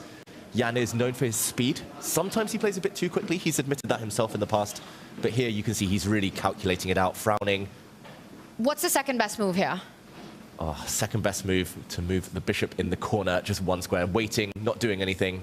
That's never going to happen. Third best move is apparently to move the black king. So, yeah, I'm going to say obviously. Obviously. Yeah. Your house that's is the on most fire. human move. I guess it gets out of any knight checks, but nah, never going to happen. You've got to be superhuman to play a move like that. No, it makes no sense. Jan can sometimes be superhuman, but that would be a shocker if that actually happens. And he does bring the rook into the attack. He's calculated his way through. Vincent's got no time to do the same. He goes for the material. Is he about to get checkmated? Do you see the finish here? I think you follow it up with a queen check. Slide up. Yeah. Queen can now slide over, yes. And check on the diagonal. You check, you pick up that a-pawn. I think we're going to see Jan play this out. He moves the rook. Great move. The problem with checking with the queen is that the white king would have gone up the board, and suddenly the white king would have journeyed forward. You need the black queen to keep the cage, protect this pawn, and now the white queen is actually trapped. It's trapped. There's no square. Wow, Vincent, look at this. He's darting around the board, his eyes, looking for an escape square for the queen, but there isn't one. He gives a knight check. And if he uses the right squares, Jan Nepomniachtchi, now he uses his king on this square. No more checks. Vincent is surely, I was going to say about to resign. He keeps fighting. He takes a pawn, but his queen is gone. His queen will fall. Vincent's relying on some knight fork to bring that knight back and recapture the rook, but it's not going to be enough compensation. Jan Nepomniachtchi about to take this one. Yeah, just going to be a knight and a bishop for a queen. Not just any old queen, though, a queen that is doing some serious attacking against Vincent's king. Yeah, it's been very up and down. You were right, James. Like, somehow Vincent hasn't got a grip on any of the positions like we were used to seeing him in the classical portion of Weissenhaus. Everything's been so wild, and that doesn't suit his style. Yeah. But that's right. I don't want to oversell his performance at Weissenhaus. Yes, he was the winner, but again, exited the round robin in 6th place. So even in the bottom half of the field at that point.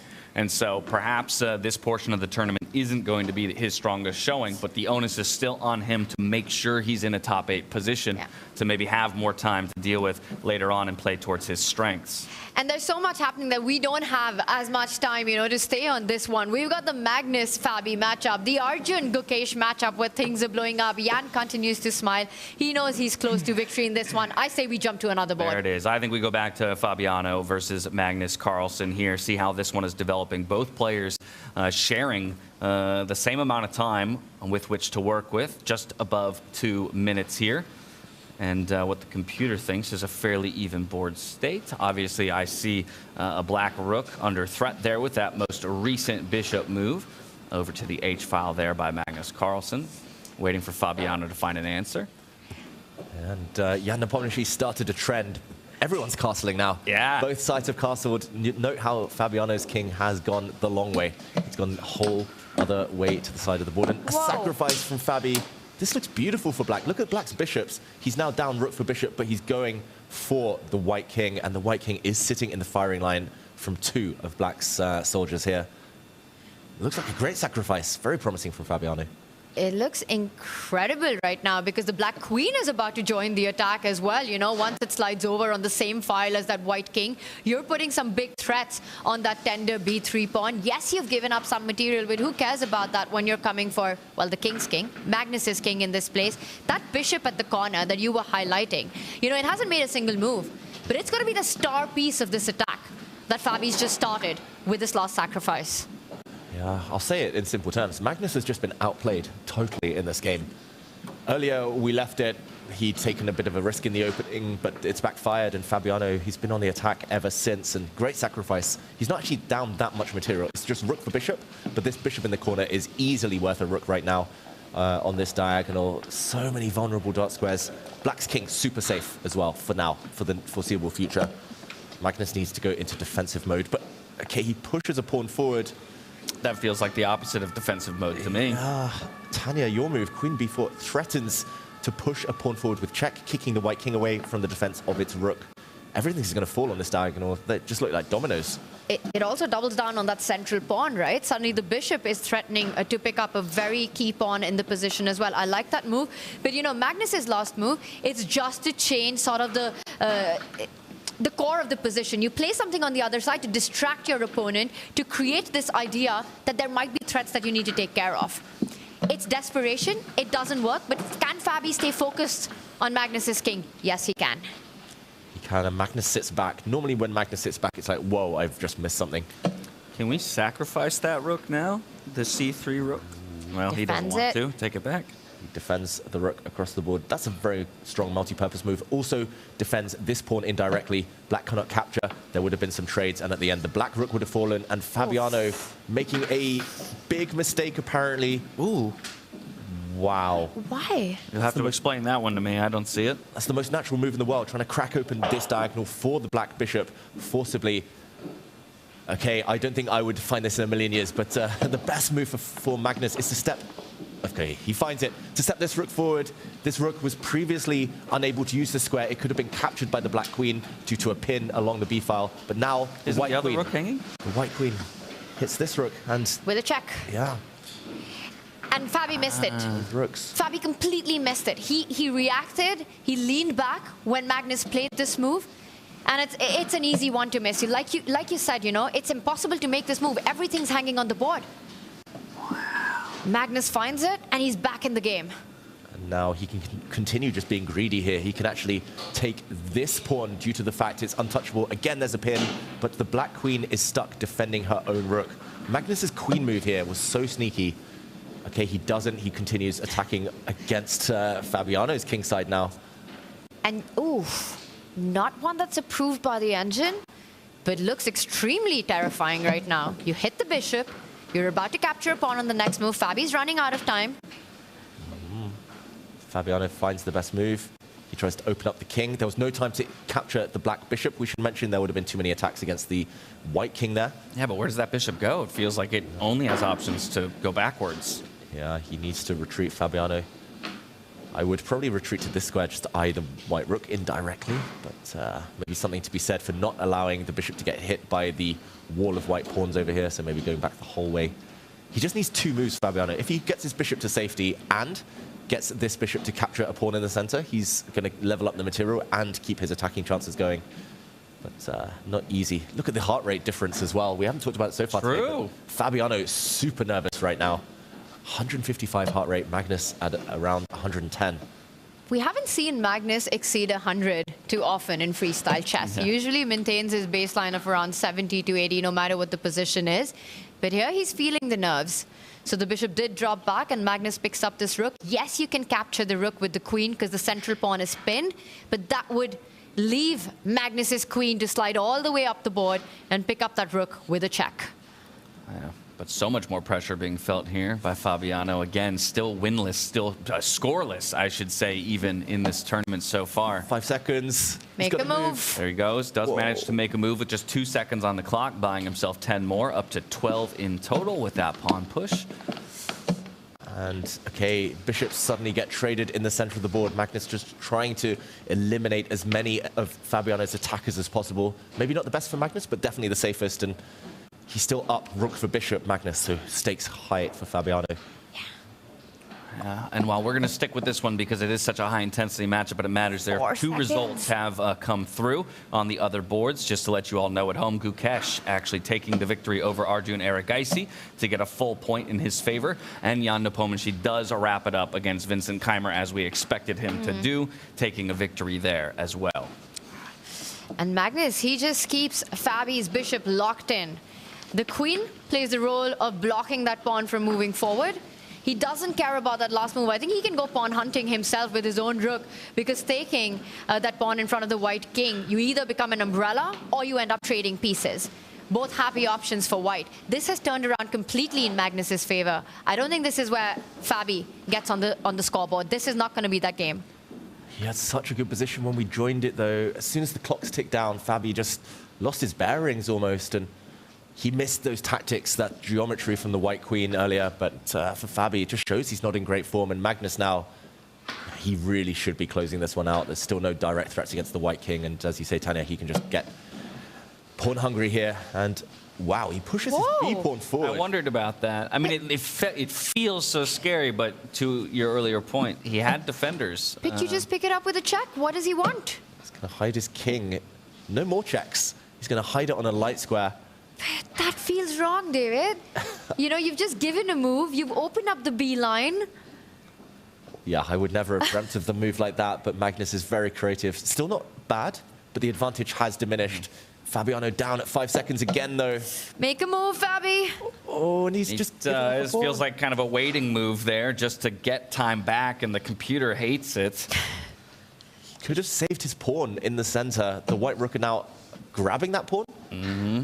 That's not just any old pawn. The white rook on the 7th rank has so many targets. Technically, that pawn is, you know, now blocked, right? So the queen can't slide over there just yet, but we could start throwing our pawns forward. Instead, it'll be a queen trade of all things, with a check to follow here with the pawn, but now the king will slide behind that pawn and use it as a shield against black's rook. This is just delaying the inevitable. Now you're down in exchange. White's got this 3 versus 1 pawn majority on the right side. You know, the pawns on the left side that Fabi has will come under pressure with White's king moving forward as well. He does it, attacking that pawn. How are you going to defend it? This was like throwing in the towel. Once you trade the queens, you don't survive this endgame. Not against the world #1. Yeah, this one looking hopeless now for Fabiano. Magnus slides across. He's actually threatening a checkmate attack now against the black king on the back rank.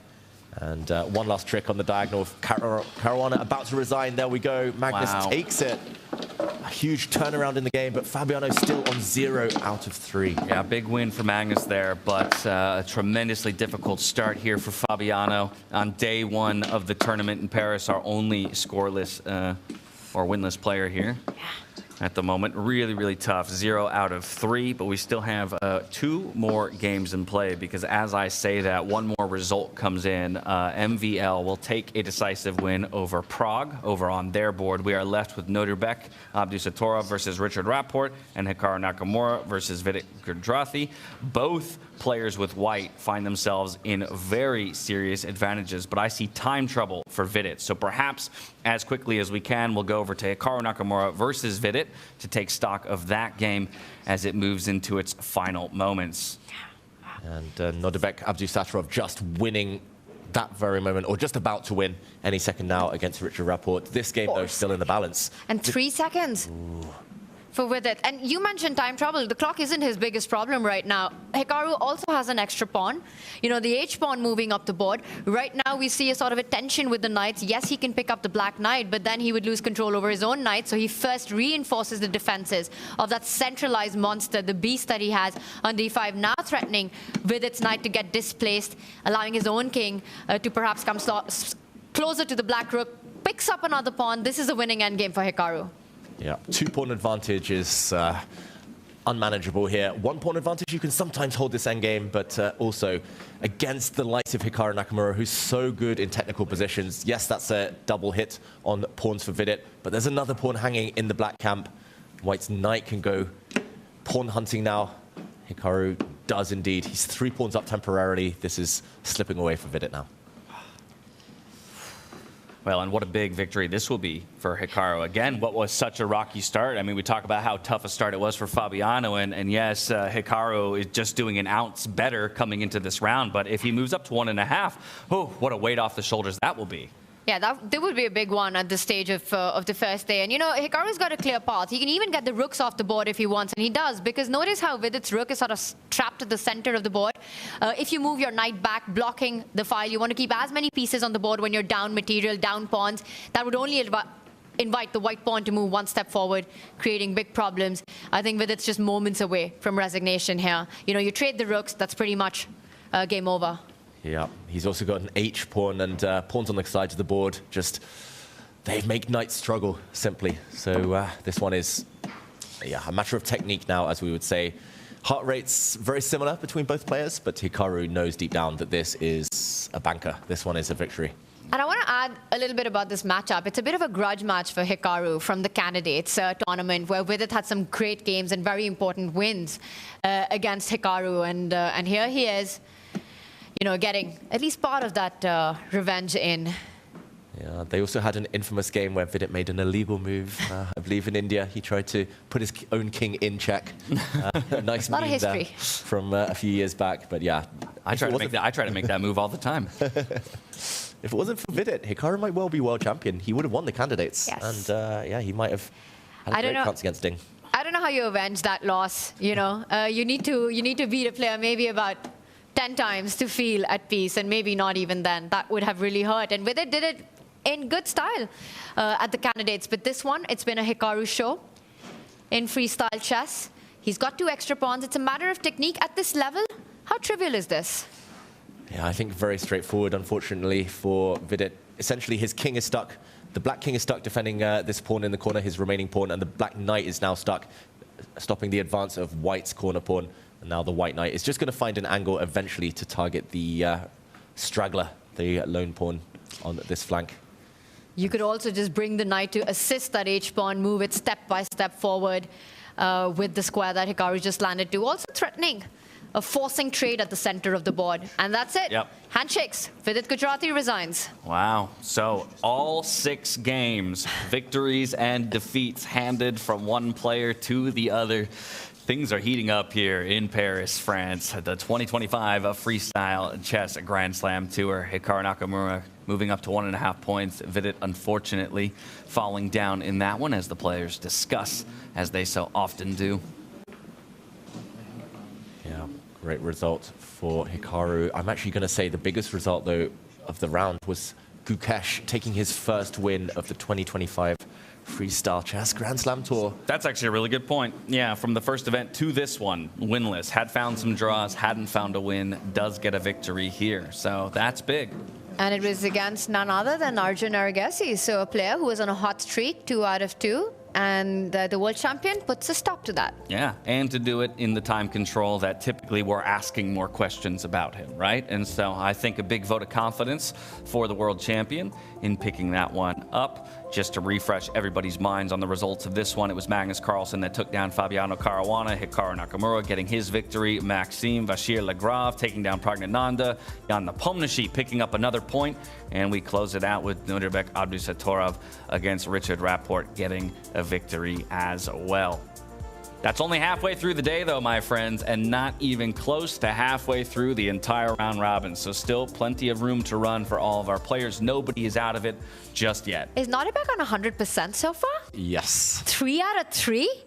He's doing the anti-Caruana. He's won all his games. Fabi lost all his. Oh, my goodness. Yeah, Nodirbek, I did say last-minute entrant. Got on a flight 24 hours ago. Yep. You know, 24 hours before play, and here he is. Crushing the field. Very impressive. He's due a big breakthrough, the Uzbek youngster. And yeah, last time he only lost to Magnus Carlsen in the quarterfinals. Can happen to anyone. This might be his event. Yeah. I mean, you run into Magnus in the quarters. It's not the ideal pairing. And then there's no shame going down to Magnus. A tough one, but Nodirbek, right?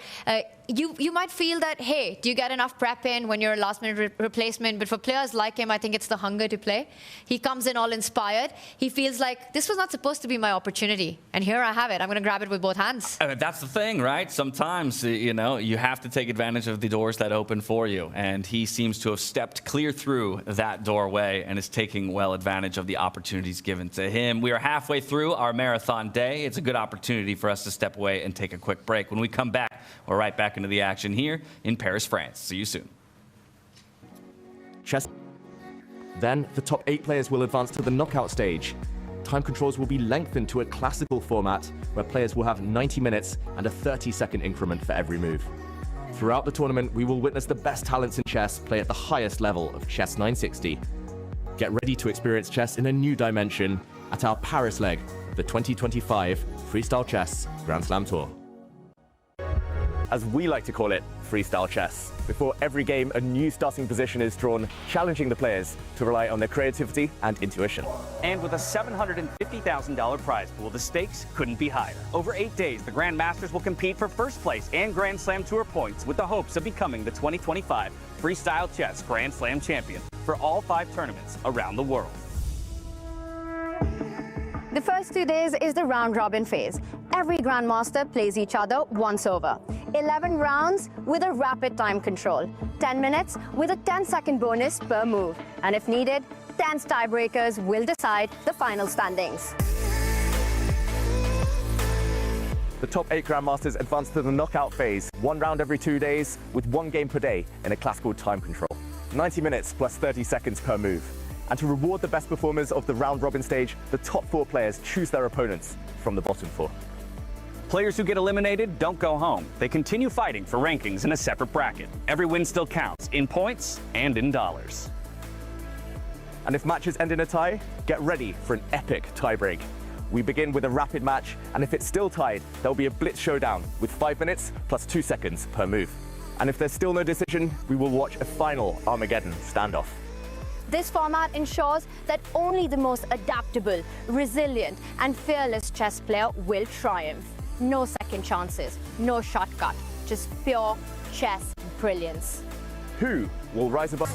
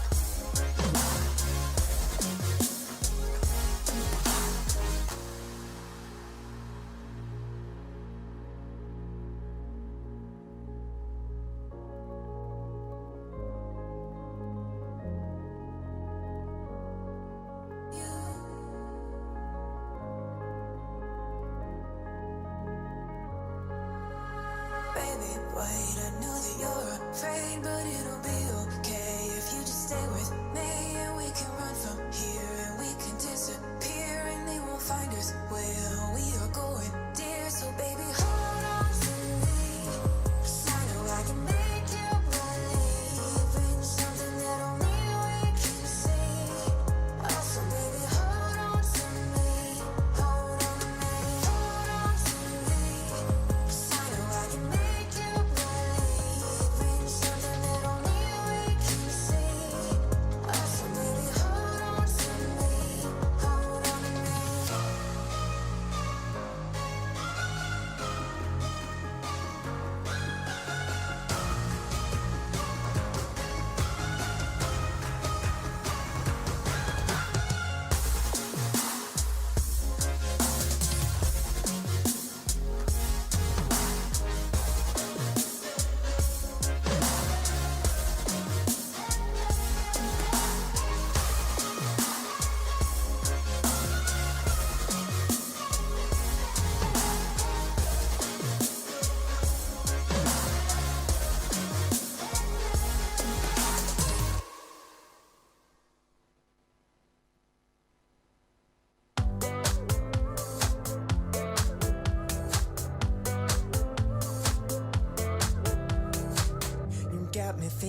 about tomorrow more than I ever have before.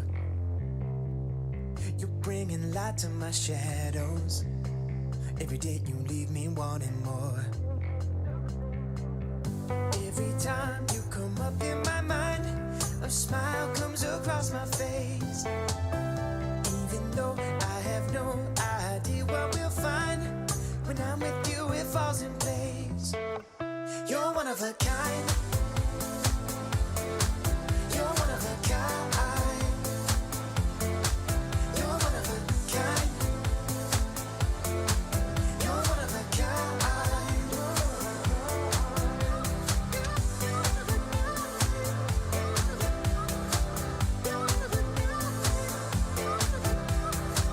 You show up first to every party, and you think tequila is your friend. You never say that you're sorry, and no matter what you can't pretend. Every time you kiss me goodbye, as I'm about to board a plane, you can't hold back the tears in your eyes, even though I'm only gone for days. You're one of a kind. You're one of a kind. You're one of a kind. You're one of a kind.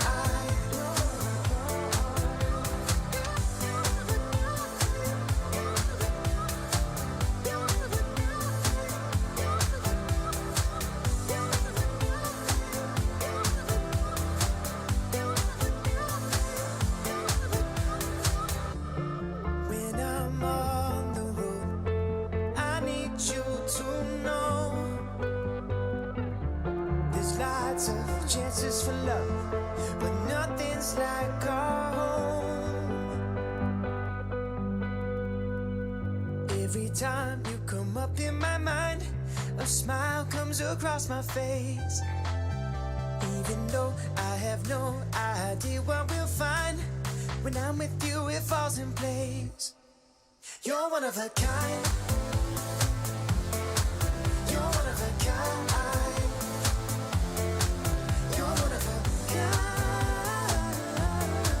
You're one of a kind.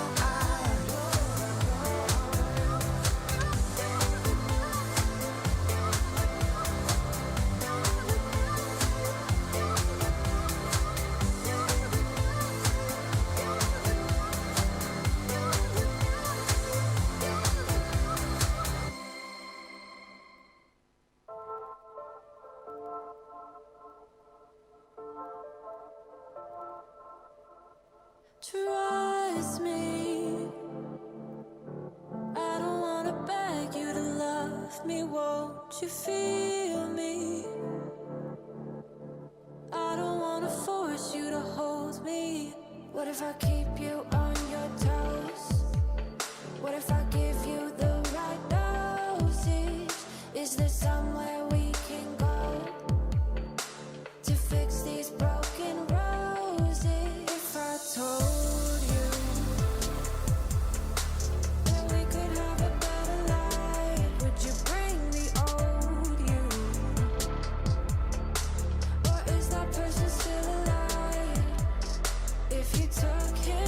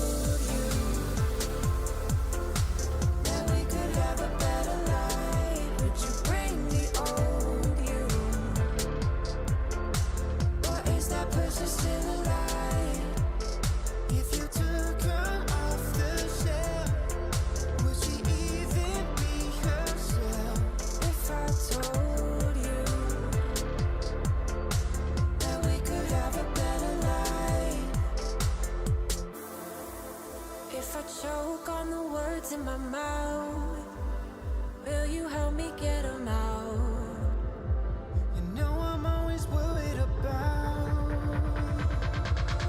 if I told you that we could have a better life. Would you bring the old you? Or is that person still alive? If you took him off the shelf, would she even be herself? If I told you that we could have a better life.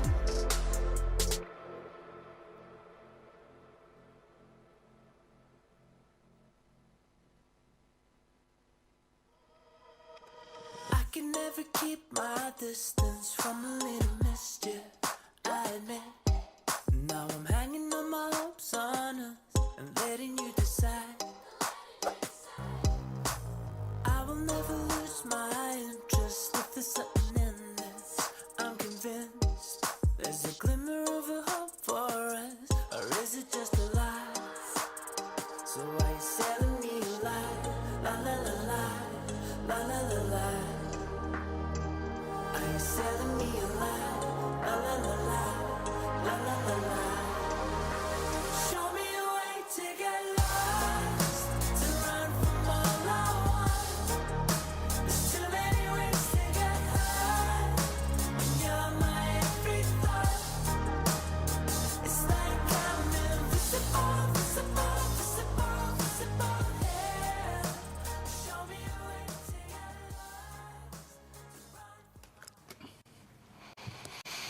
Welcome back, everybody, to Paris, France, where we're heading straight into the second half of the day, and we'll waste no time getting you into the player hall to be a fly on the wall as we listen to the players discuss their fourth starting position of the day, position 8-4-8.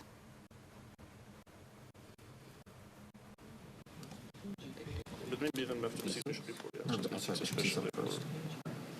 Queen A3, B6. Yeah. Yeah, instead of F5, I started C4.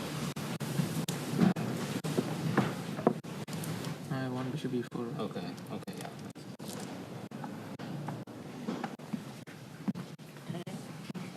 And then you... Then C5. No, I think C5 is bad for us. C5, bishop B4. No, you have to do this. Then maybe like even first one C4. But then you can go B6. Keep on takes H4, C4. Yeah, that's the plan. G8, C4. Yeah. I mean, it is like annoying. And then pawn moves to G5. No, G5 is extremely responsive. Yeah, but G5 is... yeah. But somehow, like, previously I also thought it's like very smart, but it didn't work out. They did something like stupid A6, bishop A7, B5. Maybe here the same? What about F5? H6 with the queen? F5. No, it was like previous game. I mean, A6, bishop E7, and B5. What Prague did against me. Okay. Or A5. F5, G5. And bishop E7, and B5. So which move after A5? Grab the pawn. Let's try this. So if we... Yeah. G5, G6, at least the bishop is not coming to E4. Yeah. No, What do I take it? Take knight 6. And E4. E4, B6. F3. F3. I don't know, G6. E4, G3. E4, G6, I don't like. I don't like E4. Why do they care about the pawn at all? Yeah, no, we shouldn't say this pawn. Like... C4? Yeah, maybe C4 and C5, yeah. It's a bit better this way. Yeah, C4, C5. What if No, but black thinking plays G8, C5? maybe it's... Oh, C4, C5, yeah. Maybe black plays C5. Then bishop E4, knight E6, yeah. There's a lot of time. C4, which you have to try. No, wait. Oops, here. And if you just go for double fit, you'll get your like B3. I mean, so like, sure. So I mean, E4, C, what was that do? I mean, you open up the bishop and make a move, like knight B3 or something. Yeah. And if I can just E3, I don't know, like 92. How many moves? Yeah, I know, 95, I mean, if E3, or maybe castle. Yeah, positional is better for us. Yeah, like somehow, like we have first the clinch. Hopefully. But besides this, I mean, what can I do? Wait, like... F5 G5 looks like a very reasonable. I think G5 is close. But G5 H4 would do. H4 a bit annoying. So A6, let's say. I mean, okay, out of curiosity. I mean, A6, Bishop E7, and B5. A6. Super dumb plan, but I mean, I basically did it. Like C5. C5, B6. C6. No, I was just wondering. Sometimes it's like. Yeah, could be. Sometimes it's scary. But also just Bishop A7, Bishop E4. I don't understand. Knight D6. Okay. No, okay. I mean, just like best to safe than sorry. Oh, Bishop E4 maybe. So here's C4. What do we say for F5? Just take in C5, right? Yeah. Maybe it's not completely unreasonable for black to go. Take C5 and C6 or something like that. C6, yeah. Yeah. Always a joy to be a fly on the wall, get a peek inside the minds of some of the most brilliant chess player the world has to offer. Position 8-4-8. There's some odd similarities to a position we've already seen today. It's that queen tucked away on one side of the board, David. It's those bishop pairs on the other side. It's just a mirror image of what we had seen before. Of course, the other pieces on the back rank, little bit of shuffling to be found there, but once again we see immediately the players are looking at how to unlock that queen, target the other side of the board, almost entirely looking at a G4 push in terms of the white start. Yeah, definitely the theme of the day, the bishop's in the corner. That's happened now in 3 out of our first 4 games, and yeah, queen's in the corner as well, adding that extra spice. It's really interesting. I had a chat with Vincent Keymer just yesterday, actually, and he was saying there's only a handful of positions across the 960 where white gets a big advantage from move 1. He said often it's 0.7 or above. This is one of those positions, apparently, where white has the biggest advantage of them all. So for those with the white pieces, a huge, huge advantage. They need to capitalize on this, especially the likes of Fabiano Caruana. And I think that's a big thing to note in this particular variant of chess, right? You don't have control over which position you're going to be playing, but you then have to. The onus really is on you to recognize which positions are advantage towards you and to take advantage of those moments to find your wins if you want to push yourself forward in this tournament. And there we see the players begin to take their seats, and soon moves will be out onto the board. Getting a look at Fabiano, who's definitely hurting to make some progress in the standings, and we'll check versus is definitely a marquee matchup. For Fabi, this is a key one, right? He's 0-3. He hasn't even got half a point in the tournament so far. Pieces. David, you said it's one of those positions where white perhaps has an advantage. Can Fabi make the most of it? The players have little time to figure it out. He does start with opening up the queen, but I agree with you. You know, you got Magnus playing against Gukesh. It's world champion versus the world #1. That's going to be a big matchup, but it's not just that. We also have Hikaru versus Arjun. We'll be keeping our eye on that one. Juicy matchups all across. We're spoiled for choice here at Freestyle Chess. Any of these matchups is sure to deliver and sure to excite, but we'll start with Magnus Carlsen versus Gukesh. And right away, it's Magnus with the white pieces who is going to be charged with taking advantage of what you said there, David, the fact that the computer really likes the starting position for white. So, hey, this is your opportunity. Take a decisive victory. Yeah, I must admit, I'm super excited about this matchup. I've been looking forward to it for ages. But poor Gukesh, because already the computer says white has a +1 advantage. Wow. It's just one of those positions. We see the exclamation mark to Magnus's last move. Already big threats on the board. This is the immediate threat, lining up the bishop in this diagonal with the white queen in the corner. There's some awkward pins here. Once the white bishop moves, the other bishop will be defended, allowing a hit on the black queen. This is already scary stuff.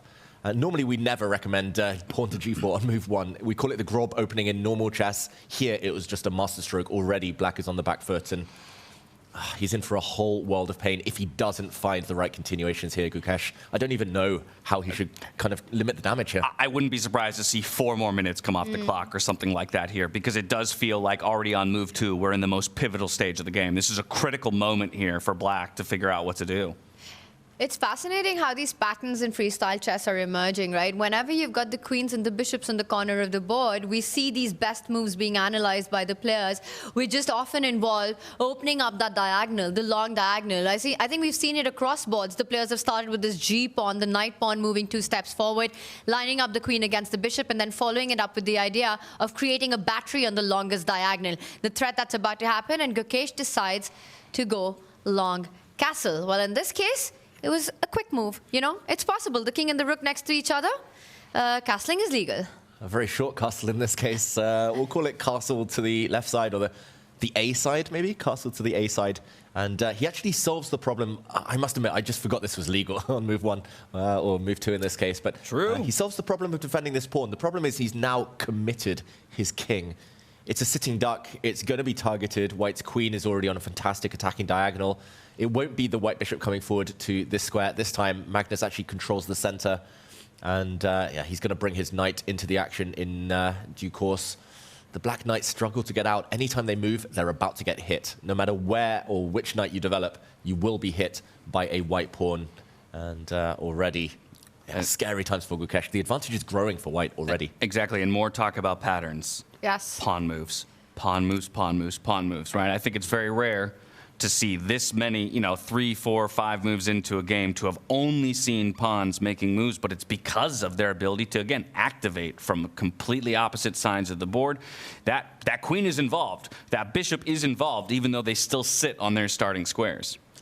Yeah, fantastic pieces here. And I think the move Magnus wants to play is to push his pawn forward to g5, just to totally cage this black knight on its starting square. The downside is you have to look at pawn breaks. You have to look at what happens if Gukesh challenges that pawn or challenges in the center. But either way, Magnus feeling very, very ambitious. Already a minute up on the clock. And more pawn pushes on the docket. That's what I'm telling you. And while it's been a difficult start for Gukesh, we were talking about these ideas that he needs to deal with. Magnus takes the decision to fix that pawn on a square where the bishop is targeting it. So 2 pleasant options. This is the one that he chooses. I like that Gukesh didn't spend too much time on his decisions, because you really need those extra minutes, those extra seconds. And Magnus, meanwhile, like you said it, with Gukesh's king lined up against the white rook, you're not thinking about getting your own king to that side. You want to push your pawns. You want to create threats against that beautifully placed rook and the king on the same line right there. Maybe even advance a further pawn the moment that you get an opportunity. Get that bishop out of the way. Push that b pawn ahead. Gukesh has got problems to deal with, and he needs to do them fast. He can't let himself slip on the clock. Exactly. Because big decisions lie ahead. And Gukesh is one of 6 players who finds themselves in precarious position from the word go, right? Just one of the 6 piloting black. I think we should hop on over to Arjun Erigaisi versus Hikaru Nakamura, because Hikaru so often talked about such a strong defensive player being one of his major strengths. Well, if there's a time to put, your best defensive foot forward, it would be in a position like this where you already start down near a point in evaluation. And it's fascinating you bring up Hikaru, James, because out of the 6 players starting with black, he's the only one to not be seriously worse after the first half dozen moves. Everyone else has a serious disadvantage with the black pieces after just a few turns. Hikaru here, I mean, this is crazy. We talked about moving pawns. There have been pawn pushes, but the white queen coming out this early? I'm not sure what Arjun's idea is with that one yet. Very mysterious to me, Tanya, especially because there was tension between pawns just on the last move. Should we do an action replay? Let's do it. Let's take it from the top, because it felt like it was a gambit and then a counter gambit has just been played, where both pawns can be picked up for free. So what happened here? Yeah, so we did start with this move, g4, as we did on all the boards. Hikaru pushed this pawn forward, activating this bishop on the diagonal. Very nice. Copycat here from Arjun. And after knight to d6, a pawn sacrifice from Erigaisi. If this pawn had been captured, then it would have unleashed this pawn to step forward. The black knight would have been kicked to some really awful squares. Might even have to go back home not to get trapped. This was unthinkable. Hikaru found a really creative move. He defended his bishop with his rook. Now pawn takes pawn would have been met by, I guess, an attack against the white queen in the corner. Now the bishop is defended. Next move, the pawn would have been recaptured. So Arjun said, okay, I will move my queen out instead, and the queen attacked. I have a feeling she's going to slide the whole way across and start pawn hunting, but with a queen alone against an entire army, I don't think it's necessarily going to pay off for Arjun yet. Okay, he does move his queen. He does swing her across. Okay, this is the live position. This is crazy. But Hikaru shown good defensive skills so far. Yeah, we'll have to find a way to get his own queen involved, right? Because she's still locked away here in the top right corner. Maybe bringing that knight out to defend that angle first. Very active approach by Hikaru, trying to manage these opening problems that we see across all boards, right? Where he went for this gambit, he's activating his pieces, he's bringing out the knights quickly, the bishops quickly, and now he trades a pair of pawns, also takes care of that defending that was required on the A line by deflecting Arjun's queen. Clocks, though, favoring Arjun right now. Stylistically, the way the position's developing, I still see a bit of chaos and everything to fight for. Who do you think is happier out of the two in these first few moves? I'm not sure about happy, but I think Hikaru, he's done a good job so far. Relieved. Yeah, relieved. And it was a good investment of time. We did say it, the players, especially with the black pieces, need to take time because the start position was so stacked against them. Yeah, and then he goes for it. He develops the knight, also defends against that bishop that is eyeing his queen from the opposite side of the board. Now would have the opportunity to push the pawn and slowly work the queen out if he so desires, as well as you point out there, David, hitting the pawn at the same time. So yeah, fantastic position for Hikaru, considering the starting position, right? But even still, the computer gives a slight favoritism to the white pieces. Yeah, the white queen is active, the black queen is not active. That's the main difference in the position right now. In freestyle chess, we have learned queen activity is all important. So small advantage for Erigaisi, but nothing too serious right now. In the meantime, things getting serious on other boards already. Things getting serious, and a player who is in a dire and serious position right now would be Fabiano Caruana up against Richard Rapport. In fact, both of these players currently sitting in that 9th through 12th position. Obviously, Fabiano, much more precarious, having yet to take even a draw, sitting at 0 points. Richard does sport a point to his own, but even still, for both of these players, this is a big ticket game right here, particularly when you're fighting against people who are also on the verge of elimination. You want to build distance between each other. Yeah, I mean, all respect to Rapport, he's a world-class player. They're so creative, but Fabiano will see him as someone he should be beating. He's going to be a direct rival for those 9th to 12th spots, most likely. Rapport has lost 2 games so far. He took one, though, took 1 win. So Fabi knows this is pretty much must-win territory, and he's got a good start. He's a pawn down, though, Tanya. And both feeling the nerves, right, with their heart rate monitor. They're over 100 right now. Wow. And I agree with you. I think it looks like a good start, especially because it appears that Fabi is the one who can get that first central break in at the right moment. He'll have to time it well. That D pawn in front of the white rook moving forward will open up the line, the pathway for the bishop to get more active, for the rook to get into the game.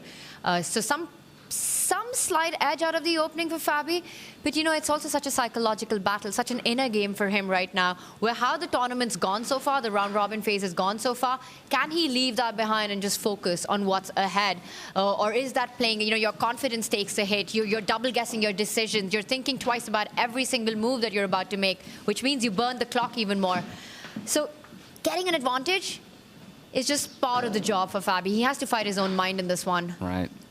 Yeah, and confidence is definitely an issue. I think Fabiano, in full flow on a winning streak, would push his pawn forward, would try and go for the enemy king. He would play it within 5 seconds. Yes. But the fact that he's been thinking around a minute here, when it's such a strong, clear, obvious move, trying to go for the enemy king, there's no downside, really. He's building the center, opening lines, and clearly Black's pieces are less developed than his. To me, it's definitely a signal here that he's not feeling his best. Is he going to do it, though? And he does reach out, and he does play it on the board eventually. Because it comes with its own set of questions, right? You're also opening up your own king and queen, which is lined up against the black rook. And look at this. Richard responds immediately. He was expecting this. Yeah, that's why playing the move 1 minute quicker might have been better. Also giving the opponent less time to mull things over. That was by far the most obvious move. I'm not sure how to continue now. You have plenty of options. Maybe just sidestepping the white king in the near future. Maybe you advance more pawns in the center. He's still spoilt for choice, Fabiano, but yeah, it's a pleasant position. He needs this win. It's that clear. Must-win game. Well, let's not forget we've got a world champion versus world #1 going on. At some point, would be a good idea to jump back to that game. We did see that Gukesh is in a bit of trouble when we left it last, and I wonder if he was in a little bit of trouble, and now he's in worse trouble. Wow. If we hop on over to Gukesh versus Magnus Carlsen, you'll see that while it's Magnus Carlsen's a move to make, he's also in a very strong position here up against Gukesh. I mean, I'm looking top left of this board. Again, 2 bishops that don't feel involved at all in this game here for the player with the black pieces. Oh, and look at Magnus's last move. He just played b5, exploding the position. And again, it's all about the black queen. She's been caught embarrassed on these 2 diagonals. Now she's getting hit by the white rook as well. I mean, where are you even going to put her? No matter where you step forward, there's knights coming to chase her away. And the black king also a bit of a target here. The king is castled, so cannot run any longer. It's just traffic jam and not one that's going to end well for look how claustrophobic that is. How does anybody move? Nobody moves, and I don't think Gukesh is going to be moving much longer in this game. I mean, you're talking about the knight jump. That knight could grab a pawn and hit the queen next as well. Everything comes in with a tempo. It feels like magically all of Magnus's pieces are beautifully placed for an offense. The king at the center of the board. Well, you just have to watch out for a couple of checks, right? Yeah. But you've got an escape square, so you're actually feeling safe. Gukesh, he rushes, he moves the queen away, which was under attack. I like the idea, David, that you're pointing out as well. You know, at some point, just sidestep from that file away from any knight check. But right now, there is a pawn, a tender pawn, that Magnus has to take care of. How big a threat is it that Gukesh is setting up against the f4 pawn? Well, it is definitely a threat, but there might be more important priorities in the position. I wouldn't be surprised if Magnus takes a timeout just to try and open up the black king even further. There's ideas like jumping in with the bishop if you want to be really materialistic. I think I would be too tempted to grab some material here, but maybe you don't want to allow you know, your initiative, your momentum to fizzle out. I think I would just go for the black king. But it's a rook. It's a rook. Rook's a big piece. My rook. Where's Levy when I need him? And it's one of the most active pieces in black's position, sitting on the 8th rank, which is a fascinating. And there you go. He's going to go ahead and dive in for the material advantage.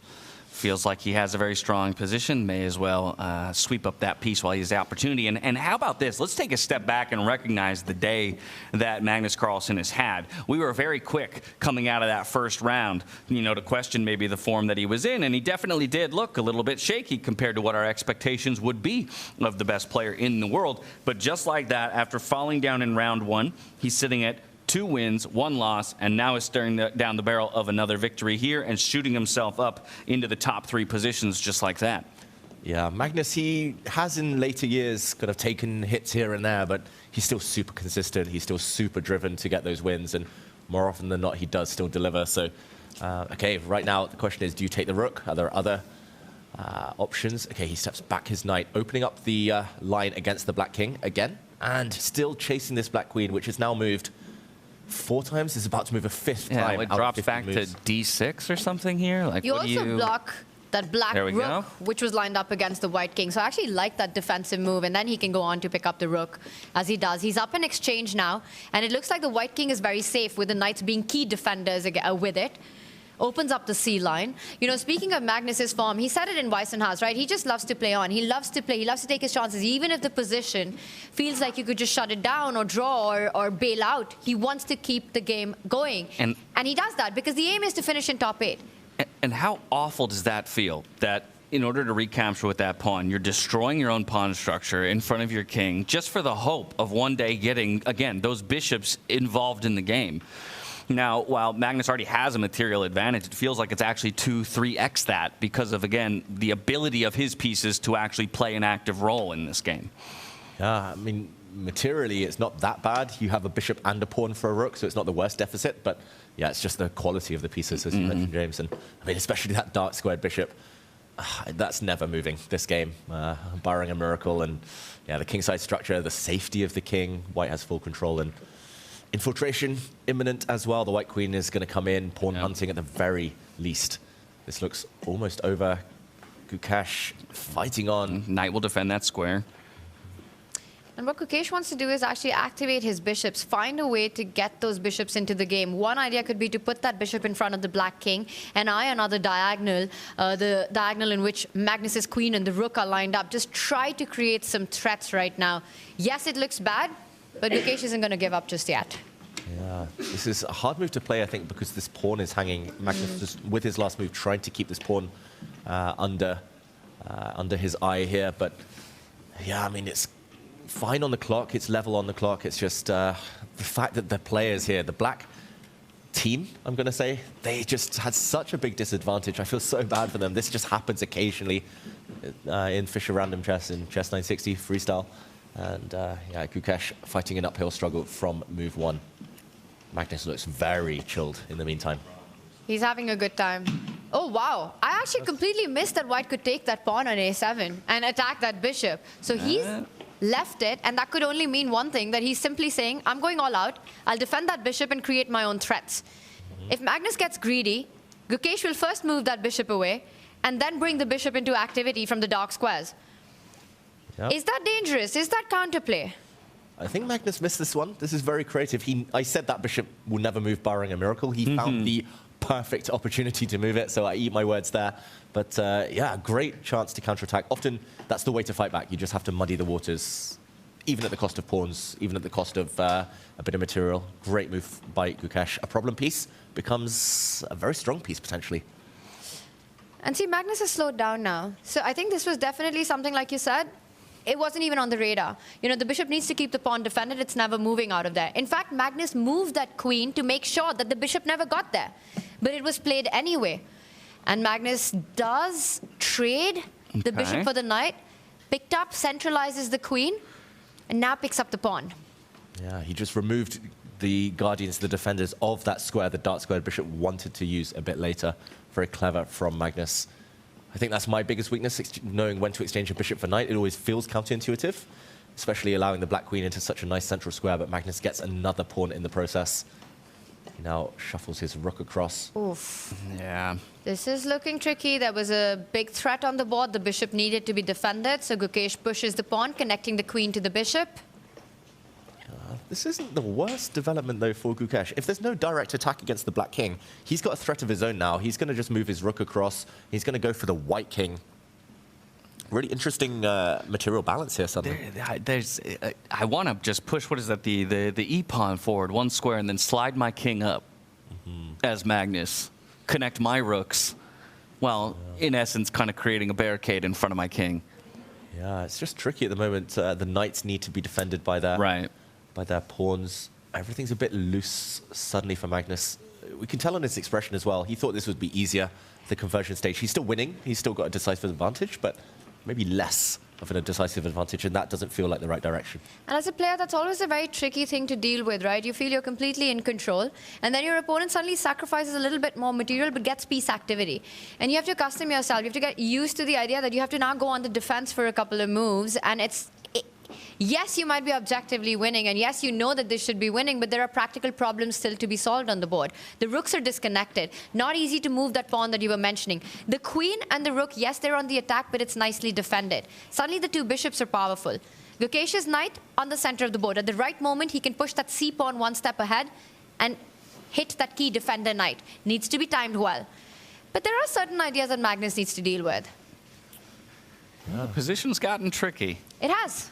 Yeah. No easy moves either. The white rooks look like they're on beautiful open lines, but they don't have any safe squares to come up to, pretty much.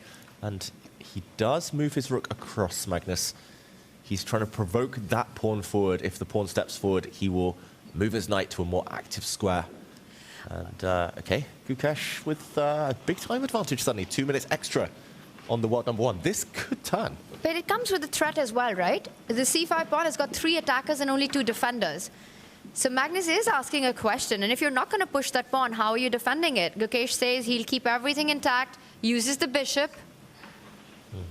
He uses the bishop. There is a pin along this line against the black king, but very tense. Gukesh clinging on well. If he can bring the black rook into the action, then things could definitely turn around. And while I understand this game is heating up, we still have 5 other boards in play, and so I want to make sure that we have an opportunity to check in on all of them. From here, we're going to hop over to MVL versus Vincent Keymer, because once again, our defending champion in Vincent Keymer, who currently sits at 1-0-2, is once again staring down the barrel of a very scary board position. A similar advantage given to Maxime, as is Magnus Carlsen, but of course, far more pieces, it looks like, on the board still in play here as I compare the two situations. But once again, time trouble for Keymer. 22 seconds on the clock. Yeah, that's been the story of his day so far. Vincent just low on time very early in the games. Even his one win against Rapport, he had only a few seconds left before his opponent blundered. And here the problem is, again, this pin, this battery on the long diagonal is tying down black. And in the meantime, the white knights have gone hunting for a weak pawn. And once this pawn drops, it feels like black's position should collapse, especially with the black king out in the open. But Tanya, it's still not 100% obvious. I just did a quick count. Black actually right now has an extra pawn, which has just been lost, just been picked up. And that's a key pawn to lose as well, right? It's next to the king. It's a central pawn.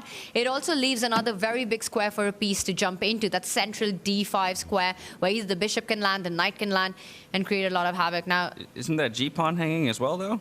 Yep, you're right. Nice spot. It's just whether it's worth the... Well, what about the other g-pawn as well? The knight. They're all hanging, aren't they? Everything's hanging. And I think he's going for that g-pawn that you mentioned because he first defends his own knight. Yeah. And now you're coming in with a big fork on the square that you wanted to land to. Yeah, if he had taken first, then the white knight would have dropped and it would have been 2 pieces for a rook. Very unclear material balance here. Right. Beautiful outpost. He defends this knight first. It's anchored and very hard to hold on to this pawn. He has to use his rook. But now... 10 seconds? Yeah, everything's falling. Well, and once again, I bring us back to the similarities between this and the other board, right? Those 2 bishops still very much stuck over on that, left-hand side of the board. The 2 black knights as well, kind of stuck. So claustrophobic, it feels like, for a number of the players piloting the black pieces. If they weren't able to get those pieces activated early in the game, it feels all but lost for them. All but lost is the name of this game. Maxime Vachier-Lagrave has just won a pawn. He's going to try and stem any counterplay along the H-file. In the meantime, he's got a material advantage, positional advantage as well, MVL, but action happening everywhere right now. Yeah, action happening everywhere. So let's go to Vidit versus Praggnanandhaa. This one is one of the few boards in which the computer actually gives a slight advantage to the player with black. So let's talk about how Praggnanandhaa managed what a number of other players weren't able to in this 4th round. It's an extra pawn, and it looks like a very healthy one. That H-pawn that Pragg has right now, there's no counterpart to it. Also notice how the bishops are super active, defending a key square in the position from which the black knight could have been pinned, but not anymore because the open diagonal's there. In this all-Indian clash, it looks like Pragg's in the driver's seat. Extra material, everything under control, no attack against his king. Vidit's going to try and save this one if he can with a draw somehow. Yeah, but Vidit low on the clock, under 1 minute, and this is why players with white try to break symmetry as early as possible, because if the position does get symmetrical, often the opponent is a bit safer, especially a position like this, which was so promising for white on move 1.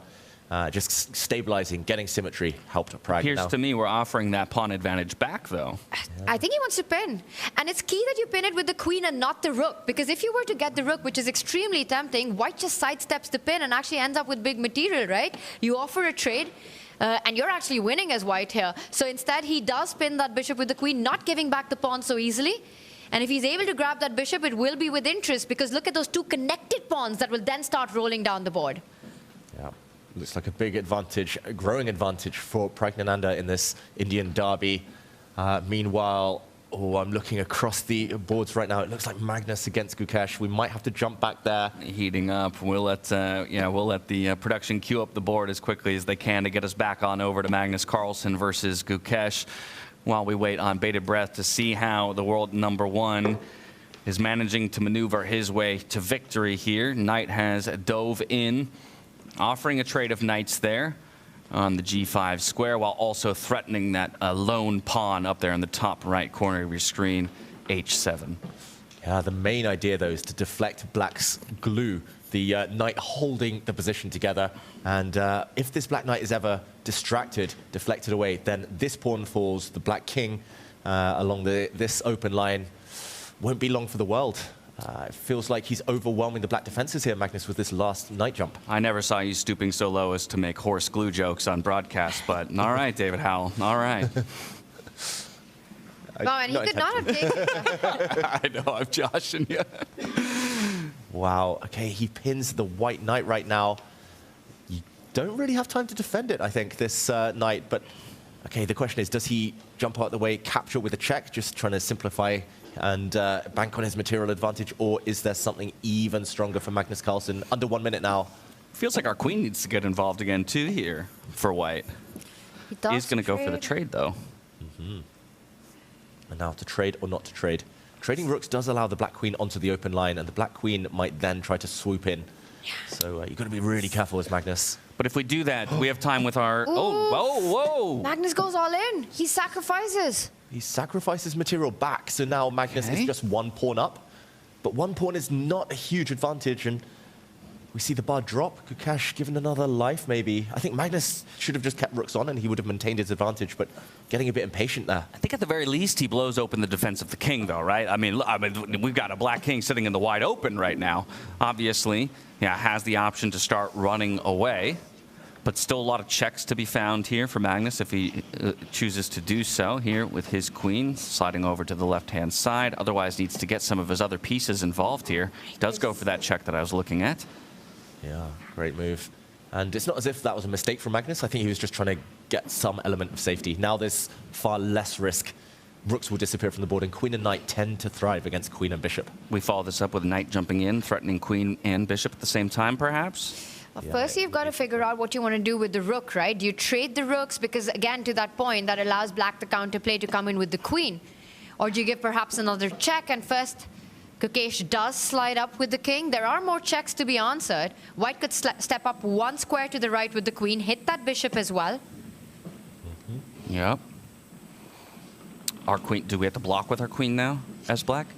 But then the rook's How do you deal with this check? hanging. Yeah, then the rook's hanging, yeah. You got to be so careful in this position. The one counterplay that Gukesh has is that the bishop, it can't be picked up because there are checkmating ideas against Magnus's king. Yeah, there's tension between the rooks, and the black queen landing on that square would have landed in checkmate. And, okay, he brings his rook up, not approved by the computer. Question mark appears. Rook trade about to happen. Gukesh has to just remove any potential attackers of the black king. There we go. Now, what to play? Does he move his attacked bishop? He centralizes his queen. He's trying to dive in and behind and counterattack against Magnus's king now. Oh, I think Magnus has lost a lot of control. I don't think he saw this tactical flurry coming, Gukesh. So tenacious. Magnus has an extra pawn, but he needs to deal with these threats. And there was a bit of a shake of his head, so not so clear how he's about to do that. Is he going to think about maybe getting the king to the left side of the board, run it away from these checks that you're talking about, try to hide it closer to his own queen? Wow, Gukesh so calm. Look at that. The heart rate right now under 80. Wow. Very impressive, despite how big this game is potentially for the tournament, despite how big it is for chess history. Seeing two of the world champions face off against each other. Queen trade offered from Magnus. That will be rejected. White is a pawn up. And it's truly in a trade-off. A clash of generations as well, right? With Magnus having won all his world championships, and now Gukesh at 18 winning his first world championship. Magnus still being the world #1, and Gukesh acknowledging that he might be the world champion, but he's far from being the best player in the world. He loves an opportunity to play against Magnus, and can he hold this incredibly difficult position? The king will hide at the center of the board. The king will march. The king will be safe on dark squares, we should mention. That's why queen and bishop don't do so well against queen and knight normally, because one color complex tends to belong to the queen and knight. Knights can control so many squares, and a knight is a king's best friend. A knight will defend the king from checks if it marches forward. If the queens come off the board, if there's any check that forces a trade, that's game over. Magnus wins on the spot there. So Gukesh's only chance is to keep the pieces alive, create some threats against Magnus's king. He centralizes the bishop, also defends his own pawn. Okay, and Magnus has some checks at his disposal. He reaches for his queen. I think he's going to bring it up to black's back rank. The white knight is joining the action as well, joining the fun. And that's going to be a forcing check, right? Because the king has to step up. It's not been played just yet, but he goes for it. And now the knight's going to jump in with a check as well. Hits the bishop. In the meantime, he's going to trade off, knight for bishop. Can't take it with the queen. Black pawn has to capture. There would have been a skewer if the queen had captured. The white queen would have gone to the corner. So black had to take on the square with a pawn. And Gukesh has these three completely isolated weak pawns. Once you start checking with the queen, the white king moves forward, picks up these pawns one by one. Magnus has done this flawlessly. He's done it clinically. Yeah, it's so rare to see any chess game where the two central pawns for one side just don't move. He's played flank chess, Magnus. He's gone around the sides. And now he brings his queen back, going pawn hunting, three isolated targets here. Gukesh, it's that triangle of pawns. I think they're just going to drop off one by one. Yeah. Any check is going to help the white king march forward to gobble up. And you could, you could see there on the bottom of your screens just a moment ago, the graph showing that Magnus was in control for the entirety of this game. As we watch this one play out, because it is important, I'll just let everybody at home know we've had 3 results take place on other boards. Fabiano Caruana gets his first victory of the tournament up against Richard Rapport, so that is a massive win for him against somebody else who is in elimination position. From there, we have Maxime Vachier-Lagrave taking a win over Vincent Keymer, and we have Praggnanandhaa taking his victory over Vidit Gujrathi. So 3 more boards in play, this of course being one of them, looking for Magnus to put the final moves on the board. And Magnus's finishing touches are just class. You know, he centralizes the queen first before pushing the pawn that he just has, taking key control of a defensive square. Black's queen can't slide over to the other side because now the white queen controls that A1 square. How are you stopping this pawn now moving forward? And I think, David, it's well known in the chess world that when it comes to queen-pawn endings, Magnus is a class apart. Yeah, best chess player in history, probably, but definitely the best queen endgame player in history, Magnus Carlsen. I've played him so many times in Blitz, Classical, and he always gets his queen in the center of the board somehow. His queens just dominate the enemy queens, and Gukesh's queen is going to have to go round the corners here just to deliver any checks. First, Magnus is going to pick up a second pawn. 2-pawn advantage in most endgames is decisive. Gukesh looking to pick up a counter pawn, attacking another one. Checks. Has Magnus spotted a forcing way to trade queens? Ooh. You can't go on the D file. That would mean a check and queen's off the board. Where are you hiding? You have to go to one of these 2 squares. You cannot step forward either. There would be a check and then another check to get the queens off the board. Where is safety for Gukesh? Is there safety for Gukesh? And this check also magically happens to defend the pawn that was under attack. So actually Magnus on the next move can even just advance his own pawn further towards that queening square. Finds one of those 2 squares he pointed out, though. You had to start that way. If he's accurate here, Magnus should be able to exchange the queens. Again, the center line cannot help Gukesh. That would mean a forced trade. He falls back, a check. Just going to pick up some pawns. Has to keep checking, though, right? Because you don't. If you leave one move unchecked, queen takes your pawn with a check as well, and now all of a sudden maybe black is back in play. Yeah, it's like snooker. You need to put all the balls in a row before your opponent gets their turn to start start their fun. And here Magnus. Well, there it is. 2 pawns, picks this one up with a check. Okay, is the king going to go forward towards white's pawn? But then you end up trading queens. If you were ever to grab that pawn, you expose your king to a check that would force a trade. So for Gukesh, he has to fall back, go on the defense. Can Magnus afford to pick up this final pawn and allow that queen check? Or does he have to continue? Okay, first he's going to look to protect that pawn and at the same time provide some king safety. Yeah, there was one trap in the position. Queen takes pawn on the last move, would have walked into a skewer along this diagonal. The black queen would have come across and picked up the white queen. So he's just trying to get back to safety now, as you mentioned. He's potentially going to retreat his king even further or block with a pawn. There's something about this camera angle. Magnus looks like an absolute giant regardless of who he's playing against. And I will point out, Gukesh, he's a tall guy as well.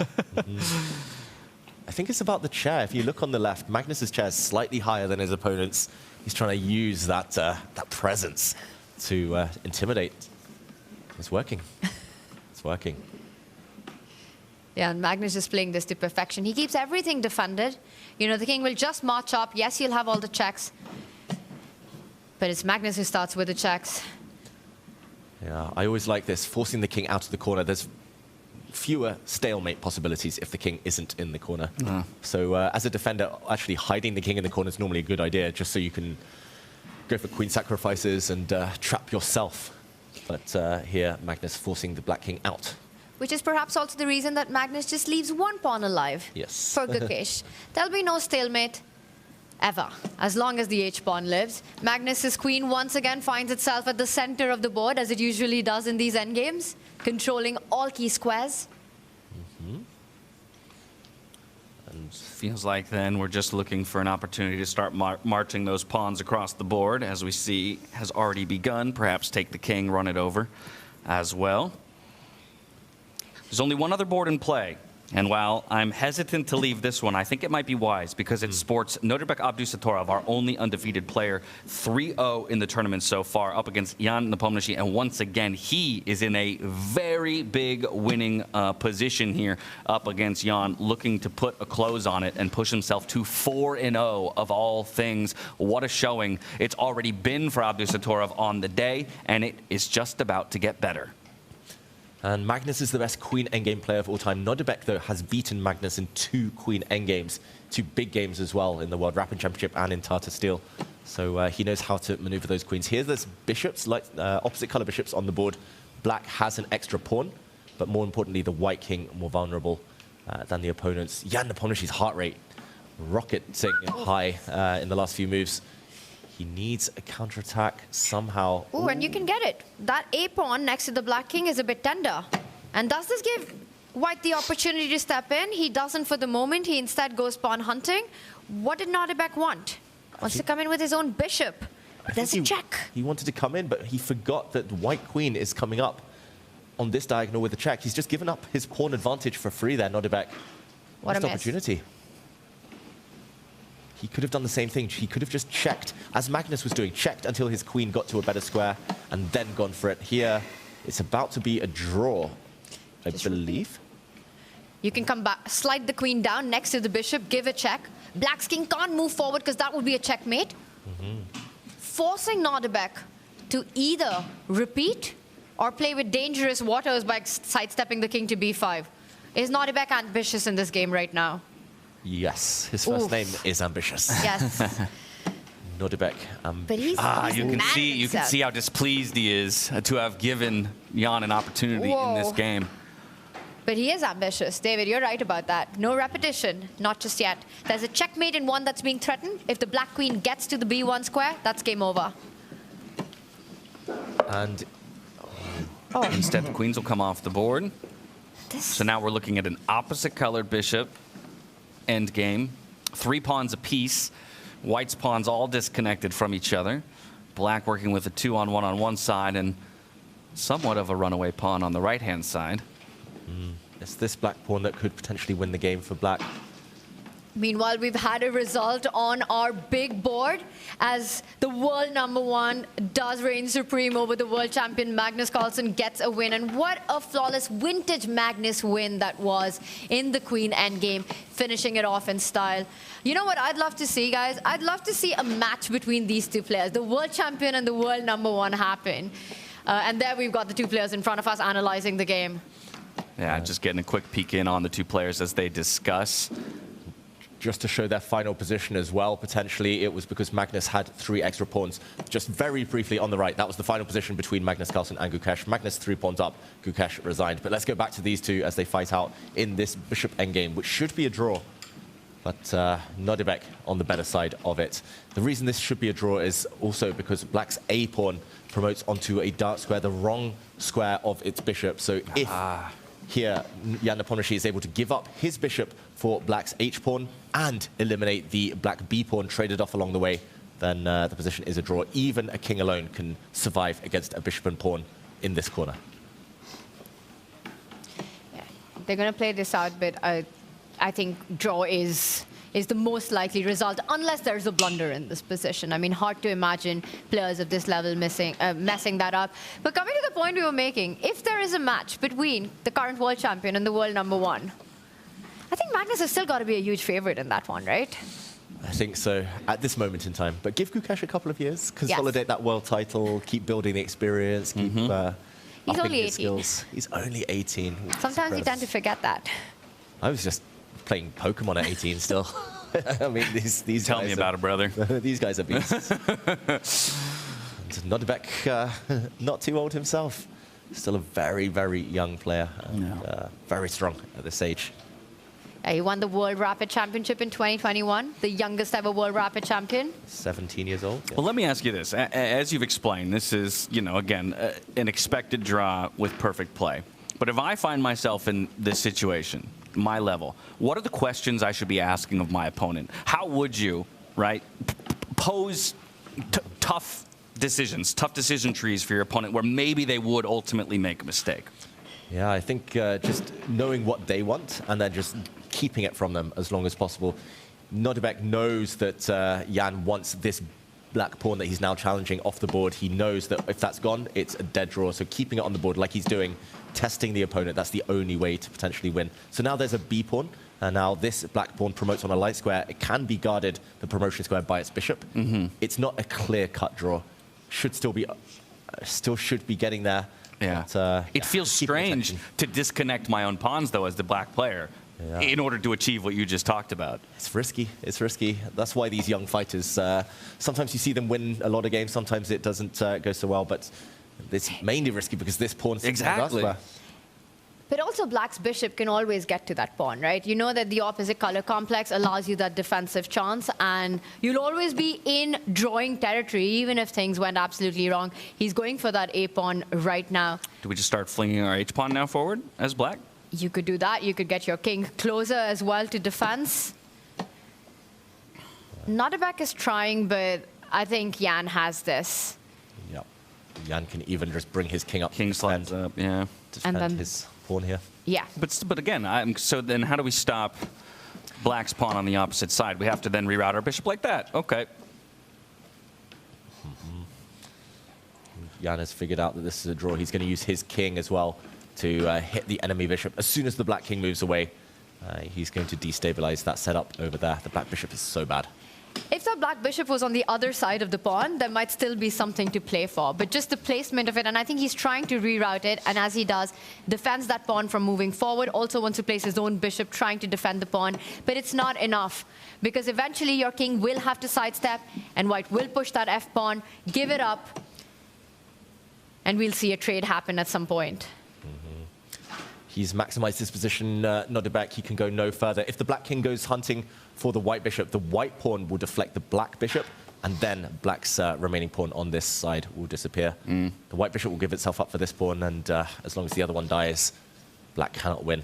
This is going to be a draw. Nodirbek's 100% record about to come to an end. Still undefeated, though. This is true. This is true. And still sitting in glorious position when it comes to the overall standings. But yes, it does mean that there will be no players with only wins in the tournament at this point. And we'll see the handshake any second now. He's going to force matters. He's going to push that pawn, give it up, pick up the only remaining pawn, and handshakes. Or not. There it is. Well, what could have been there for Nodirbek Abdusattorov, he still, like I said, sits in very pretty position. And for Jan Nepomniachtchi, that's going to feel good as well to come away with a draw in the end. He as well already was tied for third place position. Will continue to fight well for the knockout stages. 2 more rounds to go, though, for today's round robin. Will bring us through round 6 before we step away and return tomorrow for the final 5 rounds. A big round there. We saw the world #1 take down the world champion. We saw Nodirbek there almost get another victory. And Anna Kramling helping with the position choice. It feels like a good success for the black team, to be honest, with their results in that round. Still some big wins for the players with the black pieces, despite how one-sided the starting position appeared to be. And a lot of the players were in trouble right out of the opening. It felt Hikaru was the only one who managed to keep things under control. But then some bounce backs, some comebacks, and we saw the results as they played out. But the big one, Magnus taking the win against the world champion. Yeah, I mean, interestingly, for how quote-unquote advantaged that starting position was for the white players, only 3 of those boards ended up with a white victory, 2 of them going the way of black, and then the 1 draw that we just saw conclude. So honestly, I'd say quite an impressive showing from a number of the players who were in that tough position trying to pilot the black pieces. And I think Nodirbek is perhaps one of them who was very disappointed because he came so close to getting his 4th win in a row, but his slight inaccuracy, just got a little too rash, a little too optimistic, missing 1 resource, and Jan Nepomniachtchi is so quick in grabbing that opportunity. Yeah, and while we're putting a lot of focus on the guys who are performing really well and challenging for the top spot, I think we have to recognize the fact that Fabiano finally gets a point on the board, and it's not just half a point, it's a full point. That is a huge step forward for him. While there's still a lot of work to do if he ultimately wants to make it into the knockout stage, getting not just a win, but a win over Richard Rapport, who would be one of the people he's most likely to shove down into elimination. That's massive.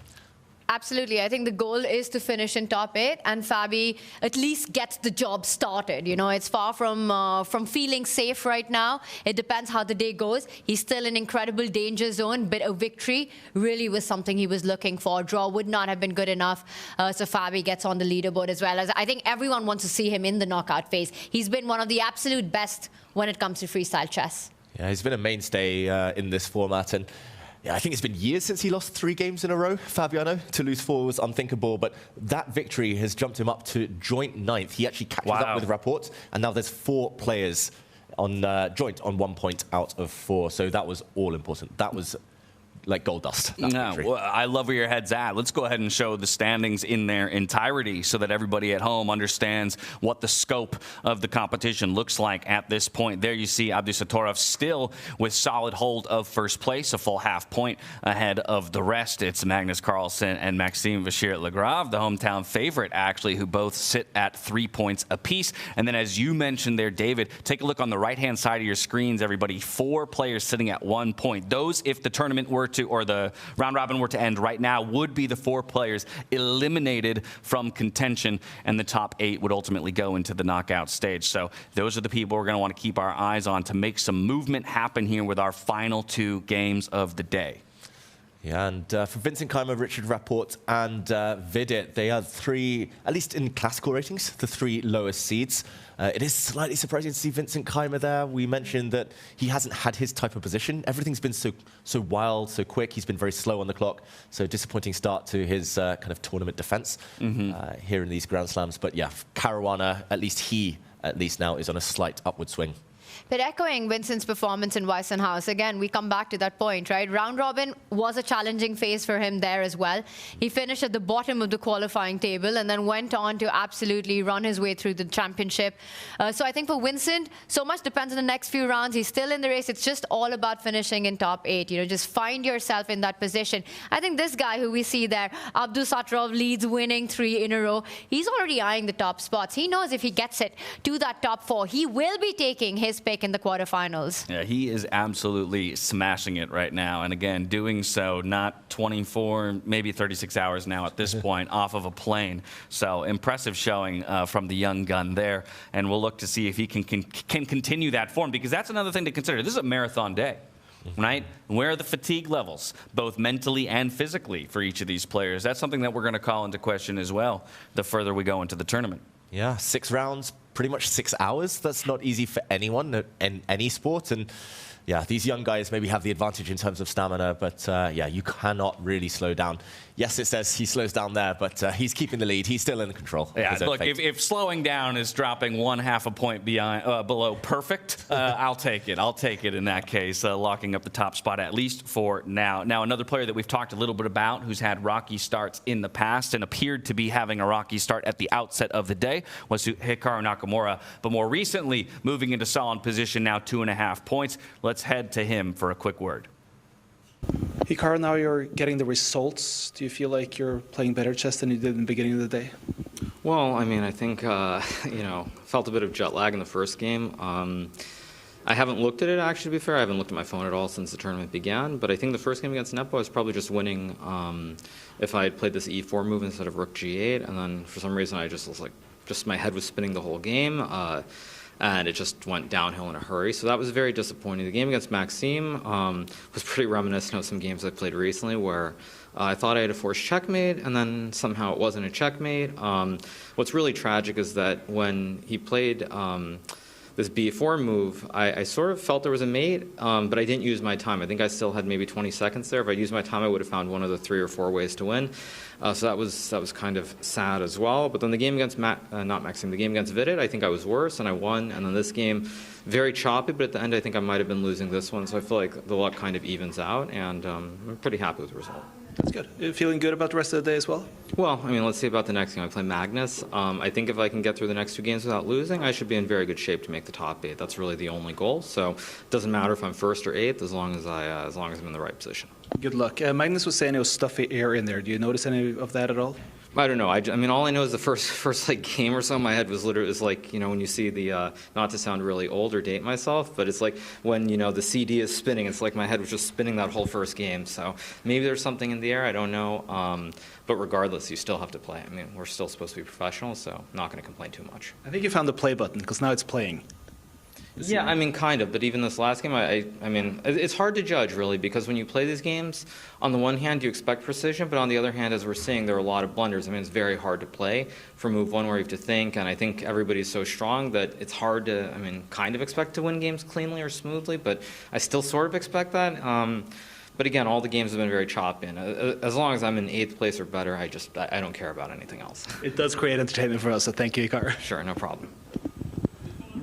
Welcome back, everybody. Freestyle Chess here in Paris, France, the 2025 Grand Slam Tour. I love watching the pro players there grapple with the messiness of this format, right? Talking about that first game, maybe a little bit of jet lag, but also feeling like he was in such a strong position. He had it there against Jan Nepomniachtchi, but at the same time saying from move one, you got to think. And everyone here is so strong that even when you feel like you're in a winning position, it really is never that simple. Yeah, and there's so much going on, of course. There's other games to distract you. There's all these quirks of the opening. There's the air. There's everything. But in the end, you just got to block it out and get the job done. And Hikaru, he is a genius at grinding out those results. It's not always in these long end games, but sometimes it's about digging deep, defending when you need to, and squeezing out those points when you need to. And he's echoing a sentiment that we've, proffered up a few times already today. But again, for most of these players, the goal is top 8. I mean, obviously, sure, if you could be number 1 coming out of it, you get your choice of opponents. That's a lovely position to be in. But at the end of the day, all of them are just strategically looking at what does it take for me to get into that top 8 position and keep my tournament life alive. Well, I think for now, they're also just focused on their next opponent and the next round. That is the absolute job that needs to be done. And Hikaru said it. He's playing Magnus. He has to block out the noise right now as he takes on the world number 1. That's a really good point, right? So, yeah, just as he crests over the halfway point of the day, 2 more rounds to go here on our first day of play. He does stare down Magnus Carlsen. That's always a matchup that delivers. Yeah, I wonder which game we're going to focus on in this next round. Flip a coin, maybe, roll a dice for the 6 different boards. Either way, 10 seconds away from finding out what will be the starting position for our 5th round of the day. Into the player hall we go. Let's find out. Welcome back. There are 2 rounds to go. You saw the standings behind me there for a second, so we're ready to draw the next position. And it's my big pleasure to call to the stage to assist me former world champion Rustam Kasimjanov. Give him a round of applause.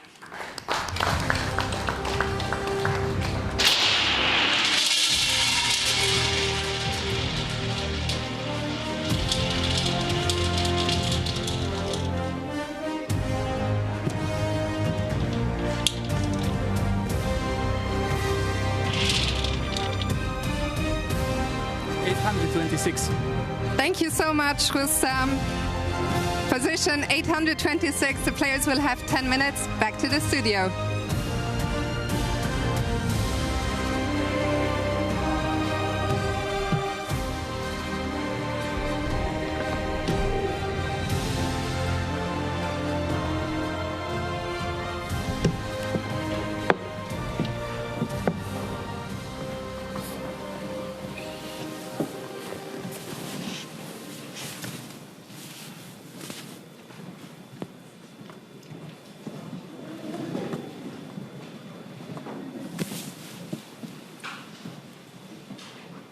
This one will probably a 44 d4, basically.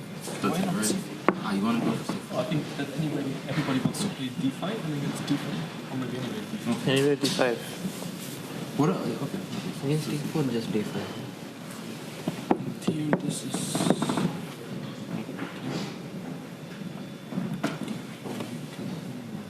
So like on d3 will be nice. Yeah. If you get the advanced structure concern on d3, it should be very strong. No, but I think generally advance is most of the time very strong. F6. D4. D4. Takes and knight g6. D3. Bishop b5. Maybe something concrete. Okay, Yeah, this is pretty simple. yeah, not threatening anything. Yeah. Yeah, I guess this is the best one. Yeah. Okay. No, this isn't. But at least it doesn't feel it. E4, E5? E4, E5, E4, I think it should be very, very good. Yeah. I just think that this is kind of the... No, but this is boring. Right? I mean, knight goes to D6, no break in the center. Easy. Oh, wait. Aha, aha. Knight G6. With... Queen D5 and... Knight D6. No, but this is D3 and... This is asking for too much. Okay, then E5 maybe. Yeah, E5, D5. Ah, but then we have D4. Yeah, exactly. Knight G3. Now we are... But this is actually good because it feels very weird, yeah? Okay, this can't get it. Okay, we'll do this. 5? No, 5, no, 5. This for a second. Ah, yeah, also. Yeah, no, I think you have to. Yeah, I mean, Knight G6 is first. No, but Queen D5, I mean, is black getting the pawn also, I back? don't know after ED how exactly you can do it. But so play F6 and then. Yeah. That's not the F6, it's only next move. But why not Queen D5? F6. For white or black? No, for black. For black. F6 is an empty move, right? Yes. Whatever, Knight G3. Yeah. Anything. Yeah. Can why not Queen D5? Yes. Okay, you could is this so good? Queen D5, Queen D5, E5, Knight F4? I mean, it's black action. C4. No, but I mean, yeah, it's nothing. I mean, this is complete nonsense. Before E6. But I mean, I thought the advance was E4, E6, D4. That's D5. E5. So it's knight going to D3, B3. It should be very If E4, D5, Queen H5, E6. Sorry, what? Ah, Queen H7, Knight D7. Queen H7, Knight G6. Queen G8, Queen H4. Wait, what? Wait, you want? No, I want Knight E7, no?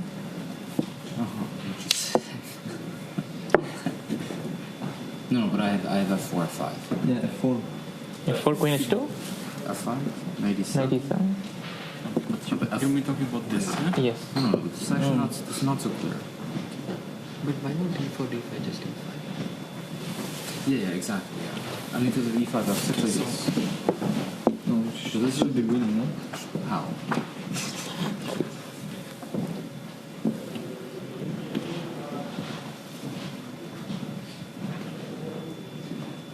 I agree, it should be, but it's not. How much? No, I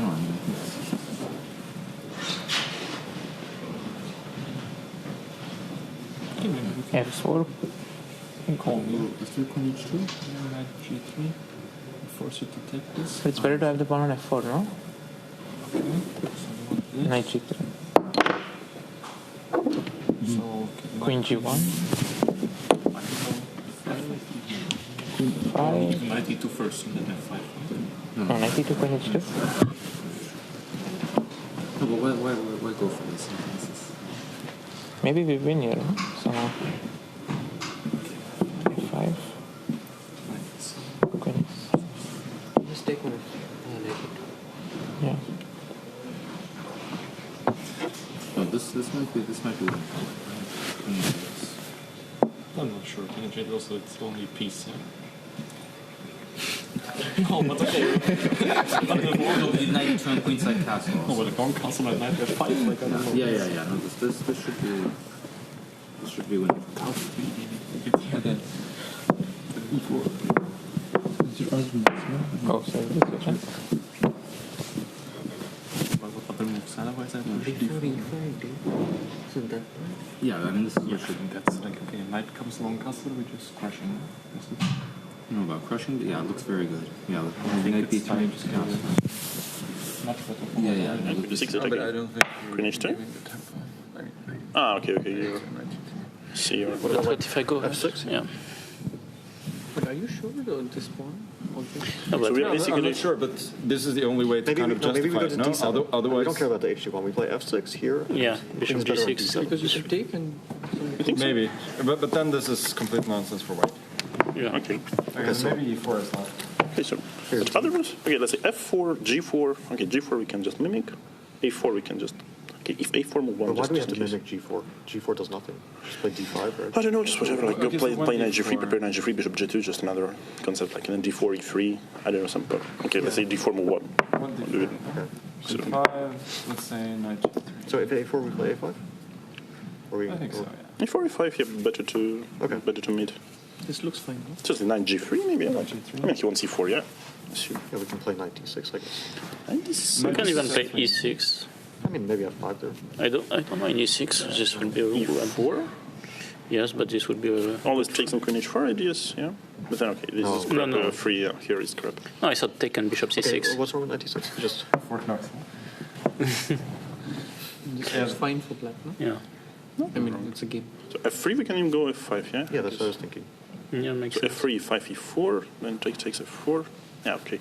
Sure, yeah. Looks fine. They'll play F3, F5, like knight D3. Maybe G5, yeah? Maybe G5. Oh, play another G5. This looks nice. I don't know. It feels like black is also has some chances. E4, F4. Is this not good for black? Why did we take? On G3? This, I just this knight C4. So. No, knight C4 no, knight C4 is also cool. Okay, yeah, this is good. I think E4 is good too.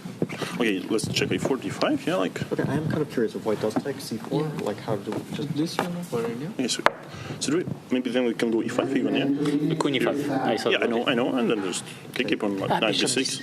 Yeah. Then knight B6. Okay, but this is a really... I don't know. I mean, that's cool. Why not? Bishop D6 is it? A bit too ambitious, but who knows? And why didn't develop anything? Yeah, so first to finish 5. 5. Yeah. Knight D6 or 95. Okay. Yeah.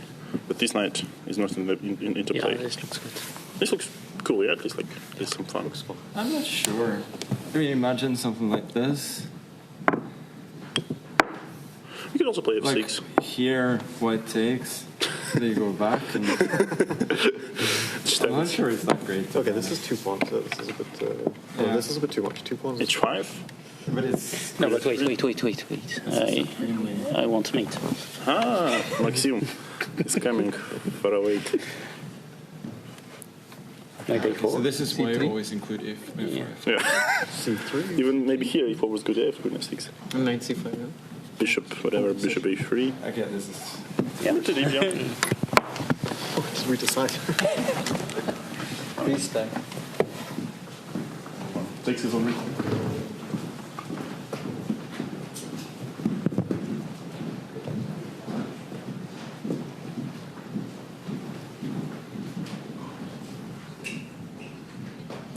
Welcome back, everybody, as the players take their seats once again here for round number 5. Magnus Carlsen, perhaps the most involved he's been with the discussions so far today as the players took their time to analyze the position. But I'm just going to throw something out there for you at home. Keep your eyes open and ears open as the week rolls on, because later in the week we might have an opportunity for you to put your predictive caps on and show us your analysis prowess, as we challenge you to predict the opening moves on all 6 boards for both the white side and the black side, and possible awards and rewards to be given to those who are lucky enough to get all 12 of those moves correct. So once again, keep your eyes out later in the week for those opportunities for some massive giveaways. But while we say that, some wild lines being discussed, I think, between each side, black and white pieces for both, for all of our players. And I think this was the start that many of the players were looking at. Keep your eyes on this game. This is the rivalry of our generation that we talk about. Hikaru, whenever he plays against Magnus, the world is excited to see this clash. The 2 players love fighting each other, so much respect, and we can expect fireworks. Now, in standard 5-1-8, this would be called the Scandinavian defense, the opening moves as we're seeing. But talking about the wild analysis that happen, very often the ideas were getting the queen out early on and looking for those absolutely chaotic sacrifices with the queen landing on a big square. Are we going to see any of that being played out, David? Yeah, the white queen could come out right now to the edge of the board, all the way out. Again, that looks like a Patz's move. That looks like someone would be going for Scholar's Mate in chess, the most famous checkmating pattern in the whole game. Here, it's just to go pawn hunting. There's one undefended pawn for both sides in the start position. That is the pawn on the far right side of the board, the corner pawn in front of the white knight there on the edge. And Hikaru, he was looking around. He was looking at the screens, wondering whether he should go for it or whether it was just too risky. And we can confirm that did happen on just one board between Vincent Keymer and Vidit. Vidit has gone for that line, sacrificing the rook. So we might jump there later, but Hikaru's gone for something much safer. What strikes me, though, is how much Hikaru was looking at the screen. He just wanted to avoid too much risk, maybe due to the Magnus effect. You know, I look at the screen, we talk about gloves are off, jackets are off right now when these two are facing each other. It's been all pawns move, not a single piece has landed on the board just yet. This is absolutely unconventional chess. I mean, the position that we have, fight is on. What is that last move? With the fire at the center of the board, a flank pawn move. And this move was also chosen by Maxime Vachier-Lagrave in his game against Nodirbek Abdusattorov. So clearly some logic behind it. I think simply the idea that James mentioned earlier in the day of putting knights behind pawns, that is the key. Black wants to develop the knight from the corner. Knights in the corner are just the worst pieces in chess in general, especially in freestyle chess. So developing those knights out, but ideally behind pawns, is the key. So Magnus now, I'm pretty sure, is going to bring his knight out, allowing this pawn to be defended as well along this diagonal. But a knight out with a pawn in front of it feels much safer in terms of control. Easy capture back there, and then the bishop comes out, as you said. Now we expect the knight to jump forward in defense. Hikaru taking a moment to step out of his chair. Feeling a little restless is Hikaru almost, and I think that seems logical given the word we had from him in that quick interview about his matchup against Magnus.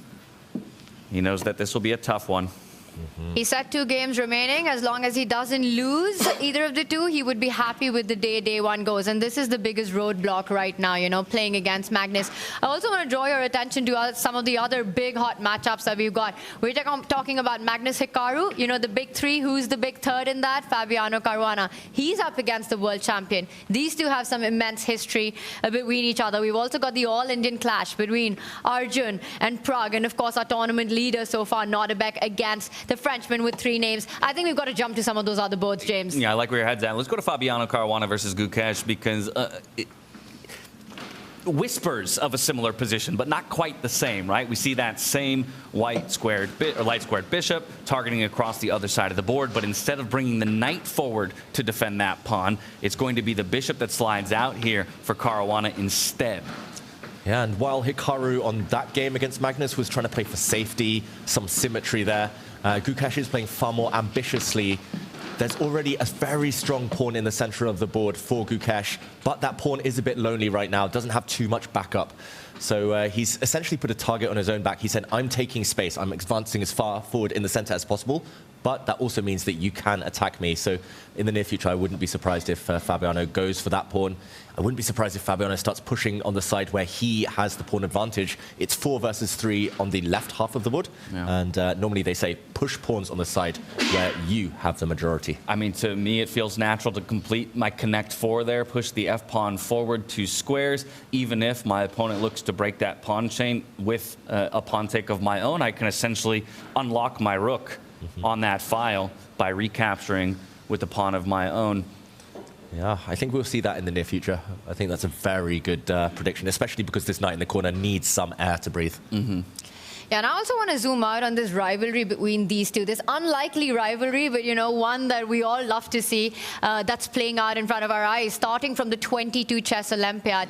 And it's not just that. Even in Budapest, it was Gukesh who beat Fabiano in 2 critical matches in India versus USA. And then in Weissenhaus, for the quarterfinals, Fabiano actually picked the world champion. He picked Gukesh as his opponent in the quarterfinals and went on to prove his pick. He won that match against Gukesh, of course, went on to finish runners-up in that. So we've had some incredible clashes between these two players, a clash of generation, a clash of styles in some ways. You know, it's hard to pick a favorite whenever they're playing against each other, but right now we can see it's advantage Fabi to a big degree. That last move and inaccuracy as their rivalry continues to play out in these big stake matches. That move there goes against some of the fundamentals that at least I've been taught in chess. We're pushing the pawn in front of our king forward without necessarily that bishop that would normally be placed in there as a fianchetto. Feels like we just weakened the defense of our king for no reason? What's the idea here? It's not like that helps our rook get involved in the game. Yeah, it just smells wrong, that move, right? It just feels wrong. There's all these dark squared holes in front of Gukesh's king now, the white king.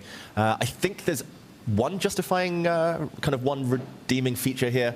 That is that the black knight cannot leap forward anymore. A pawn on this square, 2 squares in between the knight there. It does control the knight's jumping spots, but there are weaknesses. I would not be shocked if Fabiano drives his bishop deep into the white camp now on this diagonal, just to sit around the white king to make Gukesh feel uncomfortable. And do you prefer moving to a3 as opposed to just 1 square up diagonally to the right? G-file? Targeting all the way across on that that rook, as well as the pawn, right? That's another good call. Very tempting choice there. I guess that would force the move that maybe white wants to play anyway, the connect 4. But yeah, I mean, it's a matter of taste. I don't think there's a right or wrong answer here for Fabiano. Another idea would be to push a pawn forward to activate this rook in the corner, because in freestyle chess, it's often rooks that struggle to get into the game. We said it smelled wrong, right? And it feels like Fabiano is recognizing the same thing. He's investing a little bit of time on his clock to evaluate the position. And again, with a player in his position, 1 point on the board, looking at a player with 1.5 points on the board, this is such a crucial matchup for you to take. It's always more advantageous for you to take wins over people who are also on the verge of elimination, as opposed to somebody who's sitting pretty out in front. Yeah, maybe players will start trying less hard against Abdusattorov because he's so close to the let him go, let him run away. You've got to save the energy for the lower lot. But this is a big one. 1 point and 1.5 point, both sort of on that verge of, you know, being in very danger zone or being eliminated from the knockouts. I like this approach that Fabi's taken. He's going for a direct attack, you know, allow that pawn to move 1 step forward, and suddenly the rook opens up, the knight comes forward into the game. He's kept the bishop development, whether it's to the right side or the left side, flexible. So depending on Gukesh's response, he'll take that call. Yeah, and there we go. Good prediction, James. Hey. Connect 4, he wins. Came a little later than I originally posited that it might, but there you go. Pawn push once again. I love it. So yeah, full aggression here from Fabiano. He realizes that this is a big game for him, you know, on the leaderboard. Yeah, I'm really surprised at what Gukesh has done, to be honest. It feels like he should have prioritized castling his king. Should have been prioritizing piece development, but so far the white king is the clear target. This line potentially opening up on the edge of the board, and black holds the key to that whole flank now. The white rook in the corner is going to be suffocating for the rest of this game. And he grabs a pawn, Gukesh. He's actually a pawn up right now. Right. But I don't think that pawn is so relevant. It's more about this isolated pawn now in the center, which has no more friends. You can't connect 4 anymore. Now we're hitting both of those pawns with that knight move. And this is exactly why he wanted to keep the bishop development a bit, you know, in the cards. Yeah, flexible. Now he can bring it to the G7 square, win that central pawn on the next move, a very important pawn to be won as well. And we see some trades happen. Gukesh is trying to create an imbalance in a difficult position, but I think this could backfire for him badly. I would normally think recapture with rook. I want to get it out onto the board, but it almost just kind of puts it in a precarious position where I can't move horizontally. Okay, he does go for it. It is threatening that pawn as well. Now double attack with the knight and the rook itself. And the queen actually triple attack. I take it back. I'm expecting Gukesh to develop his own knight to defend that central pawn, because you can give the flank pawn, but what you don't want to do is give away a key pawn in the position. That's the one on the center line. Yeah, and we talked about their rivalry. Of course, both of them, their main strength is the same. They're both fantastic calculators, but that takes a lot of time on the clock. So both players normally traditionally better at classical chess. One difference here is the heart rates. Gukesh, so calm. I'm liking where you're going, because I was going to say, whatever Gukesh's meditative routine is, I need to get on that routine. How you can be sitting at a stable like 73 heart rate, as it does spike just a little bit, but still cool as a cucumber when the pressure feels like it's on here in this one. So much of that has been his World Championship training, you know, getting a mind coach, making sure that in those kind of situations when the pressure is high, when the nerves are there, you're able to keep as calm as possible. And we see that play to his advantage in many of these other tournaments now. He's barely ever crossed 80, 85, even at Weissenhaus, you know, so calm under pressure. Yeah, we saw him losing to Magnus earlier today, Gukesh, and his heart rate was still like 75, just chilling, as if nothing can bother him. But okay, this position is quite worrisome for Gukesh right now. He has big threats to face. This black knight is about to plant itself into a beautiful outpost in the white half of the board. No way to challenge that. Okay, he covers that square preemptively. But yeah, this still looks scary for Gukesh. One big problem, one bad piece in the position, his rook in the corner. That is going to come back to haunt him later, maybe. Yeah, looking quite scary here for Gukesh. And in fact, it's looking quite scary for a number of our players who are sporting the white pieces. Earlier, we were looking at Hikaru versus Magnus. For now, let's hop to Arjun Erigaisi up against Praggnanandhaa, where once again, Arjun with the black pieces has found himself with a very similar advantage as considered by the engine. Okay, interesting position here. A quick count shows that it's actually level material, but queens were the first big pieces to leave this board. And the one big difference in pawn structure is this set of doubled pawns. They're ugly, they're isolated, they're weak. Easy targets, also an isolated pawn in the center of the board. Arjun the favorite, Tanya, in this clash of the Indians? Right now, it's looking really good, right? The pawn formation advantage that you're talking about. No big weaknesses for black. No big holes in Arjun's position for white to start targeting. So much of it comes down to creating that center pawn that white has and break that connect four so there are no defenses to it. You know, if black has been successful out of the opening to do that, you see them with an advantage right now. So Arjun looking good in this one. A good moment to hop over. Well, first, I just want to recognize he's trying to fix his pawn structure there, right? Offering the trade of knights, looking to recapture maybe with the pawn and then have that connect three in the middle of the board. We'll see if Arjun decides to allow Praggnanandhaa that opportunity. But like you say, we've got plenty of other boards to visit in on. Let's go over to Vidit versus Vincent Keymer, where once again, I challenge you to look at that evaluation bar as we switch over, and you will see they are near mirrored. While the position on the board is not quite the same, once again, the player with the black pieces, it seems like here in round number 5, the majority of them have found themselves a way to a winning position. Yeah, we were actually listening in for a few minutes on the white team and what they were discussing beforehand. They were looking at some crazy stuff, but it's all backfired. And that's why maybe discussing, if you're going down the wrong path, discussing with teammates doesn't necessarily help. They're all struggling. Vincent here, if you look at the position, he's actually one pawn up. But the problem is this bishop in the center of the board has no scope at all. It's just blocked in by its own pawns. Black has the bishop pair. The white knight is still sat in the corner. And yeah, this bishop is going to be a monster across this diagonal. The white queen might well be a target. Vincent too slow as well on the clock in every game so far. And here we go, the white queen about to come under heavy fire. I like that move by Vidit. He gains more control in the center, gets more space, opens up the diagonals to the bishop. He's down a pawn, but he's playing for the initiative. He's playing against Vincent's lack of development. Most of Vincent's army is still on the first rank. This one, it looks like it's advantage Vidit out of the opening. And I still want you guys to jump back to a marquee matchup right now. I've been waiting for it. Hikaru versus Magnus. It's really heating up. You know, you had an idea in a different board. It's appeared on this one. Magnus has planted his bishop deep into Hikaru's camp. Well, your wish is my command, or rather, production's command. Back over to the marquee matchup, Hikaru Nakamura versus Magnus Carlsen. Let's take a look at how this one has shifted since the last time we took a look, as we see a trade of pieces there over on the right-hand side of the board, and then a quick move there by Hikaru that the engine isn't quite satisfied with. No, Hikaru, again, he's going for symmetry. The pawn structure, very balanced. It's level pieces. Hikaru making a face there on the camera. He's like, it's not that bad. But ultimately, it's the same problem that we saw in other games. This white rook in the corner is just a bystander on the board. The black rook is the one that holds the key, who can choose to open things up at will. And here we go, Magnus, he's making use of what we call superfluous knights. Useless knights, when they defend each other, they mean that they're just tied down and they're stuck. And he's going to dislodge one of them. He's going to kick this knight away in order to try and win this knight in the center.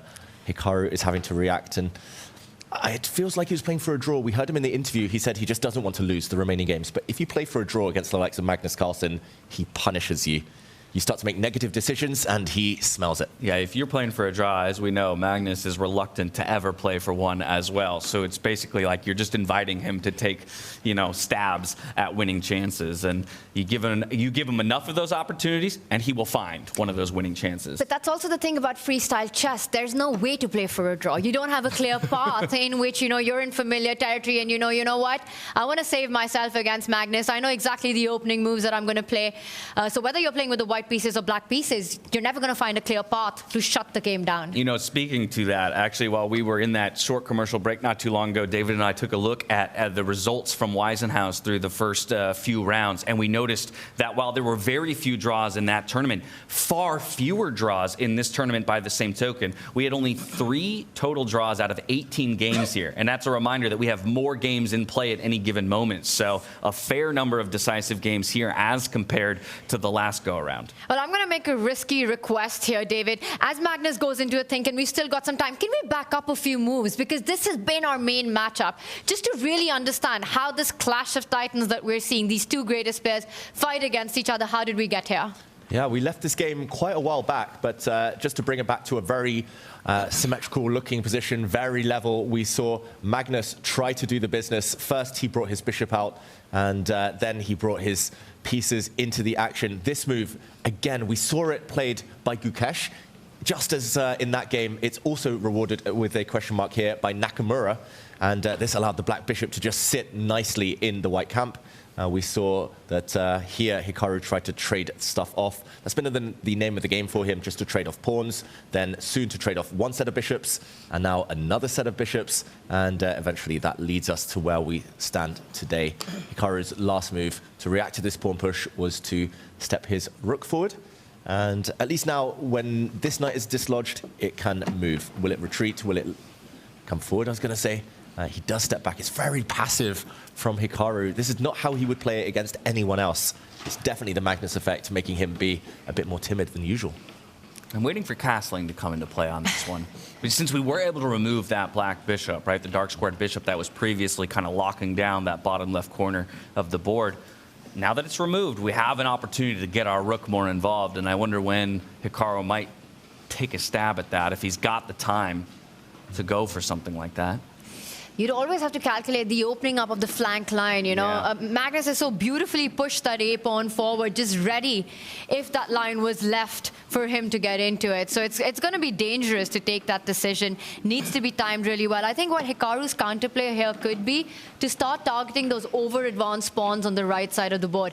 Get your queen to somehow actively, well, attack that pawn that David's highlighting on that square, and then maybe improve the position of your knight. It just looks like Hikaru's gone into a defense and a very passive position. Once that queen comes back to the second rank, that's just pretty much where his pieces stand.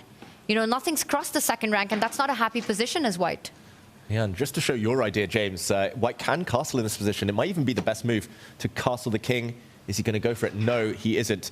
I was going to say to move the king across here to castle with the rook. The downside is that the black rook at will be able to give a check round the back, and it looks scary. At the moment, it's manageable, but I think he's just reluctant to allow any potential invasion, so he first pushes a pawn forward, Hikaru, and he's controlling the knights. Look at how there's a mirror image. These two black knights are temporarily controlled by these two white pawns. They cannot leap forward, so he's trying to play containment chess. But whether it works out, that is a big question. He's full of weaknesses, Hikaru, but he is controlling those knights for now. I think, again, I'll just call out kind of the spatial advantage, right, that Magnus seems to have here. Not a single piece of Hikaru's has made it past the halfway point of the board, while we do have a couple of those flank pawns extended just past the halfway line, the line of scrimmage, if you will, here for Magnus Carlsen. Looking to maneuver, though, his knight now. Computer doesn't like it. But even still, I have to imagine the idea, yes, dislodging the queen, starting to stack some pressure here on the left-hand side of the board. And I want to point out this maneuver that we see on the board, because there's another square the knight can land up to. You know, it might retreat even to move forward further as the arrows are showing. That square cannot be guarded by a pawn. So he really wants to entrench that knight on a beautiful outpost, which would be then forking the queen and the rook. So Hikaru needs to be careful. I think moments like these are very instructive for lower ELO players like myself. It would be so unnatural for me to look at possibly moving with the same knight Tactics. 4 times in a row, right? Retreat, forward again. Tactics on the board, David. Yeah, and just to mention, Hikaru only had one move there, not to face a losing disadvantage. He had to castle. He found it. He found the only move.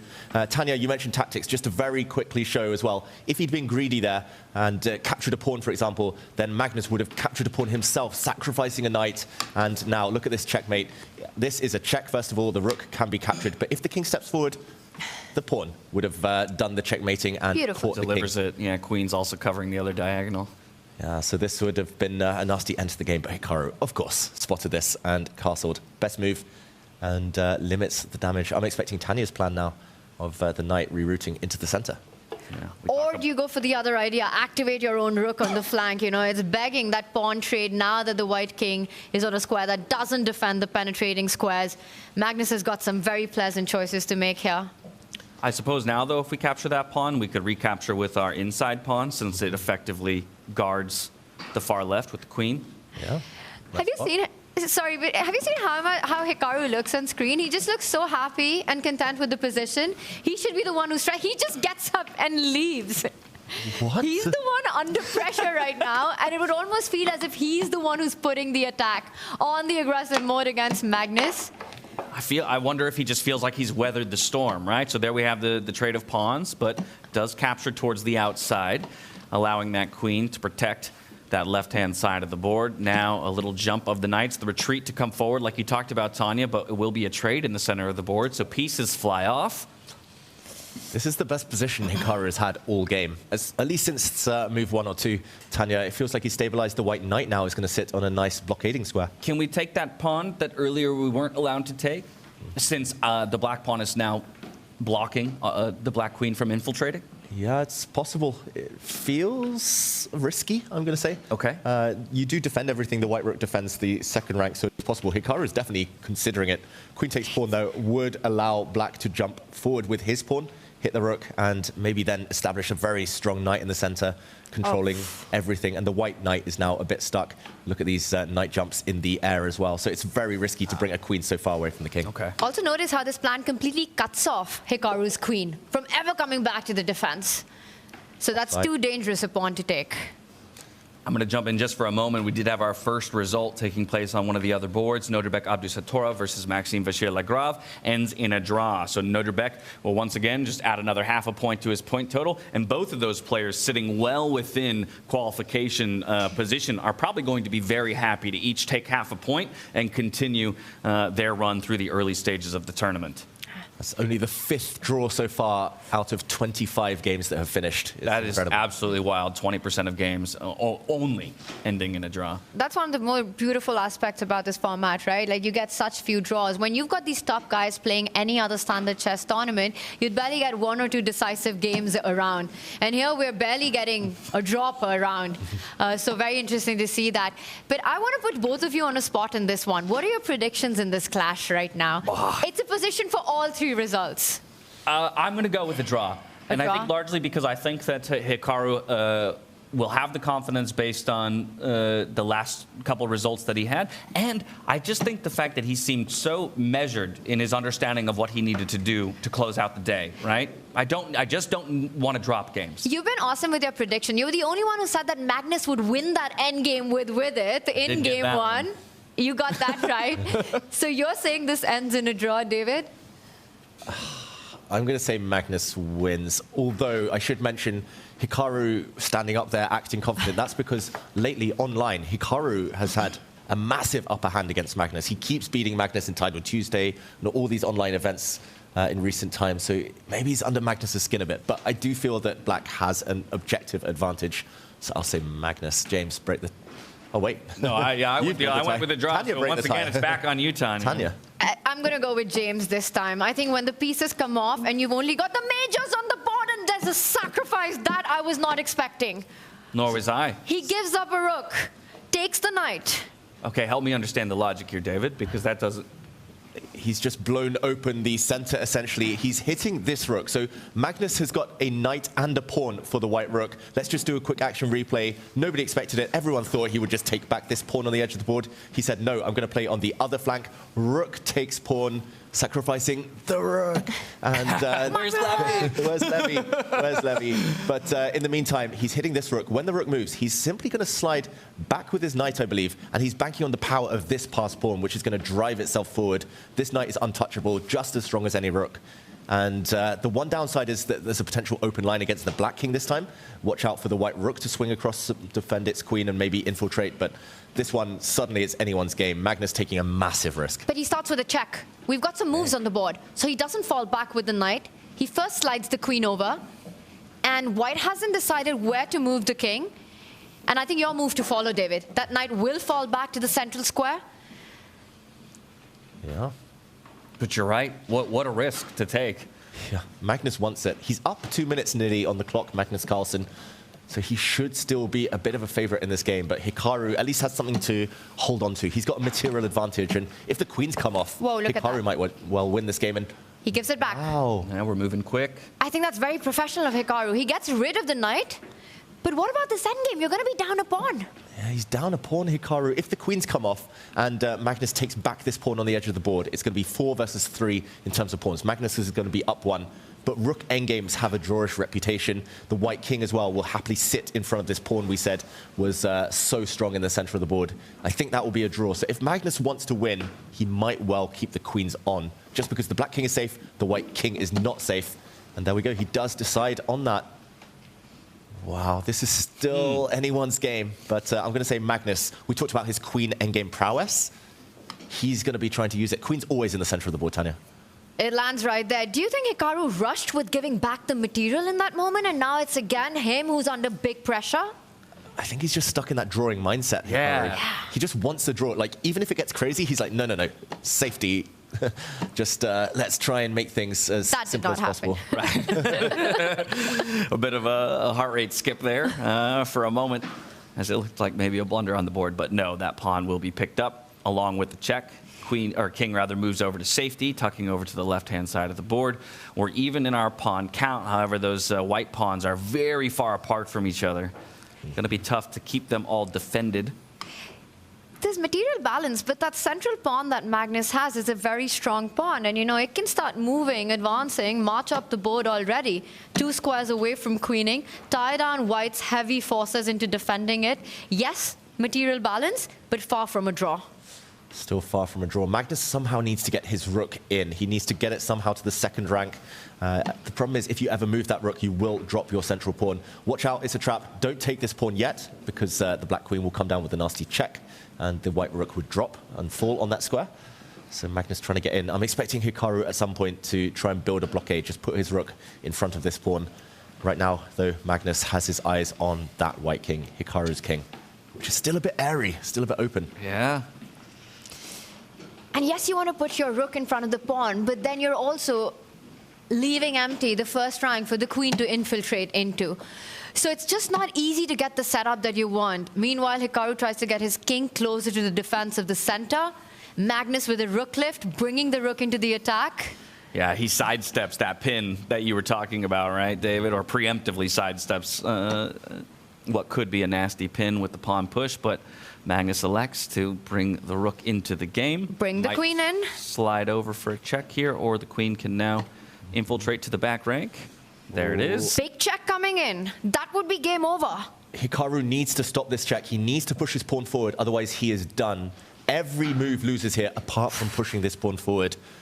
I think it's the most obvious move. I was going to say, do you think it's hard to find? I think he's going to find it. It's the most human move. Yeah, process of elimination. You just can't allow a check followed by another check. And whoops, the black queen coming in behind once the black rook assists. He needs to push this pawn forward, but then the rook is coming this way. He does it. There it is.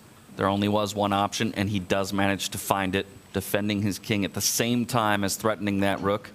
But he'd have to find another big move if Magnus slides all the way to where David's pointing out. That rook cannot be allowed to enter the second rank. That would be game over. And it's not an easy move to respond to, because you can't slide your king back from where it came from. The queen joins the party as well on that flank rank. I feel like the king would have to march up the c-file one step and then over diagonally to the right, almost right towards the center of the board, and also putting yourself in position to maybe eventually pick up that isolated black pawn. Oh, brave, James, brave. I like it, though. King marches, king of the hill, king in the center. Whoa, was he reaching out for that central pawn? Is Hikaru about to pick it up? Did you see that? He can take this pawn with his queen and then march the king forward, vacating a safe square. Everything's protected, but it's hanging by a thread. David, he was about to do it, and then he pulled back. Oh, he doesn't have much time, Hikaru, down to his last 25 seconds. He takes it with a rook. Okay. He takes that pawn with a rook. Now some checks. The eval bar drops. Ah. Whoa! Oh, wait, no. what? Gives the check. Oh, okay. Oh, the move was completed. Now the king has gone on a journey. It had to go this way. If it had stepped towards the center, the white queen would have been skewered, pinned to the king. Where is the killer blow? Can Magnus end this now? Oh, he pushes his pawn forward. That is a threat. The black queen threatening to come back with a checkmate. Hikaru missed this one. A quiet move. But you defend it, right? With your own queen. That's a checkmate in one. You can bring your queen either forward one step or diagonally next to the king and stop the threat. I would be very tempted to put it on d4, the central square. He needs to move his queen to defend. Or offer a trade. He steps forward. Goes to that central square that you liked. I like it. Why is this so bad for Hikaru? Yeah, where is this essentially decisive victory here for Magnus? Wow. According to the computer, the best move for Magnus is to just take a chill, to just do nothing, improve the black king. Given an opportunity, Hikaru might counterattack against Magnus's king now. There might be some checks, some miracle saves here. So just taking a timeout, improving the black king, and saying to Hikaru, you're tied up. That was the best. Magnus doesn't find it. He still finds a good move. But what's That's a very natural check. And I think, David, if he comes up with the king, that's when Magnus wants to step up. Take away some running squares from that white king. But is Hikaru going to fall back, or will he move forward with the king? The first big question he has to answer in seconds. Feels most natural to drop back to that dark square that you're highlighting.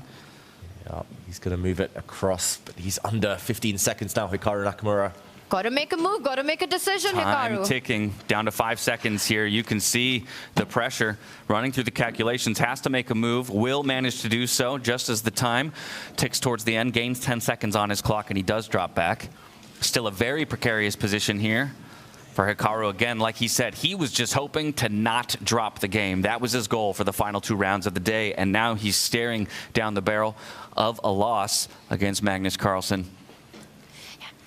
And the black queen and rook so dangerously placed against Hikaru's king. And the most important factor, David, Magnus's king absolutely safe. No counterplay against. Yep, super safe. He is 1 pawn down temporarily, Magnus, but he can go and regain that pawn if he wants at will. Still, that white king hiding in no man's land there. It just looks so terrifying. Magnus actually repeats the position. Whoa, no. He's not going to repeat it again. That's it. Magnus doesn't draw this.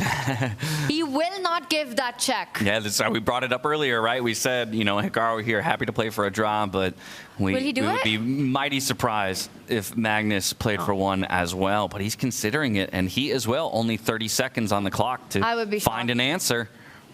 He's not going to repeat. This should never happen. Magnus actually moves his king forward. A great decision in the end. The king is safer there. There was no reason to bail out with a draw. Magnus is risking nothing here. Even a queen trade, a rook endgame is a dead draw. So Magnus plays on.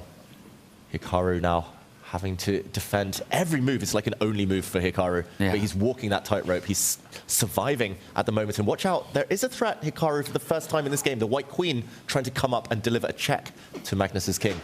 Yeah. That's a big threat, actually, that you need to take care of. And Magnus gives a check, forcing Hikaru's king towards the center of the board. Wow. How is the king surviving like this? It's so crazy. Against the majors. Oh. There we go, threatening the queen now. Queen's going to have to fall back. Yeah. She's going to have to be careful where she steps, though. If she steps 1 square back, she will get pinned and captured on the next move. So she steps across the board. And yes, I see the evaluation bar. It's just declaring Magnus is completely winning. But I have to see, I don't see the knockout sequence here. White's king looks relatively safe. Where's the other check coming from? Is there a finish on the spot? There's an extra check. You could pick up the pawn with a check as well. You start repeating again. You just offer another repetition, bring the white king back. Yeah, the white king stepping back is most likely about to happen, although the rook can give a check in the near future, and this pawn in the center might drop. There's potential skewers in the near future if you're not careful. Magnus, he smells blood. He's getting closer and closer, but the heart rate as well going up. It shows he's nervous. He really wants it. He's normally at 70, 80, Magnus. He's up at 120 this time. This could be the highest I've seen his heart rate. Yeah, I mean, a reminder that this day did not start the way that either of these players wanted it to, right? And so they have been showing a lot of fight in the more recent rounds just to claw themselves into the positions that they currently stand. But, you know, they're not satisfied, especially Magnus Carlsen. Never satisfied unless he's owning the top spot. And if he smells blood in the water, then he's going to go searching for it. And we said this in the show open, right? Anything less than a tournament victory, than a slam victory, would not be good enough for Magnus. It would be a disaster for him. That's all he wants. I think he simply wants to, right now, at least pick up that central pawn next with the rook, and then start threatening the white king. Okay, so he does give it away. I was wondering if he would slide the rook over in defense of the king. Notice how he doesn't trade any pieces. He just wants to continue attacking the white king. And he's driven the white queen to the edge of the board. She's offside, so she cannot block any checks. Now the black queen is going to slide back. Actually, can give several different checks here. They all look equally strong. The white king surely doomed now. Nothing around to block any checks. Black rook slides. Magnus at almost 130 heart rate. But I think he's calculated. There it is. Checkmate What to an follow. intense What a game. matchup between Hikaru Nakamura and Magnus Carlsen. Magnus Carlsen does maneuver his way to a victory. For Hikaru, that's going to sting, particularly considering what his mindset was going into this game. But in the end, it's the world #1 who comes out on top. Beautiful display from him in the end game. We have one board still in play. We'll go there as soon as we possibly can. It sports Arjun Erigaisi up against Praggnanandhaa. Both players low on time. Still a number of pieces on the board, though, for each of our players to work with. You know what gave away the tension that the players were feeling at the end? When Magnus was setting up the pieces, he set the wrong result first with the kings in the center facing each other. Then he set a second wrong result with a white win, and then finally placed the kings correctly. Just the nerves at play. And in the meantime, nerves at play in this one. Praggnanandhaa down to his last 5 seconds when he made that last move. Currently, we should mention the scores on the door. It's right now a white rook for a bishop. So exchange up for Prag in terms of material, but the quality of the piece is so much in Black's favor. Black's rook, Black's knight, and bishop all super strong. And it feels like Erigaisi is the one putting the pressure on, playing for the win. And Prag gives up the material, gives back the pieces. What an emphatic move that was as well. Love the energy out of these two. Wow, he's trying to do what Hikaru did, bail out by giving back the material and just try to trade off all the pieces to seek safety. Rook endgame. Imminent here. Erigaisi, though, so calm. 2 points apiece between either of these. But I mean, I wouldn't be so surprised. Apparently, the guy, you know, is an absolute Freestyle Friday monster. So maybe if he just, you know, kind of rests on the fact that his intuition generally serves him right, he can stay calm in these situations. And more pieces off the board. If these trades favor anyone, it's got to be Arjun, because notice how his king is so close to the central pawns. Rook is active. It can guard that E pawn that's advanced so forward. He does it with his own rook.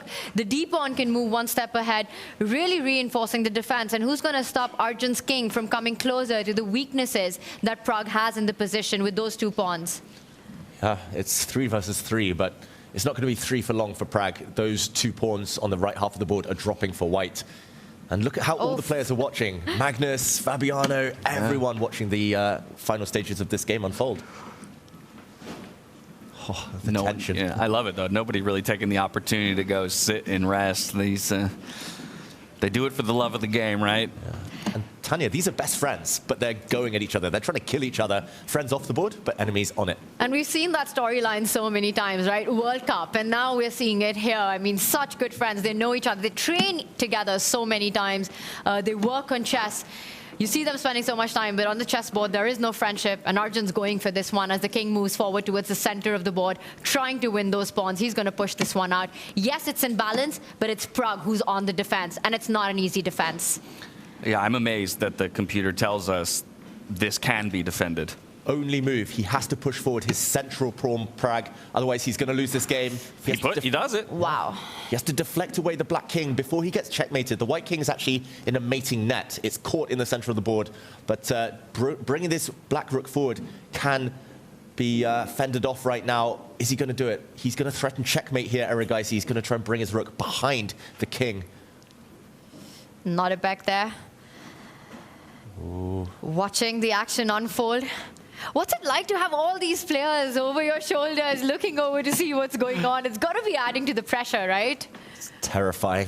It's terrifying, but they've all got it under control. They're all so experienced despite their young ages. Erigaisi takes a pawn, but Prag now breaking the central pawn structure. He's going to be able to bail out into a drawn endgame if he plays his cards right. He's doing everything right, Praggnanandhaa right now. And here we go. Everything getting traded off. Yes, and this one's going to end in a draw. There it is. There we have it, handshakes. Handshake between countrymen there will end in a draw, and the end of our 5th round of the day as the players discuss the happenings of this game. We'll take a moment to reflect on the entirety of the round. Of course, most of our focus was on that marquee matchup between Magnus Carlsen and Hikaru Nakamura, where Magnus made a statement by taking a victory. Across all of our games, we had 4 decisive results and 2 draws. We just saw one of those draws play out in front of us. Nodirbek and Maxime, as I had called out a little bit ago, were the first to find a result, and that was a draw as well. Both of those players sitting in very pretty position in the overall standings. When it comes to our decisive results, Fabiano over Gukesh, Magnus over Hikaru. We had Vincent Keymer over Vidit, which is a big win for Vincent, to say the least, and then Nepomniachtchi over Richard Rapport as well. So while Nodirbek remains undefeated, Fabi picks up his 2nd win in a row, his 2nd win of the day.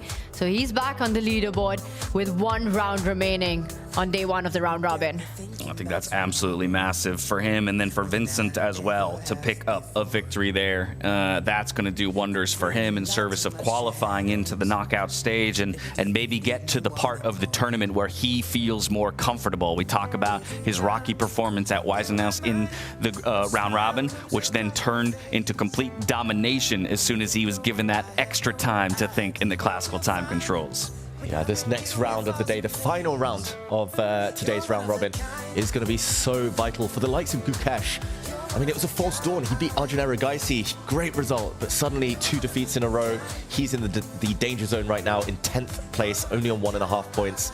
And yeah, those players at the bottom, it's almost must-win territory for them to position themselves as they jockey for those top 8 spots. Yeah, and while the Paris Marathon will take place in just under a week's time, these players are currently running a marathon, but only 1 more round to go here on day number 1 for each of our players. Again, who's got the energy? Who's got the fight left in them to end their day on a high note before they have an opportunity to rest and retool, looking towards tomorrow's conclusion of the round-robin stage? All these guys. And endurance, stamina, they know what it takes to be at the top. They know how demanding this event is, the players that they're playing, the long schedule, and they're up for it. You know, there we see Magnus beats Hikaru. He joins Nodirbek Abdusattorov on the leaderboard. As usual, Magnus having a slow start, but finds his way on the top. And this is the older generation we're talking about. You know, the young ones never having a problem with stamina, with energy, but even the likes of Hikaru, Magnus, Fabi, at the end of the day, picking up steam. Yeah, and just like that, right? Magnus rising to the top. Let's take a holistic view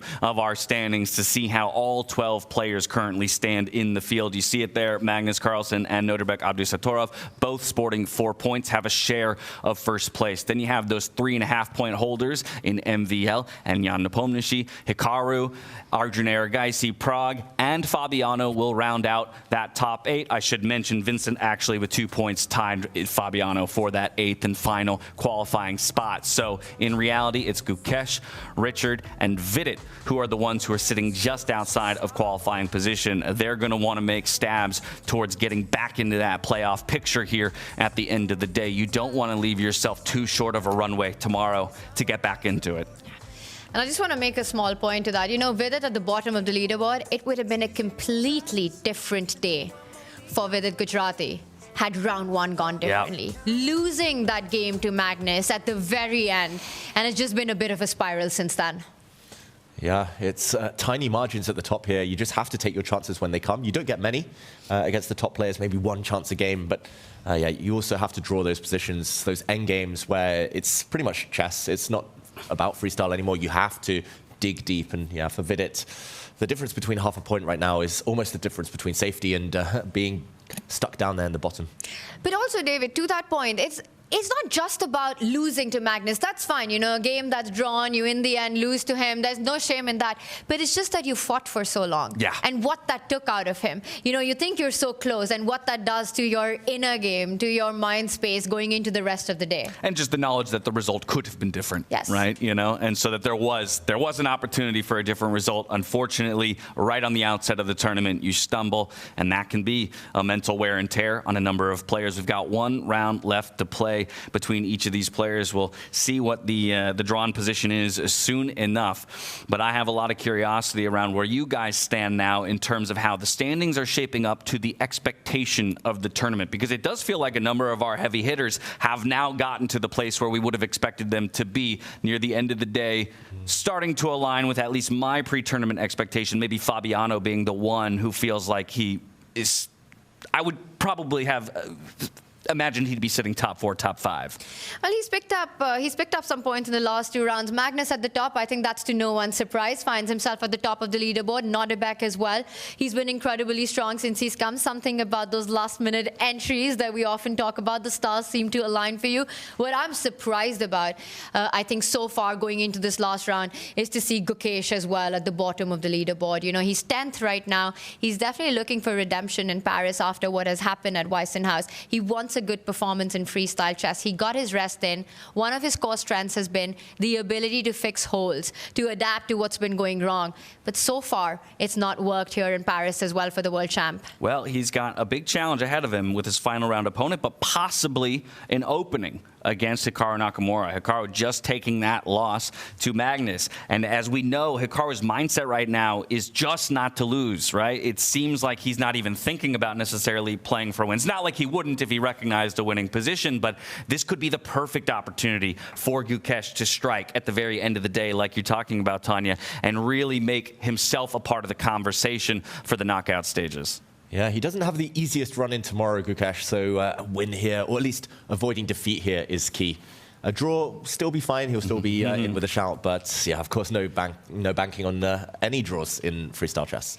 You know, we were talking about rivalries, and when Hikaru played against Vidit, we brought up the candidates and how perhaps it's always going to be a bit of a grudge match because Vidit pretty much took the candidates away from Hikaru. And now he's playing against a player who was his big rival there, you know, Gukesh winning the candidates, and it was between these 2 players, and of course Fabi in the mix as well there. But for Hikaru, playing the world champion, I think it's his opportunity. He did beat him at Weissenhaus. You know, at the very end of the tournament, he picked up a critical win against Gukesh. Can he do it again? A couple other matchups in this round that I'm particularly excited for. First and foremost, Vincent Keymer versus Arjun Erigaisi. Again, Vincent Keymer, the surprise and delight of our first tournament of the year. I think coming into this very event, Arjun was the surprise and delight in terms of qualification and performance in those Freestyle Fridays. And now it's a question of will he rise to that same level and, entertain us in such a fashion. But as well, Fabiano against Jan Nepomniachtchi would probably be the other big matchup that I'm looking at in this one. Can Fabiano continue what has been a fantastic second half of his day up against a very formidable opponent, Jan sitting near the top of the table himself? Yeah, that's going to be fascinating. Another big rivalry throughout many candidates tournaments, Caruana and Nepomniachtchi. It feels like the more experienced players, as you mentioned, James, are starting to rise up. So the fact that they are playing each other, not everyone can win. But yeah, I think for those bottom 4 and those around the middle, this is a crunch round. Also, you want to end the day on a high. Yes. You know, there's nothing more painful for a chess player but to go back to their rooms with the last round result not going their way, even if you've had a good start. So I think definitely they all want to make sure that they can have a good night's sleep, a good dinner after this, and so much of it depends on what's coming up. Yeah, in a mental game, probably the last thing you want is to be stuck in a mental prison just running over the replay of your most recent loss or something like that at the end of the day, isolated in a hotel room or something like that. So instead, looking to end on a high note for each of our players. We'll see. Like we said, it's been decisive victories for the most part across the day, which tells me that there will be some disappointed players coming out of this final round. And one player who wants to avoid disappointment in the final round, Richard Rapport, he's on a run of 4 losses in a row. He won his first game of the day in very convincing fashion, had a promising position in round 2, but ever since that, it's spiraled. And on the camera, he looked a bit down on some moments, and he's a very streaky player. So in order to have any chance, I think he needs to avoid defeat. Yeah, always spoken about as one of the more creative players, but sometimes with creativity can come mistakes. Either way, we have one more round, one more game to play today. Let's head down into the player hall to get our final starting position. Here we are, 1 game left. And to draw the final position for today, I would like to welcome a special guest. He got his ticket to today by winning a prize at the Blitz Society event 2 days ago. Please give a round of applause to Sahid Sharma.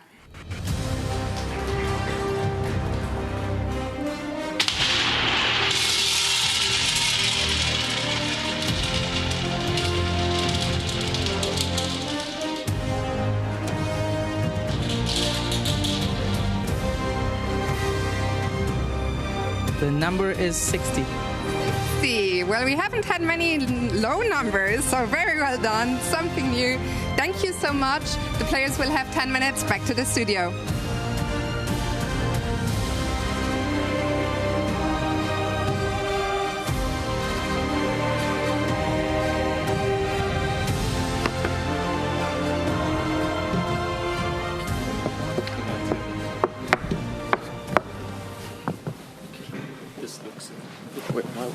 Am I white or am I black?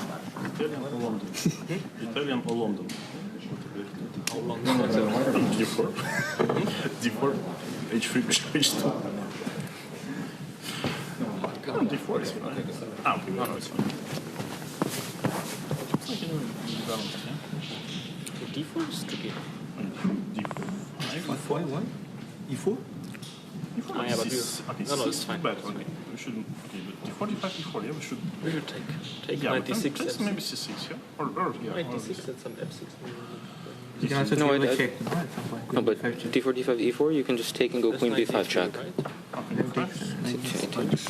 Yeah, it doesn't look good. No, I don't. Queen B5? Yeah. Ah, I mean, Queen B5, 93, 96, Yeah. 92, F6. Also, Oh, and let's say D4, D5, F3. No, I said E4 is. E4 is E5. Why not D5? D5. Yeah, D5 is interesting. Pushing the rook early. Okay, so get the knight. Okay, let's see if now C3. E4, C3 to. I mean E5. Too smart. Your C5, white plays D4. I don't understand. Queen B5 is not good. Queen is always tricky, yeah? Knight D3? No, I mean pawn. Pawn D3, Queen B2, Knight B3, C5. No, but I say Queen B5 is surely fine for black, yeah. And if EG5, we could also Queen B5. What do you want? Yeah, probably. Still. Actually, that was Or my Knight B, intention. or Knight B6. Like I was even trying some very additional concepts, but makes some sense, yeah? So, you don't have C4. Yeah? Knight B6 is Okay, fine. but Oh, Knight B6 is no, but why not? why not Queen B5? Nice. Yeah, so here, Queen 2, let's say. Queen B2. Queen B3. Okay, yeah. Yeah, to go Knight C B3. No. But knight e2 you have no, and the next move knight b3. Oh, okay, maybe that's. But I still.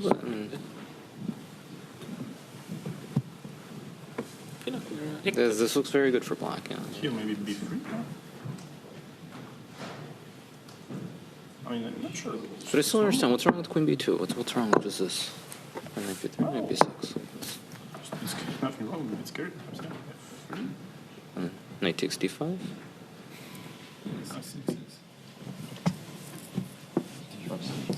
And d5, yeah. We need queen b3. Knight B6 looks quite solid, though. Yeah, knight b6 and Knight B6. Yeah, Knight B6 is a more solid move. If I go b3? B3? Okay, this. This could be annoying. C4? D4? Can we go D4? D4? C6. e5, what do you do? There's Queen B4, maybe. C5. No, C6. C5. 5? That's too much, yeah? This looks a bit too much. Okay, but this doesn't look too great, right? For No, I don't like knight this. e2, Yeah, this does Can I just F5 somewhere? Yeah. ED, F6. Try to take with the bishop. But okay, let's say if white goes for example, first move like Knight B3. F6? Okay. Knight B3, I'll move one. First move Knight B3, move one. D5. D3? Yeah, I mean. Yeah. Yeah, just you don't really get up. Bishop f5 also. Yeah. Maybe even d4, d5, queen b4 right away. I mean, queen b4. No, but wait. But I don't know if we want. Yeah, because this is knight b6. Yes. Yeah, that's what the difference. Okay, knight e5 white is better, at least a little bit better. Right? Yeah. Yeah, e5 you have to do. But queen b4 is. I think the bishop was something needs some. Yeah, it was a bit different. Yeah, I think you're right. There was, but the bishop wasn't it? least the knight on c8 was.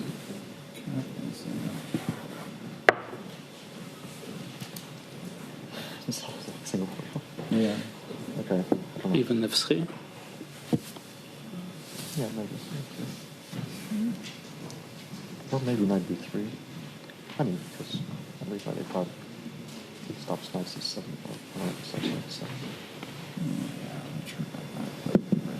At least it's good score for now. Yeah, for sure. Yeah, this is very good.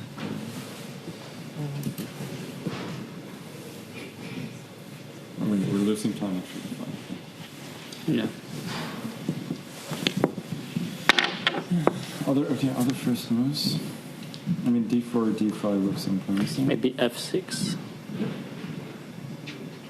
c5, d6, d4. Oh, f6, c5. Bouncing forward.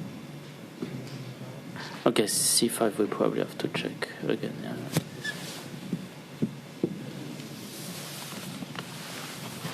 What about d5? Yeah, can do that. And queen c4. Yeah, no, this is not good. This is game over. Yeah. No, but knight c5, d4 then.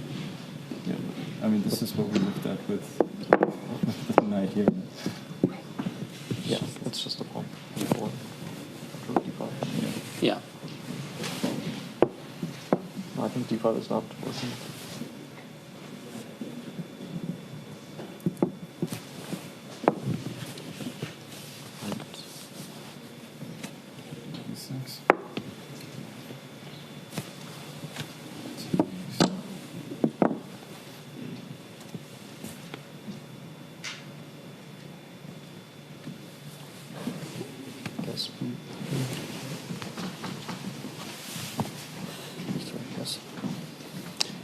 I mean, queen c3 is also good.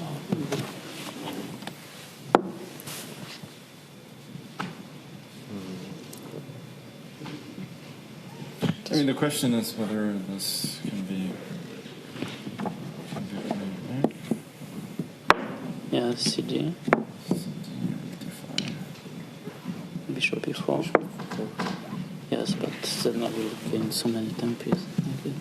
This feels very dangerous. Yeah. I thought bishop d5, but I mean, it feels super dangerous. Bishop d5, bishop f5. Bishop e5, maybe. I mean, white king says something. How about bishop e5? Bishop e5, you said.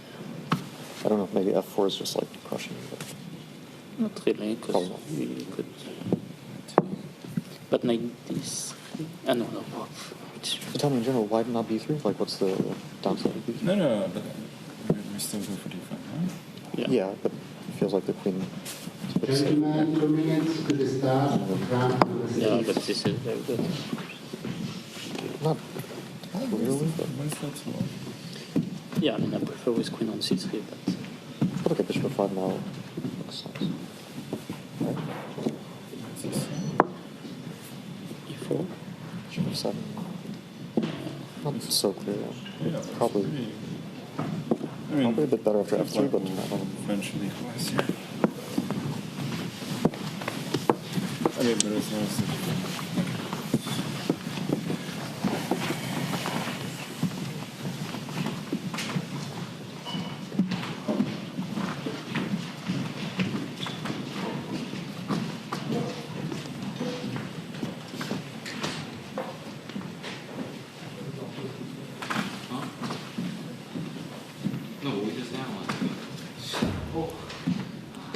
Position 60 will be our final position of day one here of the round robin. And as I mentioned last round, later in the week, you at home will have the opportunity to put your prediction prowess on display for the possibility of winning some incredible prizes later on. Of course, what it will require is for you to accurately guess the first move of both sides of every single board. So it's a tall order, to say the least. We're going to try our best to do a little bit of that right now. So I'll kick things off. I think we're going to see c3 c3 from Fabiano.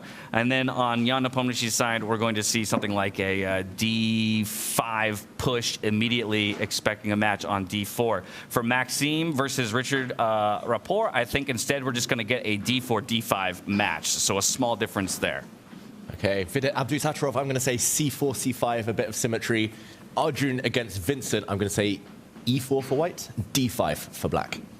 Wow, okay, so Magnus board, I think he starts with d4, and we'll see symmetry by Praggnanandhaa with d5. And on the Gukesh Hikaru board, I'll go with c4, c5 symmetry. Okay.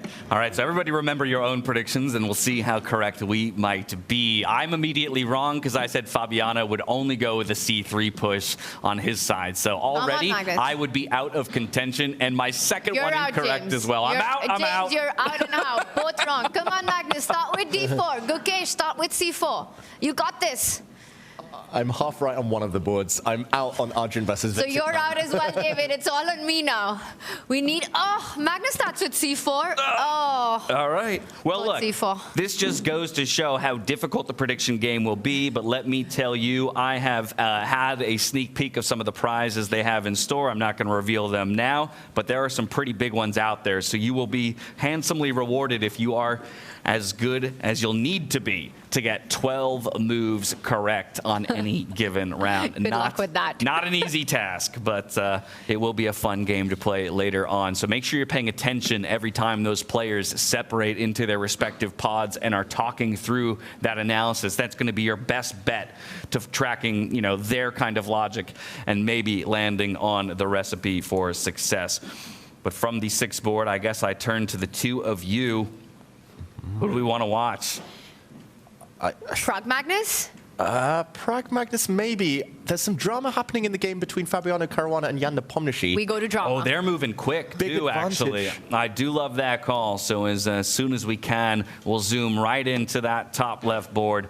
Fabiano Caruana against Jan Nepomniachtchi. It's Fabiano who's done a great job through the second half of the day to begin the recovery process, to begin climbing that ladder, but he still has a lot of work to do overall. And Jan is no easy opponent. But what is this? I mean, the first thing I see is our beautiful eval bar for white looking really strong and good. Fabi's managed to get his queen into the game. He's tying down Jan's queen to defend that tender b7 pawn. The knight jumps out with a big threat now. Pick up the bishop, deflect the black queen, and win that pawn. So he's developing with tempo as well. It feels like advantage Fabi, but is it really this much? Yeah, the advantage has dropped slightly according to the computer. Before this move, it gave over 1.5 already for white as early as move 4. But just a quick backtrack, maybe? Just a quick rewind to the start of this game. It did start with c4, as all the games did. And a bit of symmetry here in the center. Normally, we call this the Slav defense, with some tension in the center. It's nearly never a good idea in normal chess to bypass and allow your opponent to strike. So Fabiano's decision, very ambitious, but e5 already given a big question mark. And here, actually trading the pawns even better. Queen to b4, the threat of this pawn reacted by a defense. Actually, the best defense might have been to give up this pawn entirely, but no human is going to do that. Instead, the queen defends the pawn, a pawn trade, and even better for Fabiano would have been to open up this bishop with gain of time to throw his pawn forward, and then to just blow open the center on the next move to throw this pawn forward, and big time gain leading to a big advantage. Instead, he brought his knight forward, the black bishop dropped back, and this is where we find ourselves. Still a nice position for Fabiano. I think based on the fact that this knight in the corner just can't get in the game. If it ever moves, it will cut the connection between the black queen and this pawn. And we don't have to go there, but I'm just gonna bring you guys up to date with something. On the Magnus Prag board, only one move has happened so far, and Magnus is taking a 3-minute think on move number 2. I'm glad we didn't start with that. There wasn't much to check out on. But Magnus in an early think right now, a big think tank. Yeah, so we'll keep our eyes on that. Maybe after a couple more moves have been made, we can jump over there, kind of rewind and see where they go, because it is as a result of a pretty significant deviation on the black side of the board from Prague that perhaps made Magnus think. For now, much more progress made on a number of these other boards, and by far and away, Fabiano and Jan Nepomniachtchi's game is the most advanced between them all. I love that accidental pun. The most progress in Prague's board. And in the meantime, yeah, this game game continuing nicely for Fabiano. He's getting ready to castle the white king. Both sides actually can castle, and the black problem piece here in the corner, this knight, is still going to plague him long term. The white knight can go pawn hunting as well in the near future. And yeah, this game far more developed. It feels like they're itching to get to tomorrow's action, itching to get to dinner, the older players here. I mean, of course, Tanya, Nepomniachtchi known for his speed, but not always the most accurate necessarily in the opening. Yeah, and we often talk about how his biggest strength, his ability to play fast, is something that backfires and gets him into trouble in these kind of moments. And in freestyle chess, it's so important to take your time at the start of the game, you know, to really be able to assess the position well and take your decisions based on that. And sometimes Nepo just rushes past. But then having that time advantage also gives him an additional resource to make a comeback into the game, you know. So hindsight is what we'll be talking, whether in this one it worked out or not. For now, Jan, he's trying to break through. You know, we spoke about that weak pawn, the backward pawn that he had. He's moved it forward. He's trying to get rid of his weakness. Makes a lot of sense. Yeah, especially while the white pawn is, whoops, if I can draw arrows correctly, the white pawn is almost pinned to this queen. I don't think you should capture it right now. Yes, the white queen is defended, but black will simply take back, and suddenly the pawn structure becomes very mobile, and we could start to see the tide really turn in black's favor. So I think Fabiano should just maintain the status quo here, just try to improve a piece, maybe centralize his rook and keep the tension. Well, Tanya, you talk about players as spending time. I think now would be a good opportunity to hop on over to that Magnus Carlsen versus Praggnanandhaa game, where we have made a few more moves, but even still not super progressed is this game. However, a very different look overall, because David, if we hop back just to those first moves of the game, everyone will notice a very distinct deviation from the black side of the board as compared to what a number of our other players elected to do. Yeah, and let's have a quick action replay. We're only at move 4. Magnus started with his c-pawn, as all the players did. The knight came out. This is the big deviation. It was only chosen by Praggnanandhaa and, I believe, Vincent Keymer. Maybe Prag, noticing how strong Vincent is in freestyle, copying his idea. Either way, Magnus now thought for almost 3.5 minutes. He pushed his pawn forward just to defend this guy, and a strike in the center, a trade of pawns. Magnus now trying to occupy space, trying to get the dream pawn center, gaining time against the black knight. And Prag has lashed out after a bit of a think of his own with pawn to c5. Given a question mark, the whole idea is that if this pawn is captured, I think the black bishop will jump out, attacking this knight in the corner. And look at this, a freestyle chess trap would have occurred. Okay, this position refreshed just as I was showing. Instead, this would have been an immediate knockout for black. The queen trapped. So Magnus had to dodge this bullet here. Instead, he pushes his pawn forward. The other natural move in the position, kicking away the knight. That's actually a beautiful concept and a beautiful pattern, you know, not something that, it's kind of easy to miss that kind of stuff. You're not used to the black bishop being on the square that it is. For the queen to get trapped on the square that David was highlighting earlier. But to what Magnus has played, it kicks the knight out from the center of the board. And to me, David, it feels like on the next move, he could grab that free pawn. Now you don't have this tactical pattern of bringing the bishop in and trapping the queen. Yeah, maybe that's why it was a mistake, according to the computer. Maybe Prag was so caught up in the immediate release of the tension, the immediate pawn grab. Now, where to put the knight is the other question. You don't want to, for example, retreat back, block in your own pieces. I'm expecting him to come forward more ambitiously. And Magnus continues kicking that knight away. Oh, the white king is really airy and on the diagonals. If a black queen, for example, posted up on this square, it would be checkmate, but maybe not enough time to do so. Queen b5? Isn't the queen on e8? Yeah, the queen is here. I just want to point out that, once again, there's only been one minor piece that's made any moves this entire game. It's the black knight, and it's made 3 moves across the board. Magnus has only moved pawns. This only happens in freestyle chess. Yeah, and this is correct. I was looking at, well, I was doing some research before this tournament. And because I quite like my nerdy stuff, I was looking at computer chess, how they play Chess 960. And I was looking at a game, one of the sites was Stockfish. I can't remember the opponent, another computer, another engine. The first 15 moves for white were all pawn moves. No piece development at all. And white went on to win very crushingly. Exactly. No, there's something to it in this format. Yeah, gaining space, taking squares, controlling the enemy pieces. Well, and actually, I want to tie this back into a little point that you made just a moment ago, Tanya, the idea that, like, these players have spent so much of their lives studying the game in one specific way. As you called out, the bishop, for example, not sitting on its normal square. But that's almost very interesting to me that they have to fight against what would be their intuition in a lot of ways, or at least what they would, see as normal, right? You might move too quick for your own brain to remember that, oh, no, that piece isn't where it would normally be, and that could ultimately contribute to a blunder here or there or a missed opportunity every once in a while. But they almost have to unlearn, the thing that they've spent their entirety of their lives learning. Yeah. You're absolutely right. I mean, that was the point. If we just backtrack one move, that's exactly what happened. I mean, I was thinking that white can take that pawn, forgetting that black has this check, which can be actually quite dangerous to look at because you're just not expecting the black queen to be where it is.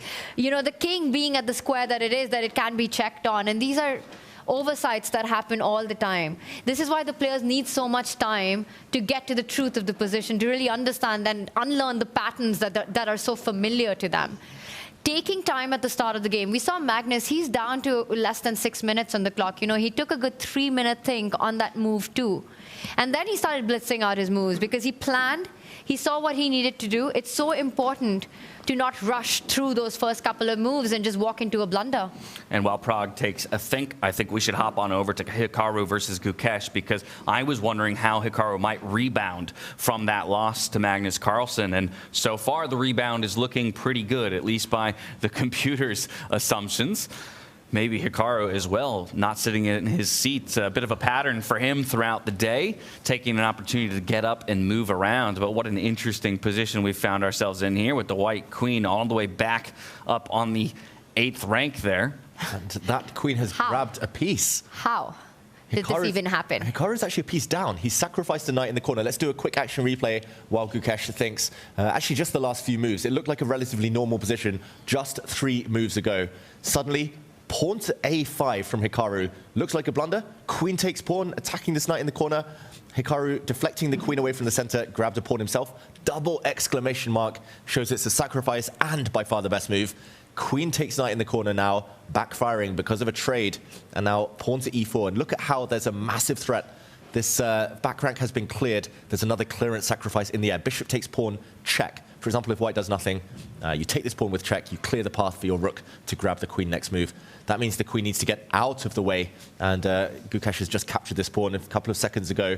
Now this pawn's going to drive itself even further into the position, attacking the knight, but also threatening to fork the 2 white rooks. This is turning, and this bishop is so powerful now on the diagonal. What's this? Oh, go ahead.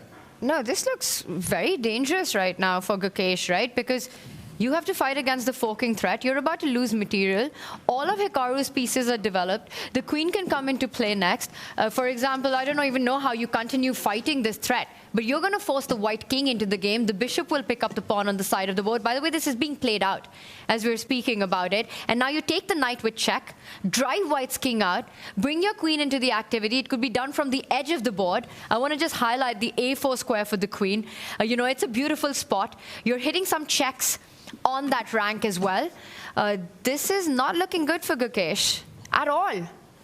This is just painful. Yes, he's actually 2 pawns up for white, but he's playing a knight down, this white knight in the corner, and it's all about the dark squares. He's got rid of the dark squared bishop, Hikaru Nakamura, at not too heavy a price, actually, just a 2-pawn investment, and he's going to catch the white king out into the open. And there you have it. Right side of the screens, there's the live position as the queen move is made to match the prediction there from Tanya.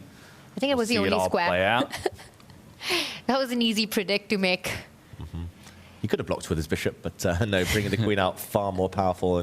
And this is what I talk about a lot in chess. Anytime I see a mating attack or a big attack, it's always because a king has been left to its own defenses, and it's always because the queen and knights, the 2 best defenders in chess, queens and knights, are far away. They're offside, unable to participate, and 2 bishops, my other favorite thing in the world. Okay, but now the question, right, becomes how do we capitalize on the piece activity that we have, knowing that we're down material, right? Because we can't give Gukesh too much room to breathe, or eventually the position somewhat equalizes and even turns in his favor with that small material advantage. You said 2 bishops, your other favorite thing. What's the first favorite thing in the world?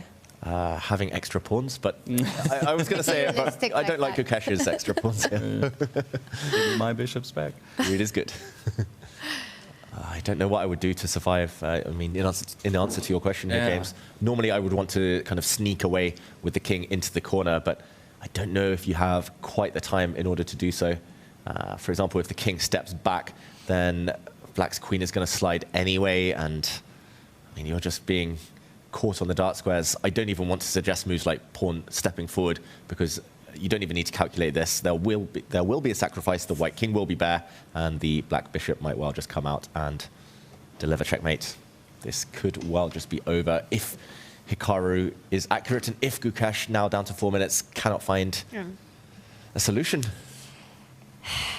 It's the position and it's the guy you're playing against as well, right? Hikaru is just so incredibly sharp in these tactics. Give him this, you know, he loves the initiative. He loves to play against his opponent's king. The attack that he's got the extra minutes on the clock. Gukesh's queen, it's sort of a mousetrap. You've given up this material, but sort of blocked your opponent's queen far away from coming into defense of its own king. The bishop pair, you love it, David. Hikaru's loving it in his position. I don't see Gukesh surviving this one. Yeah, this is really, really If difficult. he loses, he's going to end the day with 1.5 points, Gukesh. Yeah, only one win. And that's danger territory for qualification into top 8 going into the final 5 rounds. Oh, without a doubt. And it's going to bring back memories of the poor performance at Weisenhaus, right? And so then it's going to start... You start having those questions for yourself. Is this not my format? You know, what is it that I'm lacking in my game? Which I clearly don't lack in the classical standard version of chess. But something here just isn't working for Gukesh. Not over yet, but definitely looking dire. Not over yet, but he might need to win 3 or 4 of his remaining 5 games tomorrow just to have a chance of survival. If he loses this one, he brings his queen back, Tanya. Never going to trade. Never, ever going to trade. No. Especially because you're down 2 pawns, but mainly because your attack is raging, ongoing. There's nasty bishop checks just to keep the white king in the center. There's this queen sliding across with a check. I don't see at all what Gukesh has in mind to all of these checks. The white king is so bare. Hikaru smells it. He's got 6 minutes as well. He's so strong in these positions. This is Hikaru's dream position when he was a youngster, when he was an attacking firebrand. Wow. He's got all the time to work it out. 2 very tempting checks. Both hit that h2 tender pawn, coming in with a tempo. The queen could move to f4, could move to h4. Hikaru just trying to calculate which one he prefers. Both's going to be big trouble. And while, let's see if Gukesh survives this, it's a good moment to check in with some of our other games, James. You know, the one player who's been having quite a run, Nodirbek Abdusattorov, undefeated so far in the tournament. We've got Magnus versus Pragg. Take your pick. I like where your head's at, taking a look at one of our tournament leaders in Nodirbek Abdusattorov versus Vidit Gujrathi. Again, one of our players who looked like maybe he could have a hot start to the tournament, but unfortunately stumbled out the gate and has been searching for his recovery. I was just about to say before we switched over that, David, do you think that one's going to end any moment? I think Hikaru is going to just take the win in the next 2 minutes. So we'll do a quick check-in here. Yeah, let's do it. Okay. Well, taking a look, and it does give just the tiniest of advantages over here to Vidit, while the onus is on... well, I don't see are the clocks... Yeah, well, the onus is on Vidit here to make a move in response to that most recent pawn push here. Center of the board, computer liked that one quite a lot. I'm also noticing an offsides white pawn as well there up on the D file. I see that extra pawn, and I see your point, James, but look at the position. To me, it feels like Nodirbek has got to have a lot of compensation. That pawn stam at the center of the board. You know, the king, rook, they're castled, the f-line's open. Yes, you're down a pawn, but that pawn for now isn't going anywhere. And I do see the evaluation bar loves with its position, but practically, you know, the knight jumping forward, the queen lining up, threatening checkmates on the white king. There's everything to play for in this position for Nodirbek. Yeah, now Vidit just maybe scared of any potential attack against the black king. He's opened up his own king here. We'll see a trade. And maybe this pawn could be captured on the edge of the board. Maybe the knights are going to enter the center. Very much looking in the balance. The stakes, of course, higher for Vidit here. His heart rate's slightly higher than Abdusattorov's as well. Yeah, it doesn't feel like his type of position, Vidit. He doesn't like to defend necessarily, but still, yeah, level, dynamically balanced. Disconnecting the bishop from the defense of that offsides pawn. Also offering a trade, bishop for knight in the center. Yes, this one's going to go on for a while. Definite compensation for Nodirbek, but the one game that's not going to go on for a while, if you want to catch the end, it's a good moment to switch back to Gukesh versus Hikaru. Hikaru is hunting down the world champion's king. Major activity of pieces. Should we jump in? We should do that. Gukesh is also down to his last minute and facing a withering attack here. It does look like the world champion might be crashing to defeat. The other game we just left, Vidit Abdusattorov level, but this position, huge threat of the Black Queen coming in from behind. I have a big piece of news actually to deliver from TV2 Yasfera, actually giving us this bit of info. Apparently Gukesh prepared the black pieces Whoa, ahead of this match. Oh my. So sat down to his own surprise, having prepared the wrong side. But was he by himself? He wasn't in a group then? I would assume as much. I don't have confirmation on that. He joined. Okay, we don't have the information there just yet. If I get confirmation on that, I will go ahead and share it. This is information being passed to us from our partners over at TV2, and we thank them very much for that. He was in the wrong group, so it wasn't just that he went on his own. He, in fact, joined the wrong group, just in, I mean, a real-life blunder. And it's confusing because he's just had a double white. He had white last round, so he just assumed he would have the black pieces. Normally the players do alternate, but the quirks of the round-robin system mean that at some point you do get a double color. Most players, unless you check that, it's hard to know. But David, if he was in a group, then Hikaru had to be there as well, right? If he was analyzing on the wrong board. Yeah, I mean, yeah, and that would have been 7 and 5. But again, you're in the moment. Your focus is on the chess. You know, to David's point, if you're following that pattern, like we said, patterns. Gosh, that is unfortunate. It is very unfortunate for him, and he gets punished for it.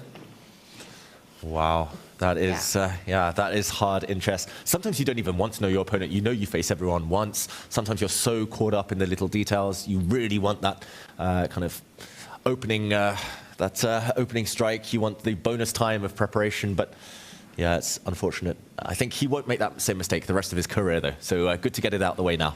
You know, like you said, it's hard in chess and freestyle chess. Those extra 10 minutes that you have to familiarize yourself with the position are so absolutely crucial for the players. And, you know, I'll make a confession. We've got a confession booth. By the way, we haven't seen any player today in the confession booth. I'd love to see that happen. But I have actually prepared from the wrong color. Not once, but twice in my life. Have you really? But the thing is, that's not an absolute disaster in a standard chess game because at least you know what you've got. You know, you've played the position over and over again. It's happened to me, David. Has it ever happened to you? It has. And same thing, it was a double round robin. I just assumed I was playing the same player that I played in the first half in the kind of corresponding round. I turned up, sat down, wrote the names. The arbiter was like, oh my really gosh. Sorry. And of course, I lost very quickly. So, in fact, a more common occurrence than maybe some people would imagine. 100%. I think in standard chess tournaments in 518, it happens a lot. It's happened to me. I've gone to the board, seen the names placed on the opposite side from where I've been preparing from, and then I ask the arbiter, check the pairings properly, and realize it's on me and my fault. And it hasn't happened once. It happened more than once. But I think in this format, it really comes down to biting you because you only have those 10 minutes, right? Right. And then you're just seeing it from the wrong side, and it's come to play here. Gukesh, an absolute disaster from the very beginning. Okay, and here Gukesh is using his bishop to plug the E line here, the line of the black rook, which cuts off the white king's escape. So if that white bishop is ever removed, it's simply checkmate. The black queen will come down and deliver the killer blow. And okay, he does go for this check, Hikaru. Not the best way forward, apparently. And okay, there we go. Rook takes pawn is a check. A mistake. Whoa. Apparently that was even better. Not sure what that move would have been. But okay, now he's going to continue giving checks, Hikaru, but he's driving the white king to safety. It's still level pawns, level material. I think it speaks to the strength of his position, though, that he can get the double question mark and the eval bar can still be so much in his favor, right? The thing is, you make these moves, you play these moves, and you think you're just winning on the spot. There are two majors. There's a bishop hitting on that white king, getting it out into the open. And you don't even calculate it through. You just feel like this has to be over. Yeah, and I think he's just going for the mathematical, the material gain here, Hikaru. He could have gone for checkmate. He was actually winning on the spot if he'd found the right way forward earlier. Now he's just going to trade off these rooks. Then he's going to take this pawn, and he's going to play up a pawn in an endgame. That's his style these days. He doesn't go for checkmate anymore, Hikaru Nakamura. He would far rather a dominant endgame. But that could be the best position Gukesh has had all game, because he'll have his own 2 pawns to try to create counterplay. If he can get his knight into the game quick enough, you know, he might be able to pose some threats to Hikaru in this position. So you are expecting him to trade the rooks and simply grab the G2 pawn. That does invite the white queen to give some checks as well, right, David? Yeah, first maybe drive the white king to a square, it will get checked. And only when the white king steps forward, then do you trade rooks, then you take the pawn. You definitely don't want to allow any checks against the black king. There we go. Hikaru makes sure he takes the white pawn with a check. Nice. And we're at move 28. The white knight still has not graced the game with its presence. Yeah, very instructive, though, to force the king onto a different square so you get that check. Now the king is, yeah, off on his own. I mean, leading from the front, as all good kings do, at the very least, but perhaps not enough reinforcements in tow. Yeah, no knight able to jump forward and protect it. Sooner or later, the black pawn as well, the h pawn I'm expecting, will start mobilizing and racing towards promotion. Not too many pieces. Only the white queen can ever prevent that, but she might be needed in the defense. So still Hikaru in the driver's seat, but not as clean, the victory, as we were predicting, not as over as we thought. It looked like Gukesh was about to get checkmated, right? That's why we were like, let's switch to this game. Yeah. The world champ is about to lose. And here we are, the game still goes on. Yes, it looks like Hikaru will get the win, but it will be a more technical one in this one. Gukesh desperately trying to find a way for the knight to come into the game to start pushing his own pawns, but it's going to be a while. And while Hikaru converts this, a moment to shift. Yeah, well, and I think we should go to another game that is actually looking somewhat decisive. Still the onus on the player with the white pieces to end it all. That's Maxime Vachier-Lagrave up against Richard Rapport. But as we hop over to that one, you'll notice that he finds himself in as dominant, if not more dominant, a position, at least by the engine's standards, than Hikaru, but far more pieces on the board. You have far more pieces on the board, but it's not clear that that's a good thing for the defending side here, Richard Rapport. Opposite color bishops, a white light squared bishop, a black dark squared bishop, means that any attack could be decisive on that color complex. Not just that, but a pawn count shows 3 extra pawns for white. 1 pawn, often a big advantage. 2 pawns, normally decisive. 3 is another level. Yeah, this one not looking good. So how did we get to this point? Yeah, Richard Rapport, I think, was just trying to be creative. I saw it a bit earlier, and he'd given up a couple of pawns for some piece activity. And yes, it's active pieces for black, but they're only active if they're actually threatening something, and that's not the case here. And you know, James, you made a point about we're on this last game of the day, this last round, about energy, stamina, endurance. And yes, all these players, they're extremely fit, but so much of that also depends on how the day has gone. For Richard, at one point, you know, you can sometimes feel you're lacking that energy to keep that fight. You might not have that kind of steam to go on. And it feels like he's just got these 3 pawns down right now. Yes, he has open files, but it's perhaps not going to be that much, it's not going to be enough for him. And by the same token, right, each of these players is having to make a different strategic calculation, which is what do they need to do to get into that top 8, right? And for somebody like Richard, who's sitting with only 1 point to his name, he's going to start taking more risks. Right? Because I don't know if you care too much whether or not you finish 12th or 11th or 10th, but it would be really nice to finish 8th and buy yourself, you know, some more games and some more days to play. So more risks are going to be taken by the players who are sitting just outside of contention there. We'll see if Maxime here can go ahead and bring this one to a solid conclusion, because that would be a beautiful day 1 for him if he ends on 4.5 points out of 6. Yes, he's the home favorite. You know, playing in Paris, it would mean a lot to him to get going on to that knockout quarterfinal stage. We saw Vincent do that in Bison House. Can Maxime do it in Paris as well?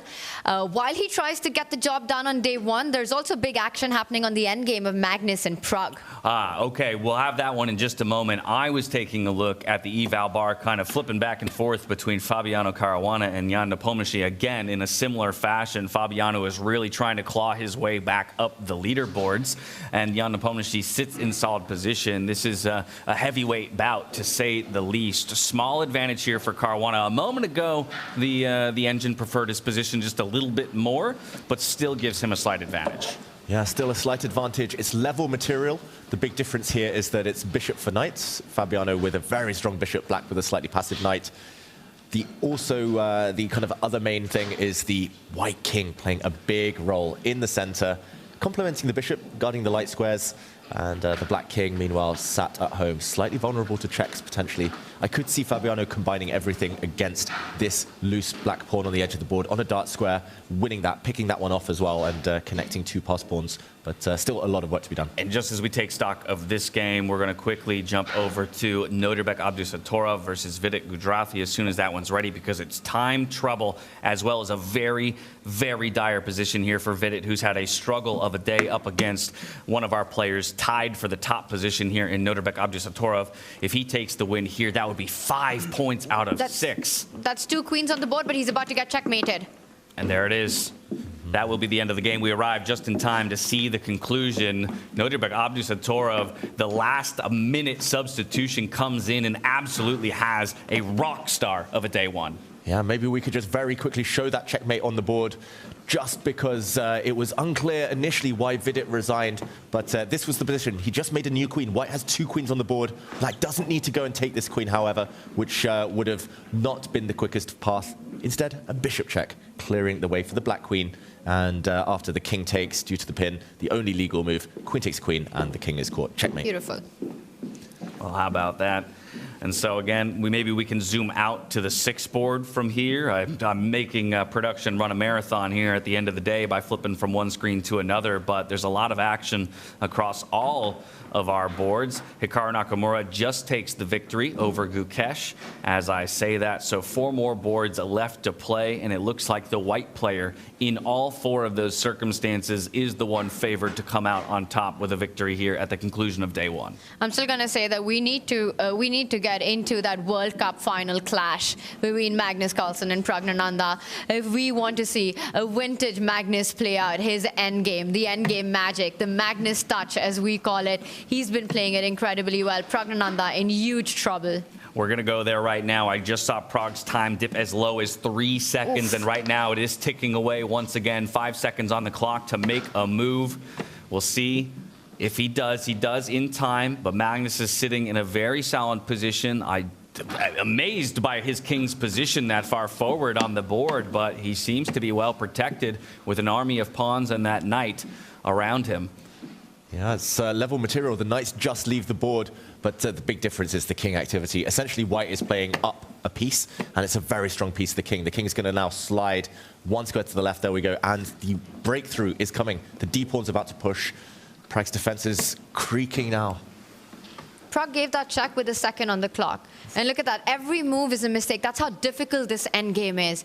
And now Magnus just timing that break that we're talking about. Will he choose this moment to create that passer at the center of the board?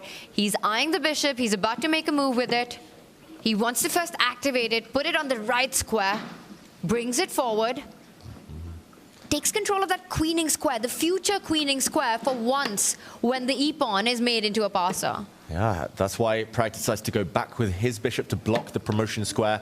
And now Magnus just posts up. The white bishop is untouchable, protects everything. And now the big breakthrough comes. Prag looks away in disgust. He's about to resign. White is about to make a protected pass pawn here, a pawn that will cost the black bishop its life at the very minimum. And Magnus, endgame touch again. Every time it's the endgame, Tanya. Yes. Now he's closing in. It's just a bad idea to trade queens against Magnus. It's not even a good idea to keep the queens on the board against him, as we've seen in the previous games today. He brings the king, attacks those pawns, going to pick them up one by one.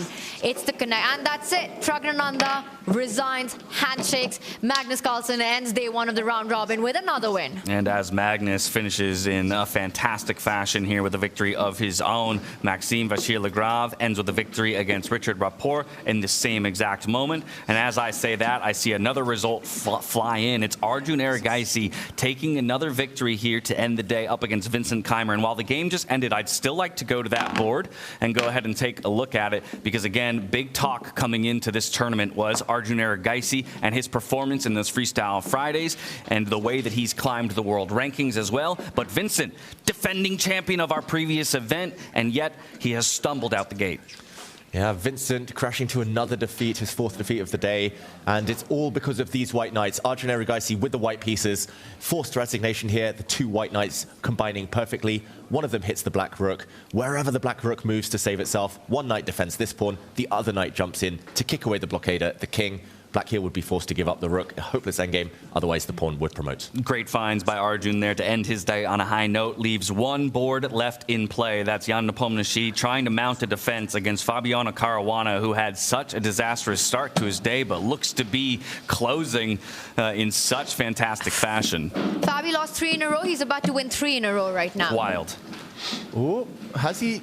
Commentator's curse. No, we did not. What just happened? Because he's up a piece. Why is this not completely winning for white? The black king is now coming, and the black b pawn is very strong. The black pawn is about to start pushing with the support of the black king here. He should have kept all the rooks on the board. He fought for simplification there. He traded unnecessarily, and look how the black king is sprinting. Look how the white king is cut off. Oh. Ooh, did you see that neck roll? That was, yeah, basically like a little bit of a weight off the shoulders. Back. Exactly right. Shaking it off. Jan realizing that perhaps he has been given a second opportunity in this game to at the very least come away with a draw. I will say one thing, you know, going for this position, having that extra piece, it's such... I think everyone would have done this, right? Absolutely. You trade off a pair of rooks, you win a piece, and you know this position's winning. And then suddenly you realize, 1 second, hold on, this is suddenly not that easy. When Fabi went into this, he was probably expecting Jan to resign in a couple of moves. And suddenly it's all just turned around. If you trade that B pawn for the C pawn, if Jan is able to win that last remaining pawn that Fabi has, the extra piece stands to nothing. Rook, bishop versus rook is a draw. But if he gets there, it's a big if right now, because the black rook is coming. The black rook is going to start checking the white king from the side. It's going to be very hard to evade those checks in a safe way. You're going to have to move your king away from the black pawn, and then it will just start pushing. Fabiano... Wow, he's got to be really careful here. This could turn even further. So you're saying we won't even get a rook bishop versus rook? Fabi won't even be able to try that endgame? I'm not so sure. I mean, if he takes this pawn, for example, the black pawn is pushing. It should still be fine. It should still be a safe endgame for Fabiano, but he moves his rook across. I'm just scared he's going to get to a situation where he might just have to give up his bishop for the black pawn. But here we go. And now you pick up that pawn, you hit the rook, so you don't even walk into, you don't even let the rook stay alive if you want to win the B pawn. But I think the idea is if black was to capture that pawn that's hanging right now, white will simply step away with the rook and then win the black pawn with the bishop, keep the rooks alive, and try to win that endgame out. We're in for a long one in this one. Gives a check, and he's going to win the pawn with the bishop next. This is just where we get started. It's move 59, but buckle in, guys and gals, folks at home. This is going to be a long, long endgame. Well, rook knight versus rook. Magnus got the win against Vidit. Yeah. Rook bishop versus rook. Can Fabi do it against Jan? Rook and bishop versus rook is far harder to defend for the side without the bishop than rook and knight. So if Vidit failed that one, there's no guarantee Jan here, despite his 2 minutes on the clock, that he's going to save this. It might take 50 moves to win the black pawn in the first place, but even without the black pawn, this one should be a draw. Fabi there, he kind of leaned away. It looked as if he was just kind of clicking his knuckles, getting ready for this this fight. Do you think he's going to play it out? Is he going to do a Magnus here, Tanya? He's going to play it out till the end. But will he be able to find a way? Again, it all depends on coordinating your king, bishop, and rook against the black king, trying to corner it on the last rank or the last file at the edge of the board, and only then are there ideas of giving mating threats. So first he needs to get there. And we saw the heart rate monitor earlier. Their hearts are racing right now. Above 130 for both.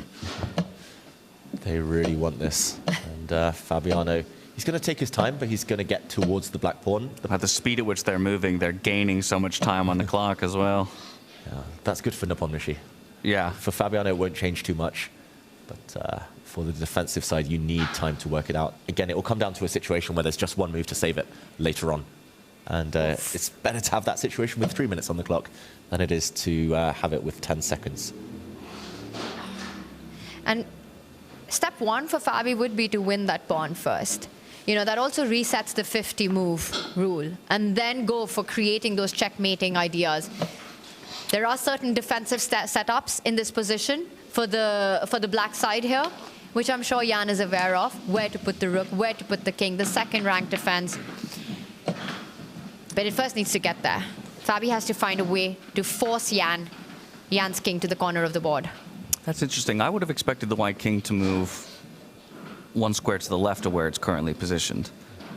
He just needs to defend his bishop. The bishop was pinned. Oh, Jesus, yep. Well, don't worry. There have been worse blunders today in the Rapport portion. But yeah, he's just trying to defend his bishop. He's going to move his bishop out of the way next, and then try to get his king across eventually towards the pawn. I'm just so focused on that pawn now and how we capture it. It's under attack. Gives a check defense. Jan's holding on to that pawn. How many moves to go? How many moves does Fabi have to grab this pawn, to reset the counter? Still plenty. There have been 14 moves since the last pawn push or capture. You know, I look at Fabi, I don't know if he's got the steam left. Yeah, long day. If this was game one, he would push it out. He would fight for every chance. Do you think he's going to offer a draw?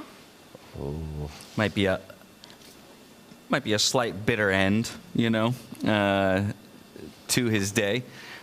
Just in that he was about to win 3 in a row, right? He maybe felt like he was about to get that third victory in a row, but at the very least, I would be ultimately happy ending 2.5 out of 6 given the start of the day that he had.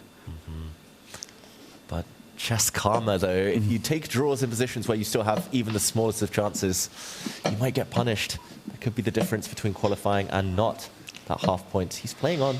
He's playing on. He doesn't repeat. He brings the king back. But how is he breaking through? How does he even double down or triple down on that pawn to win it to start with? Yeah, it's not easy. Jan Nepomniachtchi, he's found a great defensive setup. Maybe the white rook has to find a new angle, maybe go around the back to start kicking the black king away with the check. Fabiano, his body language isn't positive at all, but understandable after such a day. And he knows it, right? He was so close to that third win in a row. He got greedy, he got materialistic. I've done the exact same thing. It really reminds me of a game I had against Mamadjarov. I was so happy I won a couple of pawns. I was like, oh my God, I've won, I'm about to win. I swapped off a set of rooks and I was like, wait, I haven't left myself with enough material. What have I done? So sometimes it's just the maths equation. Keeping an extra set of rooks here would give him so much more winning chances. Fabiano. Yeah, that one rook trade being extremely costly for Fabi. And you have this feeling that you're walking into a winning endgame, your opponent just plays, you know, flexes a bit like Jan did, and then suddenly you realize that you've just let go of a big chunk of your advantage. How are you even converting this? Is this even winning? Yeah, how to win that pawn? That's the first question. He brings his bishop far away. Bit of an odd one there. He gets checked back. I actually don't see a way for Fabi to make a construction where all three... What? Oh.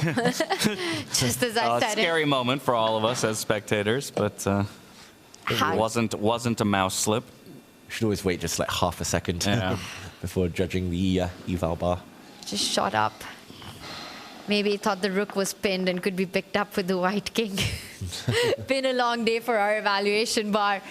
But the point is, I don't see a construction where Fabi successfully attacks that pawn. You know, whenever the king comes into play, it gets checked. The rook will block the attack. Well, right now you're forced to either... Yes, he moves away with the rook. Meanwhile, what do you think, Tanya, about Jan, his performance today? If he does draw this, it will be 4 points out of 6. Amazing. He'll be a big favorite to qualify for the knockout stages. I think it's a great start for Jan, you know. He makes his debut on the tour, and starting day one with the field that he's faced, surviving this last game, 4 out of 7 would be a great start. For Fabi, a bit of a miss, but like you said, James, the way it started, it's still a sigh of relief for him. Exactly. You know, he's in the mix. In the context of the day, it would still be a solid finish to end with a draw here. But like I said, maybe just the smallest bitter note, knowing that it could have been a win and 3 points out of 6 instead. Going into game 4, had anyone told Fabi, hey, 2.5 out of 3 in the next round, and Fabi would grab it with both hands? Exactly. He would jump at that scoreline given the start of his day. So, okay, predictions. Are we going to see a draw in the next few minutes? Are we going to see Fabiano battle it out? This one will be a draw. This one will be a draw. I think we're going to see a draw with that, with the C pawn still on the board. And there we go. And there it is. That is it. Just in time, you asked us for that prediction, and it will be a draw to conclude the day here between Fabiano Caruana and Jan Nepomniachtchi. Both players gaining an extra half a point in the overall standings. And again, that does wonders for Fabiano and only services Jan in bringing him, I think, to what, 4.5 points? 4 points on the day. 4 points. He will be in 4th place. And of course, top 4 is a nice bonus for those who do qualify for the quarterfinals and onwards. Fabiano now is in the safety zone just. He's in the Can you believe that? Can you believe that? He's sitting in 8th place right now after the way he started. I mean, I can believe it. He's been in the world top 10 for more than a decade for a reason. He finds a way to come back, to bounce back. But yes, absolutely. 3 losses in a row. To find this finish, he's got to be feeling good about this. Well, let's take a moment to relive the highlights of the very last round of the day. As we had that position selected, it was position number 60. Each of the players went to their respective sides. As we heard earlier, Gukesh, perhaps a small blunder in analyzing the wrong side of the board. That would come back to bite him in his game. And in the meantime, big result for Hikaru Nakamura, who is now safely within the top 8. Draw in the end for Fabiano Caruana. Mixed feelings, mixed emotions across the board. But yeah, for those at the bottom of the table, Richard Rapport and Vidit on 1 point. 5 losses in a row now for Rapport. And also for Gukesh, who had a tough end to that day.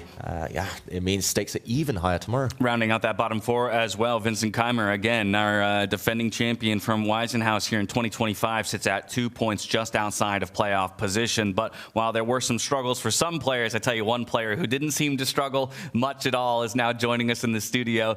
Nodirbek Abdusattorov, thank you so much for joining us. Congratulations on an incredible day 1, sitting at 5 points out of 6 and sharing first place with Magnus Carlsen. Thank you. You stepped off of a plane just over a day ago, having received word that you would be needed as a replacement for this event. I'm just curious how you're dealing with the speed at which you were thrown into this event to put up a performance like this.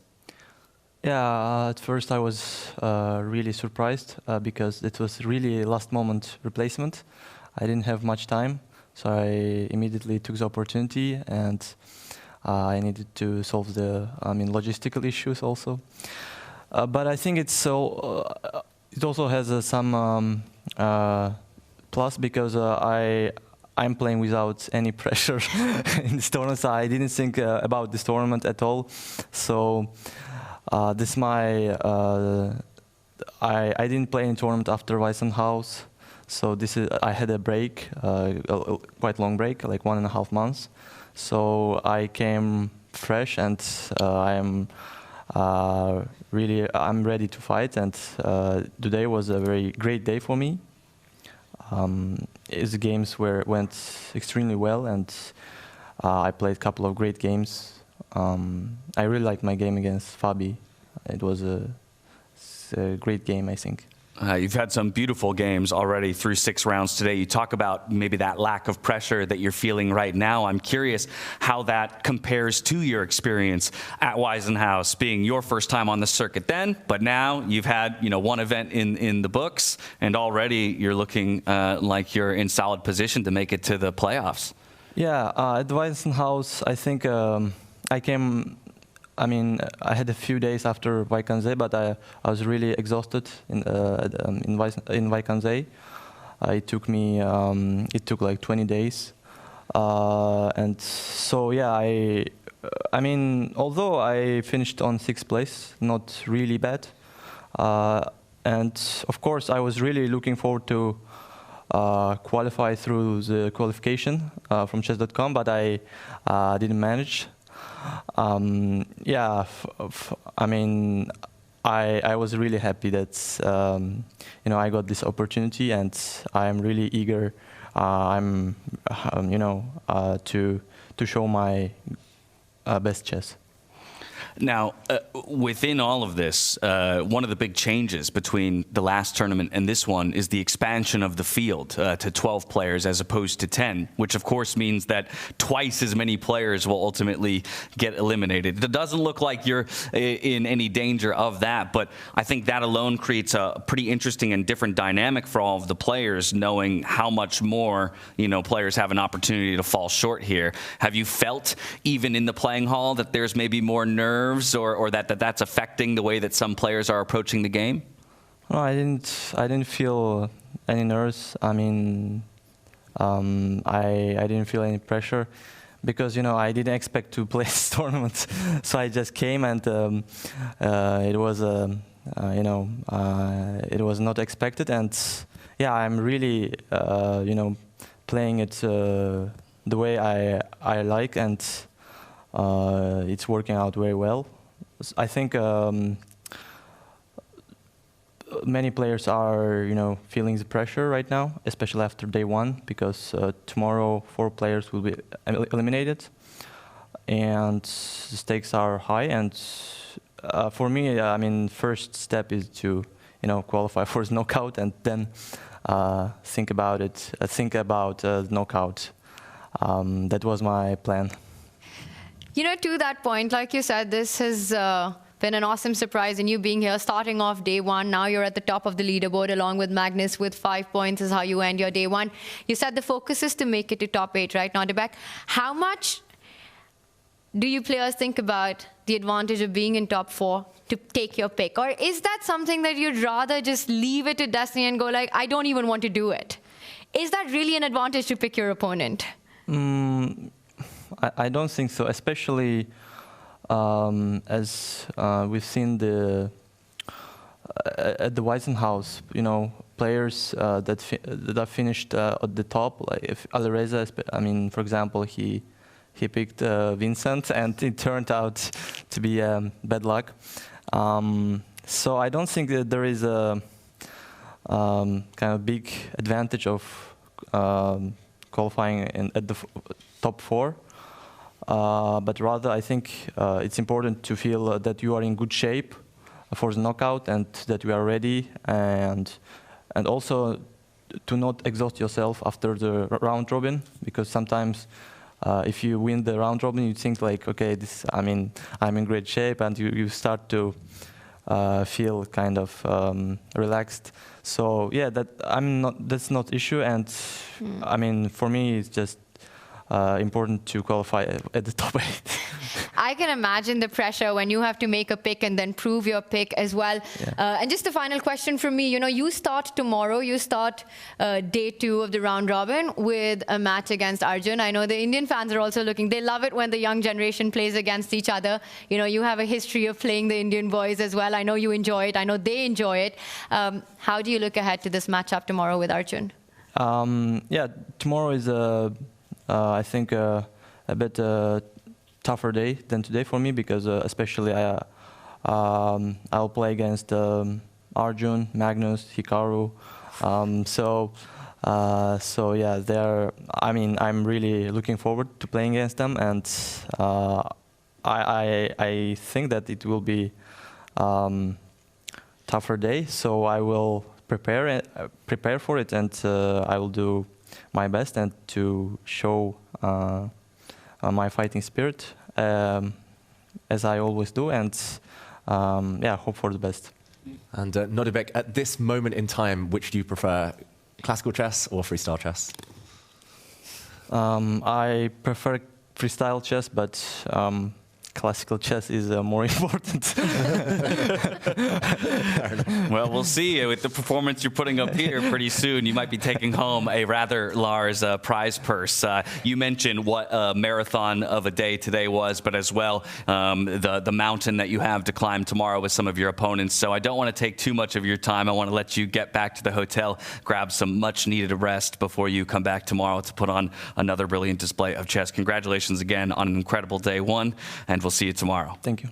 Appreciate you. And as Nodirbek leaves us, I turn to you two to reflect on the happenings of day one. Any particular matchup that you were surprised by, your favorite moment of the day, perhaps a beginning of a discussion for our most valuable player of the day? Oh, difficult. Highlights of the day. I'm going to say Gukesh against Carlsen. I just feel that, I mean, it's so rare seeing two world champions face off. Battle of the generations, of course. Magnus against Hikaru was another crazy game. King walk galore, attacking. Magnus in the end taking that one.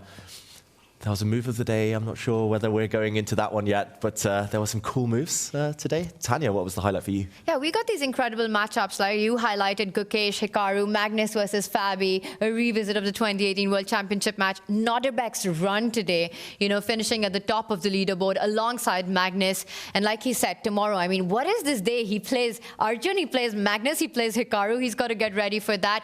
Fabi's comeback to stay in the mix in the second half, very important for him. And I still see on the leaderboard, you know, you've got Gukesh at number 10, you've got Vidit at number 12. I think for the Indian fans, they really want to see these two players perform well tomorrow. Okay, well, I think it's a good opportunity for us to once again take stock of the entire field, all 12 players, and how they ended out on day one. We just had a word with one of our co-leaders here in Nodirbek Abdusattorov, Magnus Carlsen, as well, sitting at 5 out of 6 points. Behind them, it's a 4.5 point finish here on day number one for Maxime Vachier-Lagrave. Jan Nepomniachtchi sitting in sole possession of 4th place with 4 points himself. Then we've got a couple players at 3.5, a couple at 2.5 to round out the top 8. And then the 4 players who are currently in elimination position are Vincent Keymer, Gukesh, Richard Rapport, and of course Vidit there at the bottom with 1 point as well. Still, again, mathematically for all of those players, they are in it, right? You're looking at that 8th position as the person to beat. And at the end of the day, you don't need first to qualify through. You just need to take down the person in 8th. So it's going to be a tall order for a couple of those guys at the bottom, but by no means are they done just yet. So if you have a big day like a number of our players did have on day one, you can still breathe new life into your tournament. Yeah, the problem for players like Gukesh is that he needs to do something he hasn't done so far on the tour this season. That's win more than one game in a day. For Richard Rapport and Vidit, they need the day of their lives, essentially. They need to go on a winning streak. For Vincent, maybe a win or two should do the job. It's also no easy rounds here, right? You need to get those 2-3 win streak going, but who and where are you striking as well? Every player you're playing here, you know, is out there, wants to score that point. I mean, speaking of Gukesh, he starts the day against Praggnanandhaa tomorrow. And it only gets tougher with every round. So those at the bottom 4, tough task, but still within striking distance. You know, it is also, if you can tie with the player on the 8th, you still have a shot to make it to the knockouts. That's a great point. Tiebreakers are always something that we'll have to consider, and of course those have an opportunity to come into play tomorrow at the end of the day, and we'll wait to see if that happens. From now, we're turning our attention to you in chat, and we're going to ask you to help us decide who would be the MVP of the day. So make your voices heard in chat, exclamation point MVP, followed by the player name. We'll collate those votes and we'll reveal the winner in just a bit. There's a couple names that kind of float to the top of my brain when it comes to MVP. I think one consideration has to be the man that we spoke to just a moment ago, not just because of where he finishes in the standings at the end of day one, but again, considering the circumstances with which he had to come to this tournament and still find a way to perform. Yeah, that's right. Just incredible performance, such a level head on his shoulders. He's almost done it all. He's just lacking that big breakthrough event at Abdusattorov, and it might be this one. Also, shout out to Magnus, of course, doing Magnus things. Maxime Vachier-Lagrave, home favorite, living up to expectations. Looks like he's bang on course for the quarterfinals, and special shout out for Erigaisi for a really nice victory against Magnus earlier in the day. True. And Fabi. And Fabi. It was a good start for Arjun. He's in the mix as well. Hikaru having a good day. I mean, we're setting ourselves up for a brilliant finish to the round robin, you know.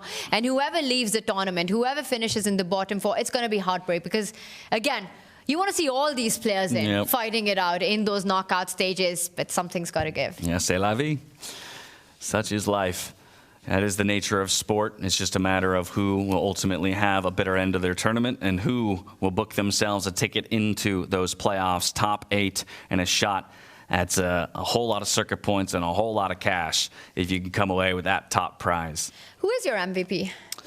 Mine would be Nodirbek for the reasons that I just mentioned. I think to put up a performance that is akin to Magnus in terms of your overall scoreline, but again, to do it in the fashion that he did, arriving on such short notice with, in some senses, zero mental preparation for, the lion's den that he was about to walk into. I have to have tremendous respect for somebody who can do just that. That's +1, so put in 2 votes from the studio here for Nodirbek. What about you, David?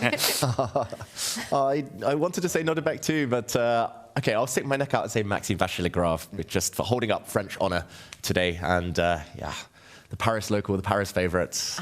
He's had a Playing to the crowd here, David Howell. I do think it's a great call out, but the chat is ultimately going to agree with Tanya and I. It will be Nodirbek Abdusattorov who takes our MVP of day number 1. Again, a surprise and a delight on such short notice for him to show up in this way. You're getting another look, too, at some of our player cards that we have developed for this tournament in particular in collaboration with Take, as you see there on the bottom of your screens. But David, this is maybe where I turn to you. We just let the viewers at home know a little bit, help them understand where it is that these numbers are coming from at the end of the day.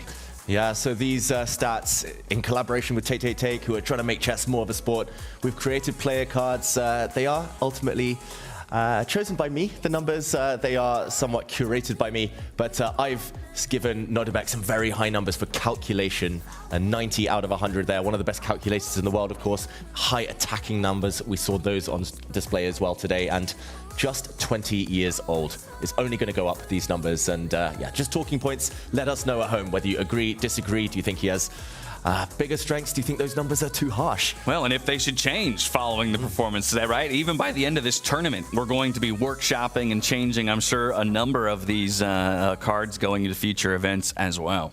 Yeah, I think he's underrated there, David. I think that's a bit of a harsh calling. 85 at an average for Nodirbek, who's now been in the world top 10, the youngest world rapid champion, defeated Magnus twice in this Queen Pawn ending, has had great runs in the Tata Steel tournament as well. I mean, calculation, you pointed out. It also feels he does have a universal style of play, whether it comes to aggression or to those strategic positions. I would have rated him slightly higher, David. Fair enough. Yeah. I want to be disagreed with. Bone to pick with you, sir. No. But that's exactly the point of those cards, right? Exactly. And I should mention they were for the year 2024, so it's a new year. Maybe at the end of this year, those numbers will have shot up. There you go. There you go. Okay, well, with our MVP decided, now it's time to hone in on a very specific moment, the move of the day. So once again, I turn our attention to you.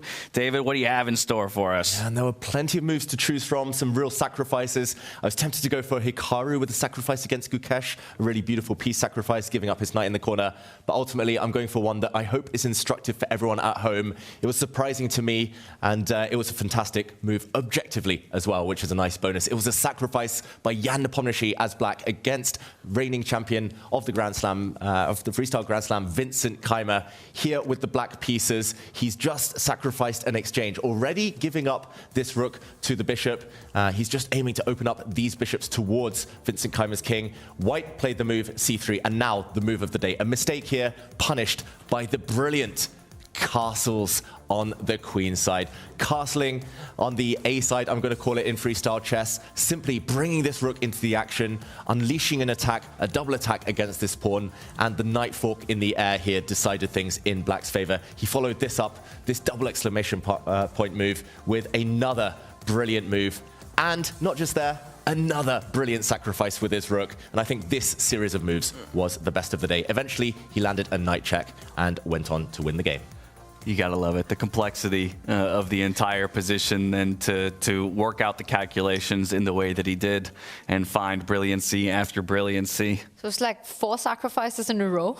Yeah, not too bad, not too shabby. Lots of exclamation marks on the board. Very, very nice game. So much tactics. And this is, I think, plays to Jan Nepomniachtchi's strengths as well, right? Yeah. Always on the counter-offensive. Never thinking that much about the retreat, but how can you break through? Yeah. Castling queenside, learning how to castle in freestyle chess, it pays off. That's what I'll say. Well, there you have it. Just one example of some of the amazing chess that we were treated to on just day one of our 8-day-long Grand Slam here in Paris, France. Every matchup delivered in a brilliant way, but that's going to do it for us here on the broadcast as we shut things down and retool for tomorrow. But hey, stay tuned because I got a special surprise for you. Just following this, there will be the rematch, the all-important rematch, the much-awaited rematch between Alexandra Botez and Anna Kramling here on this channel right after we shut things down. So stay tuned for that because I'm sure it's going to be a heavyweight bout between those two with lots of action. We appreciate you being here with us today. We await tomorrow, same time, same place. And until then, stay healthy, stay safe, and be good to each other. Good night.